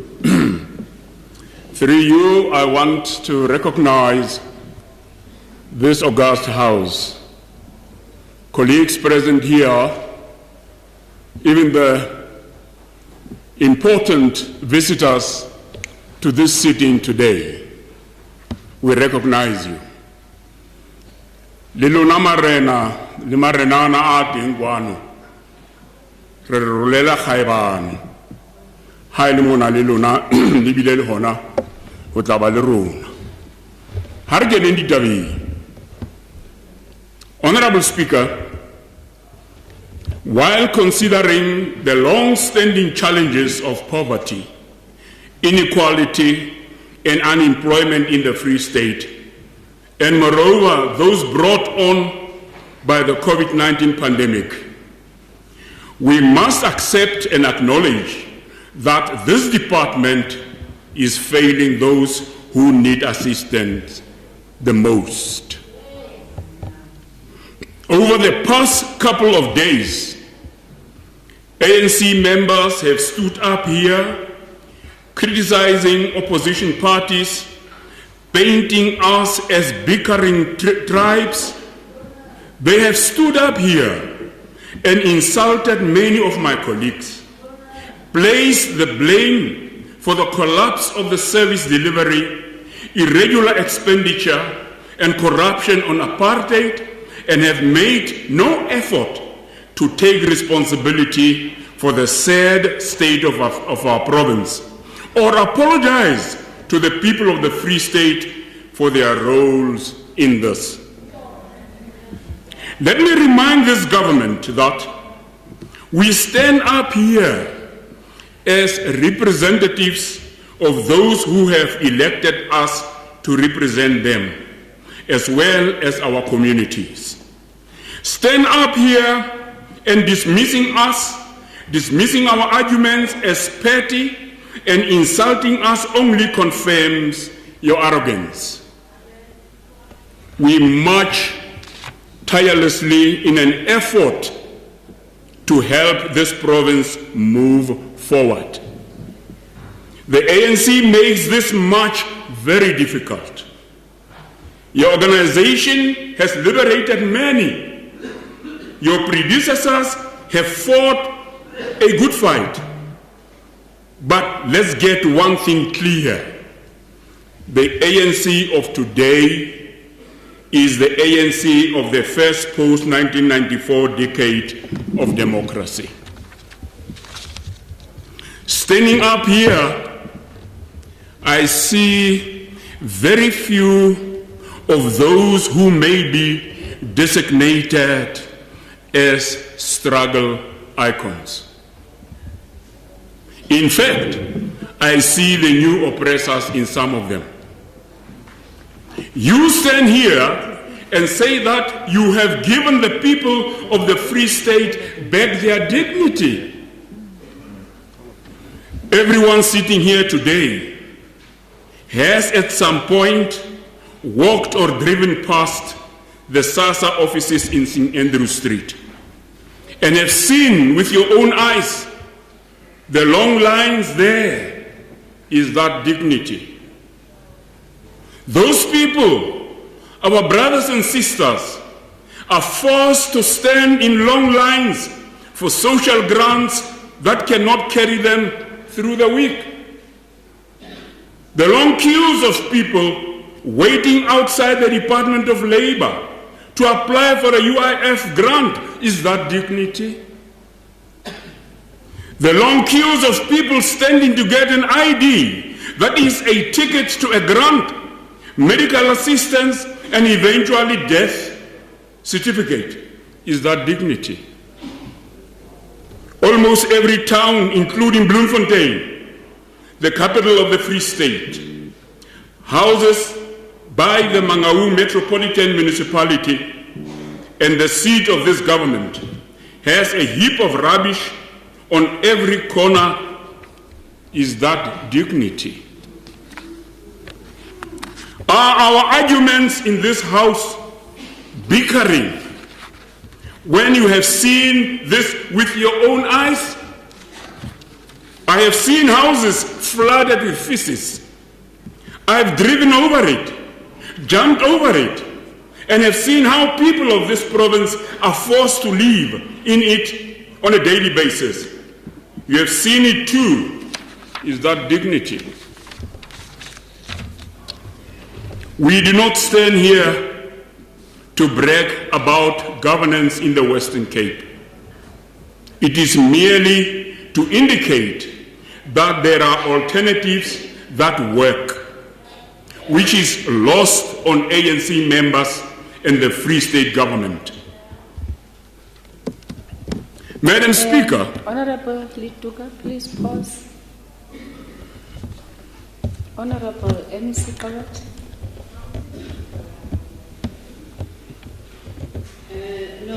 Speaker, I'm raising on a point of order. Speaker, you ruled that this budget votes are not general debates. Now, in my budget vote that I present today, I have never talked about all the things that the Honourable Member was talking about. I have never talked about the Western Cape. I have never talked about municipalities and the census within the municipalities. So this is irrelevant. They have given him a wrong speech. It's not relevant to what I have said. So I'm saying, can you rule on it? In fact, I was preparing myself to remind members for the future budget votes. The departmental budget votes are not general debate votes. You can generalize, yes, go to your rules. You can debate generally when you are debating the State of the Province address, when you are debating the budget speech, when you are debating the budget vote of Treasury, and when you are debating the budget vote of the Premier's office. I think I said that on the first day we were starting with our budget votes. Is that a point of order, Honourable Peter Wayne? Madam Speaker, when Honourable Mogale was speaking, he was also just speaking about the Western Cape. And we raised the point that it's not a general debate, and the previous speaker said no, it is allowed. So I think you should just concur with the Deputy Speaker and make up your minds what's allowed and what's not allowed. No, that last statement of yours is unnecessary.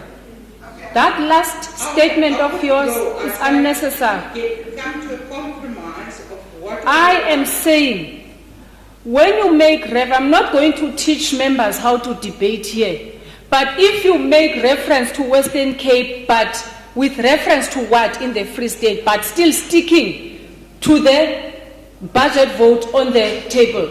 But when you are debating about education, for example, you cannot pull issues of municipality and all that, because that is not a general debate and it is the rules. So that is why I'm going to sustain the order that has been raised by MEC Kabat.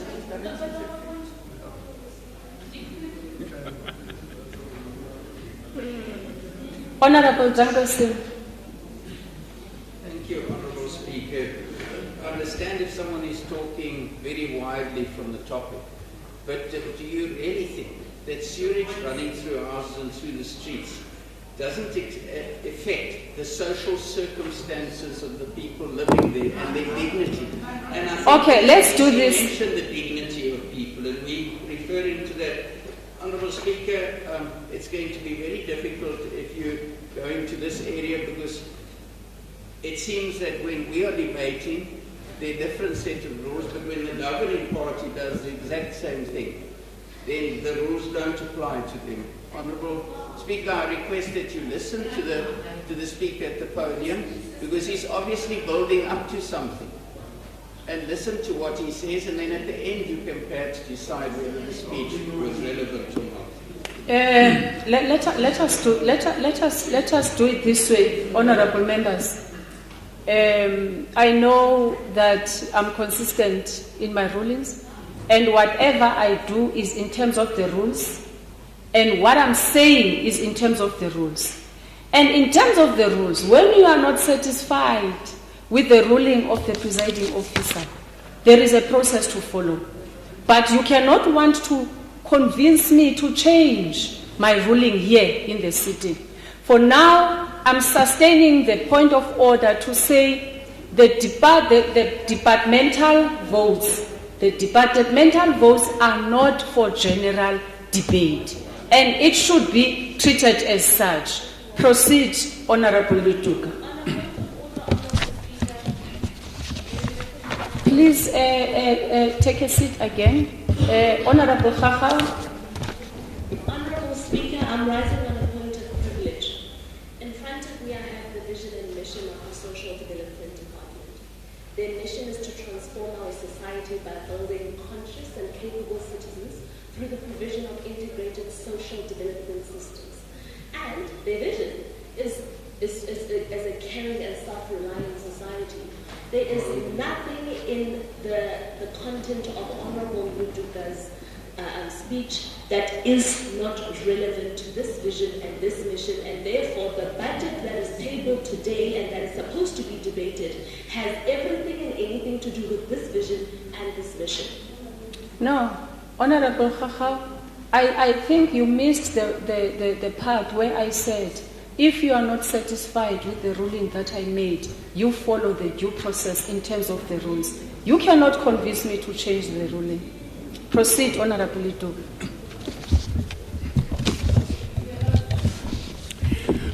Thank you very much, Honorable Speaker.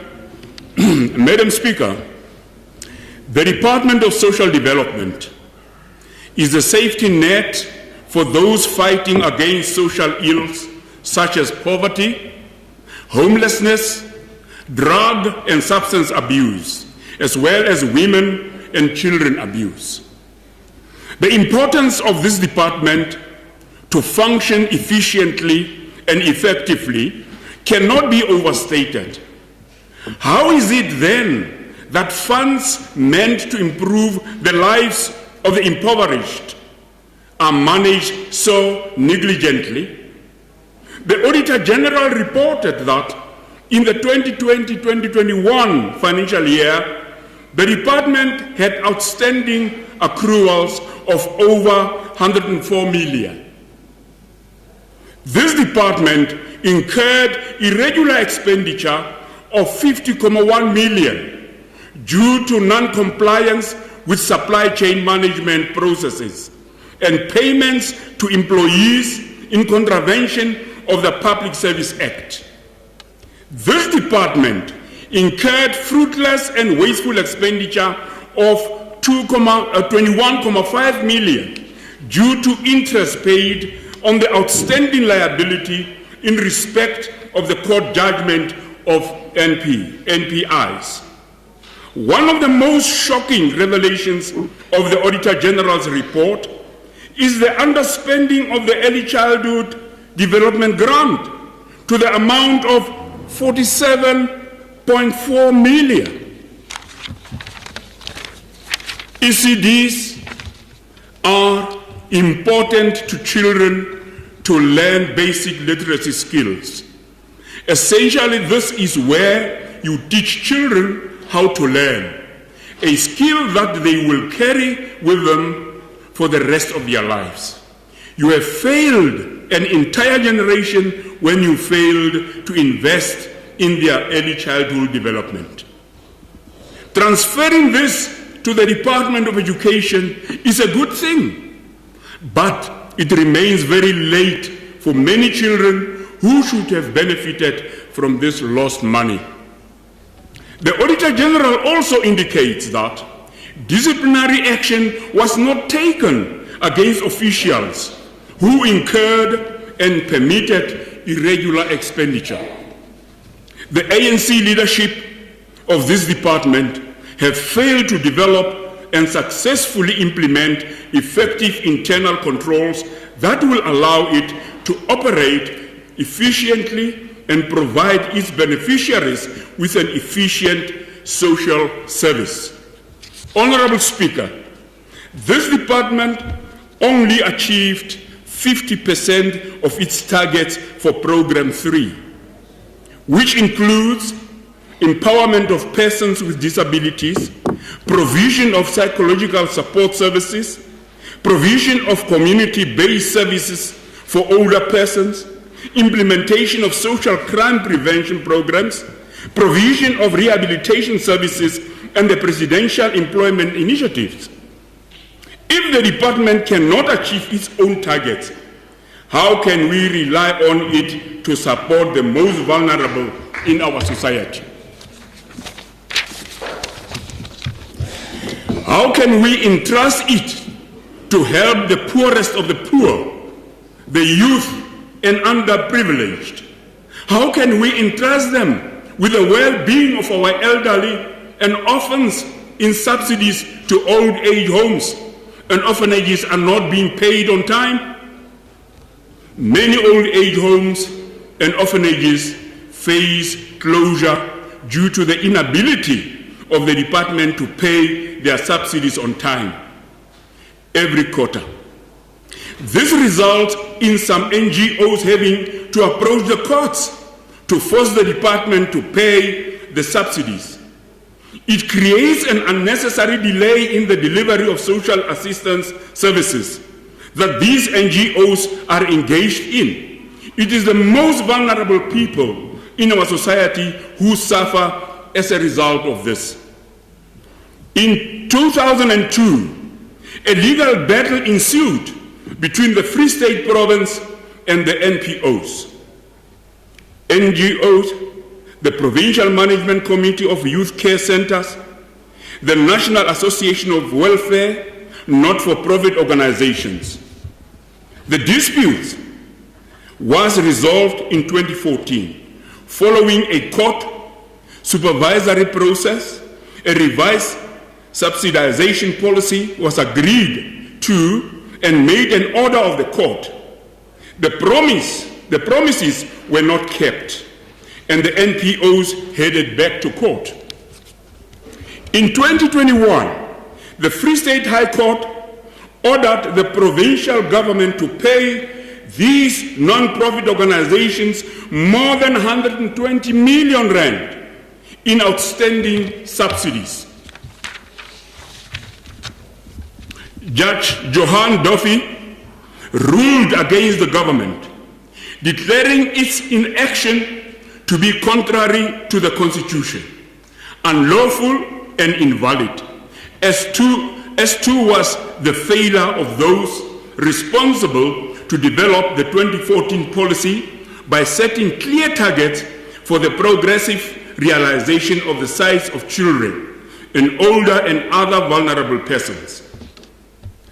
The applicants who run family care offices, youth and child care centers, and housing for the poor and frail argued that MEC and HOD for the Provincial Department of Social Development gave an undertaking, I quote, an enforceable promise, unquote, that core costs, including salaries, water, electricity, and food, would be updated annually with a concomitant increase in subsidies.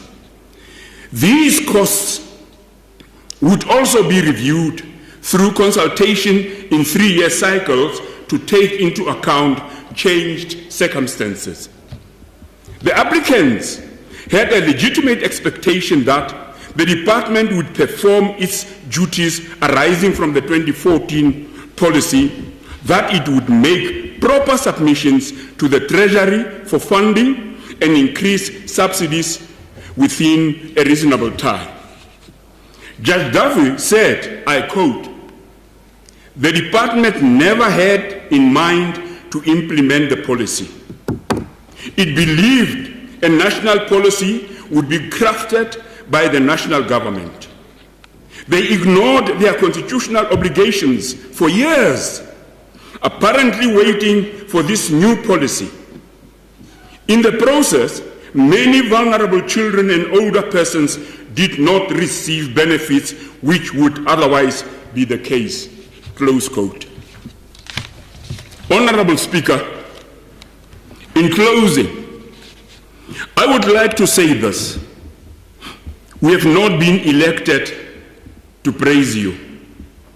We owe it to the people of the Free State to hold this government accountable for any wrongful action as well as inaction, and that is what we are going to do.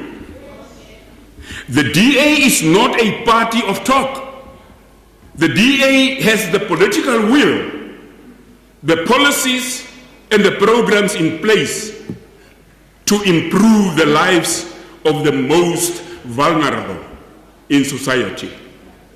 And where we govern, we do exactly that. I thank you.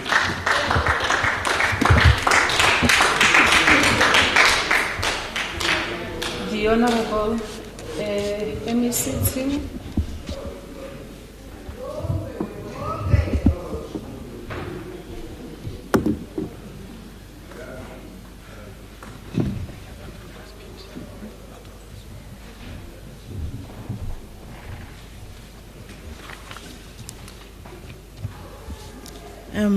Honorable Speaker, thank you for the opportunity.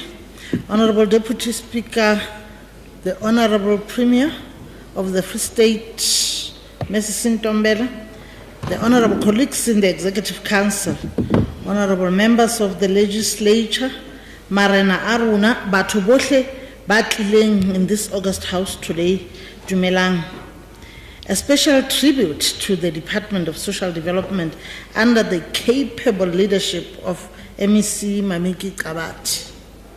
Fellow community members, the House at large, the deeper and in-depth understanding of the integrated cluster approach by the ANC-led government is a meaningful approach in overcoming the separate and individualistic way of governance.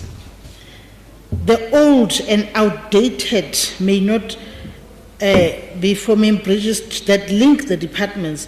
That proved not to work and demanded a revision of government's approach. The Department of Social Development, with its sister departments, advocate for people-centered, holistic development. The development guided by showing a collective vision of prosperous developmental state. It is not rocket science to understand the benefits of the united and prosperous society. The proponents of apartheid and separate development will not understand this because this is the ideal they do not stand for. Honorable Speaker, MEC Kabati indicated in her speech she indicated that it is important, this is the important month of social justice and human rights. And it is soon to be followed by the workers' celebration. And we understand the importance of facilities like the social district grant that are introduced and extended by His Excellency, the State President of the Republic of South Africa, Ndate Cyril Ramaphosa. Whilst we had triple challenges of unemployment, inequality, and poverty before the advent of poverty, before the advent of COVID-19, they were then made worse by the COVID-19. The consolidation of social grant through reliable quality basic services is necessary. The move is strategic and pronounced for a developmental state. It is clear demonstration of commitment to building an equal society, which really doesn't make other people happy. So, but we're saying to you, MEC Kabati, continue doing the good work that you are doing. We are committed to doing away with societal ills and barriers. The differently able do not necessarily translate into disability and incapability to look and take care of yourself and those under your care. It remains the government's responsibility to create an enabling environment, but then again, to make these people be able to live their life normally like anybody else is the responsibility of everyone, business and private sector included. And under your leadership, MEC Kabati, you are on the right track in creating this enabling environment in Free State. The infrastructure planning and facility management is a critical component that also helps in creating this enabling environment. We can pay testimony to this just by citing how these facilities became handy for housing people. We do have facilities that have been looked after by this department. They became handy during the COVID-19 pandemic when we had to house the homeless people in a way of fight when we were fighting COVID-19, and had to make sure that everybody is protected against the scourge of COVID-19, including the homeless people. The same goes for our old age homes. These are the places where we started as we launched the vaccination, because we knew how vulnerable these people are. Working together with social development under your leadership, we achieved in ensuring that we protect the lives of the senior citizens. And prioritizing the vulnerable groups and societies was our mission, and we really achieved in that. Madam Speaker, the Department of Social Development, with the stringent budget it receives, has a huge responsibility of addressing the societal imbalances and social ills as inherited from the past regime. We cannot pretend as if the legacy of poverty we inherited is over. It is not. We are still having a lot of people that are poor and suffering. The way people were affected by the pandemic differed from bad to worse, and this is where then we can see the effects of inequality that have been created by the apartheid regime. Indeed, the economy was under distress, directly affecting the livelihoods. The adjusted lockdown levels could not make it possible for people to move around and hustle, because that's how many of our people have to survive. So we really appreciate the grant that have been provided for these vulnerable people. Some families had to go to bed with empty stomachs. More people were sick and aggravated by hunger, which exposed them further with compromised immunity. Honorable Speaker, I want to give a quote here of Amir Cabral. That's an open quote. Always bear in mind that the people are not fighting for ideas, for things in anyone's head. They are fighting for material benefits, to live better and in peace, to see their lives go forward, to guarantee the future of their children, close quote. Can we please not overburden the Department of Social Development, for we know and understand their situation. Let us all support what the social development is doing. Can we please not misconstrue and misunderstand the situation, it remains the government's responsibility indeed to look after its people, but it remains everyone's responsibility again to make sure that we support this department. COVID-19 has increased the child-headed families like the MEC alluded to. Many parents demised and left their children as orphans.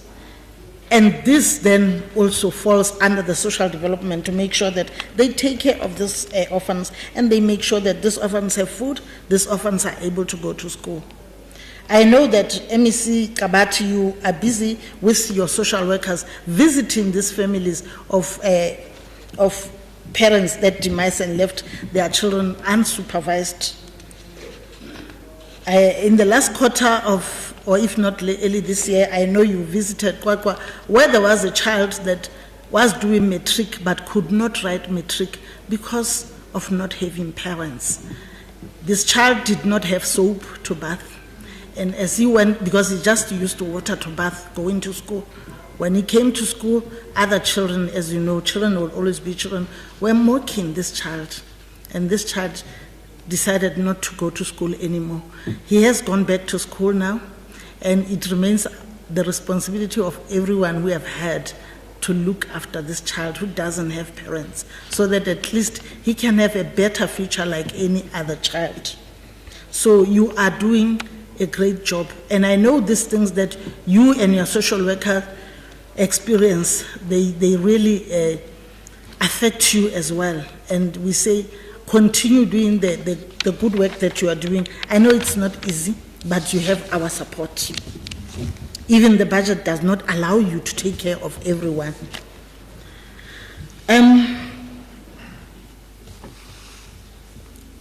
the devastating conditions that you always, the department deal with on daily basis, iri ho wena mme o tshware thipa ka bohaleng.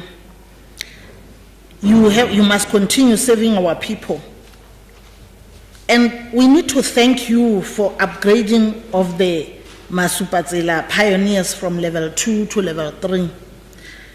Because we know that many of them are also breadwinners in their families. And this is also one of the things that we can say you've really done well in, because it has been a struggle for a long time. I know by the time when I was still in the trade union, we've been fighting for these people, but finally they've been upgraded. We thank you for that. And the migration of the ECDs to the department, Honorable Mahasa talked about it, and we also appreciate this, as this is going to change our education. It's going to put it at another level. We are already doing well in the Department of Education, but I believe that this then says the development of a black child is going to be sharpened even further at a very young age, and that is commendable. One-stop development center in partnership with Sparta. This is one of the examples that we can copy. We cannot copy from the Western Cape, where we observe a lot of poor people that still continue going to bed hungry in Nyanga and Guguletu. That is what we cannot copy. But we can copy what has happened with the one-stop developmental center with the Sparta and social development. And now we are encouraging the business people, the private sector, to join hands with social development in making sure that we treat the social ills of the people of Free State. Indeed, we need to get our people to work, Honorable Klute. But as government, we said we make the conditions possible. But let us work, let's hold hand, let us encourage business people, private sector, to join hands with government to make sure that we create the much needed jobs for the people, and make sure that we do not discriminate against the differently abled people, so that they also get jobs and not depend on social grants. The only thing the ANC does is to provide clarity to the opposition on debates, never hailing insults, because that is not allowed in this house. And I've never heard ANC members hailing insults in this house. Those long lines you see in Tatelutuka, the long lines that you see, it's the legacy of the apartheid that the ANC is busy working to dismantle. You know very well that Honorable Deputy Speaker told you that in the time of apartheid prior to 1994, our people would get lesser social grant after 3 months. So you can imagine that poverty has been embedded, and it was the policies of the apartheid government, not the ANC government. Because ANC government, when it took over, it made sure that we get equal pay at the same time, everybody. So we are trying to deal with the legacy of unequalness and poverty created by the government that you're saying we must copy, and sorry, we won't do that. The Department of Social Development is complying with the court judgments and need not be reminded in this August House. Otherwise, we should be talking as to how do we assist this important department that is taking care of the vulnerable people to at least get better allocation and make sure that it gets the support of companies such as the Sparta. We thank them for joining hands with social development. Those are the people that, let us all show that we care about these people and not come here and grandstand. I thank you. Thank you, honorable members. The Honorable MEC Kawati may now reply.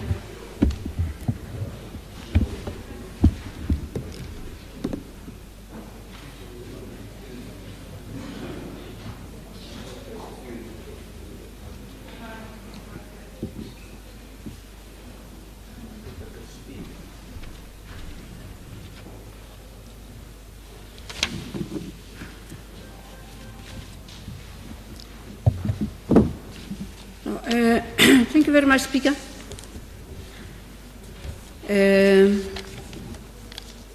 Let me thank all the members who gave positive inputs to budget vote 7. And even positive criticisms, Speaker, one is able to take. I'm not here to be praised.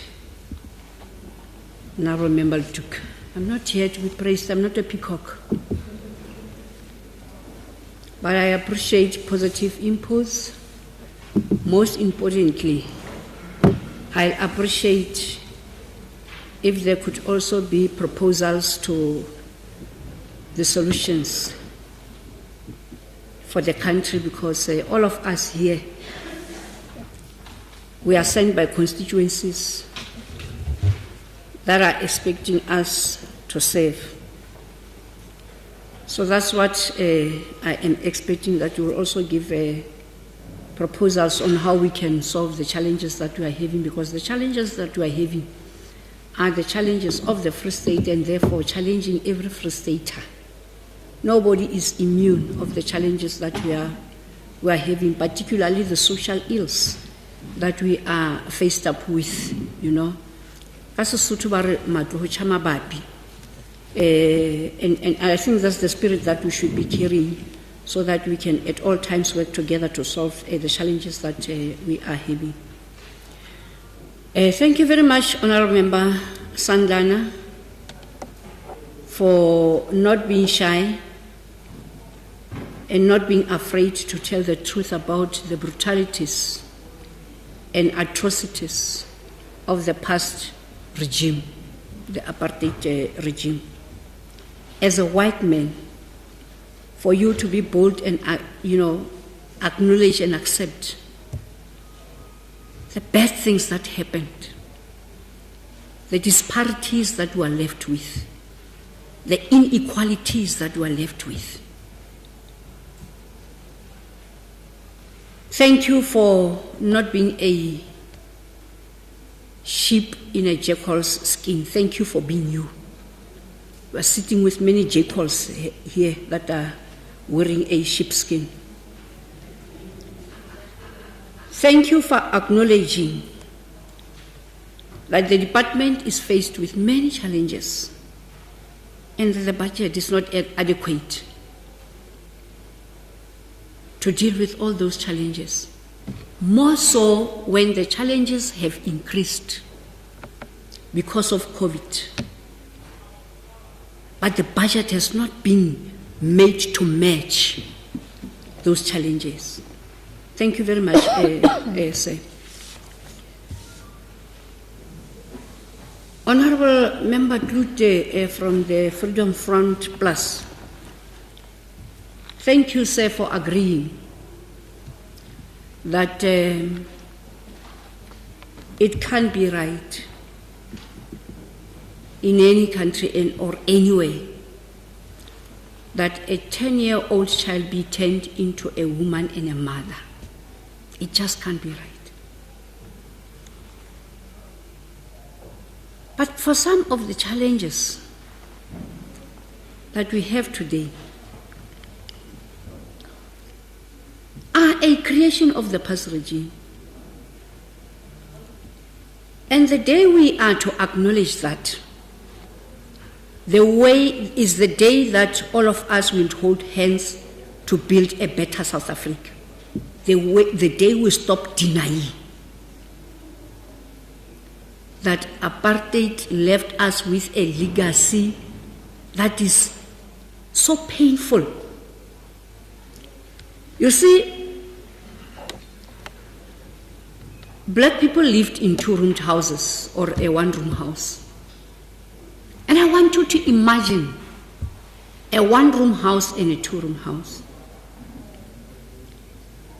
Two parents raising children who grow up to a level of being adults themselves, being exposed to seeing things that they are not supposed to do. An environment that does not respect both the child and the parent. Those children today are the parents, are the adults that are causing the social ills that are here. So people must not deny when we are saying apartheid did not do us a favor, it made a great harm, and we need to hold hands and deal with the backlog of the services and the backlog of unemployment that is there. All of those things that are there that are challenging, we need to work together to deal with them. Most of the companies that were assisted to make business here in South Africa were not from South Africa. How I wish that maybe it could have been South African businesses. There is unemployment because when the mines closes, those people, they've gone with the money of the country to wherever they were coming from. It was the apartheid spatial planning that is causing all these challenges. Honorable Member Nanyan of the EFF. Honorable MC, could you please pause? Honorable Khakau, is that a point of order?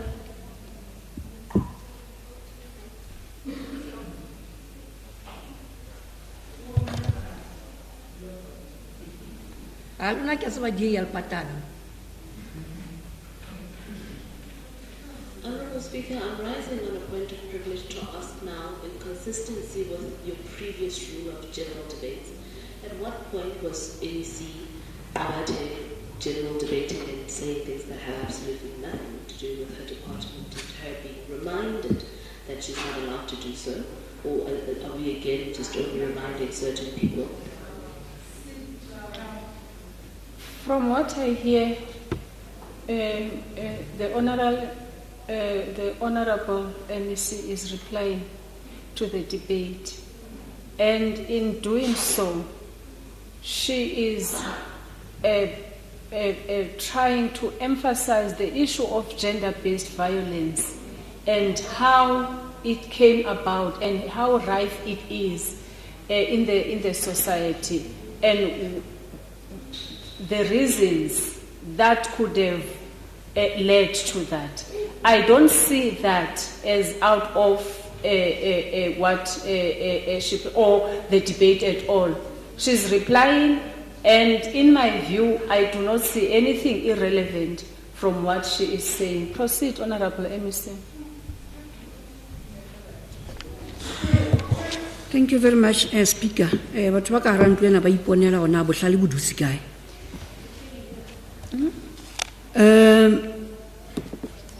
I was talking to Honorable Member Nanyani and I wanted to say, what's my sisters, Fapano, and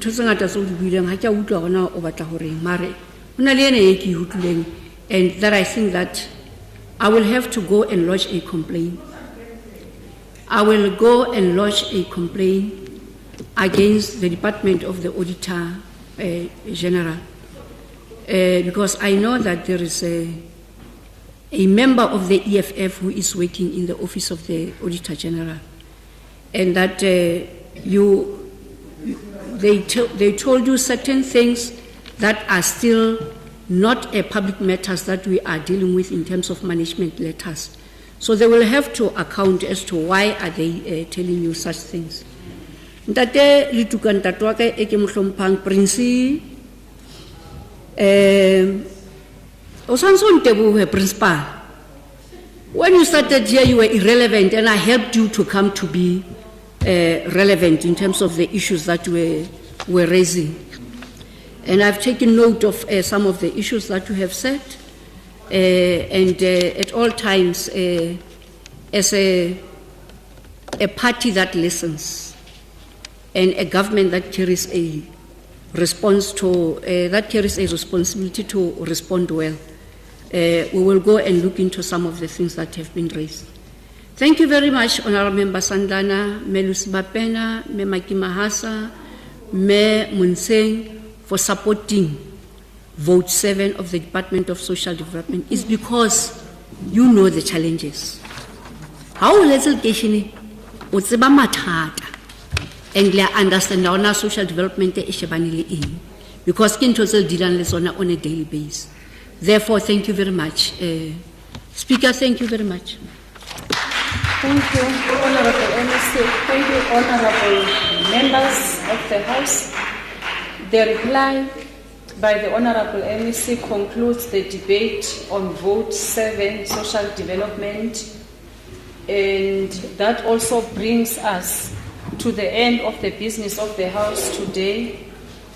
Before the House adjourns, honorable members, I wish to make the following announcements: that the guests and the members will have their lunch served at Fairview Conference Center and Lodging at number 2 Fairview Street, Neville Hill, Bloemfontein, for both the members and the guests sitting here in the gallery.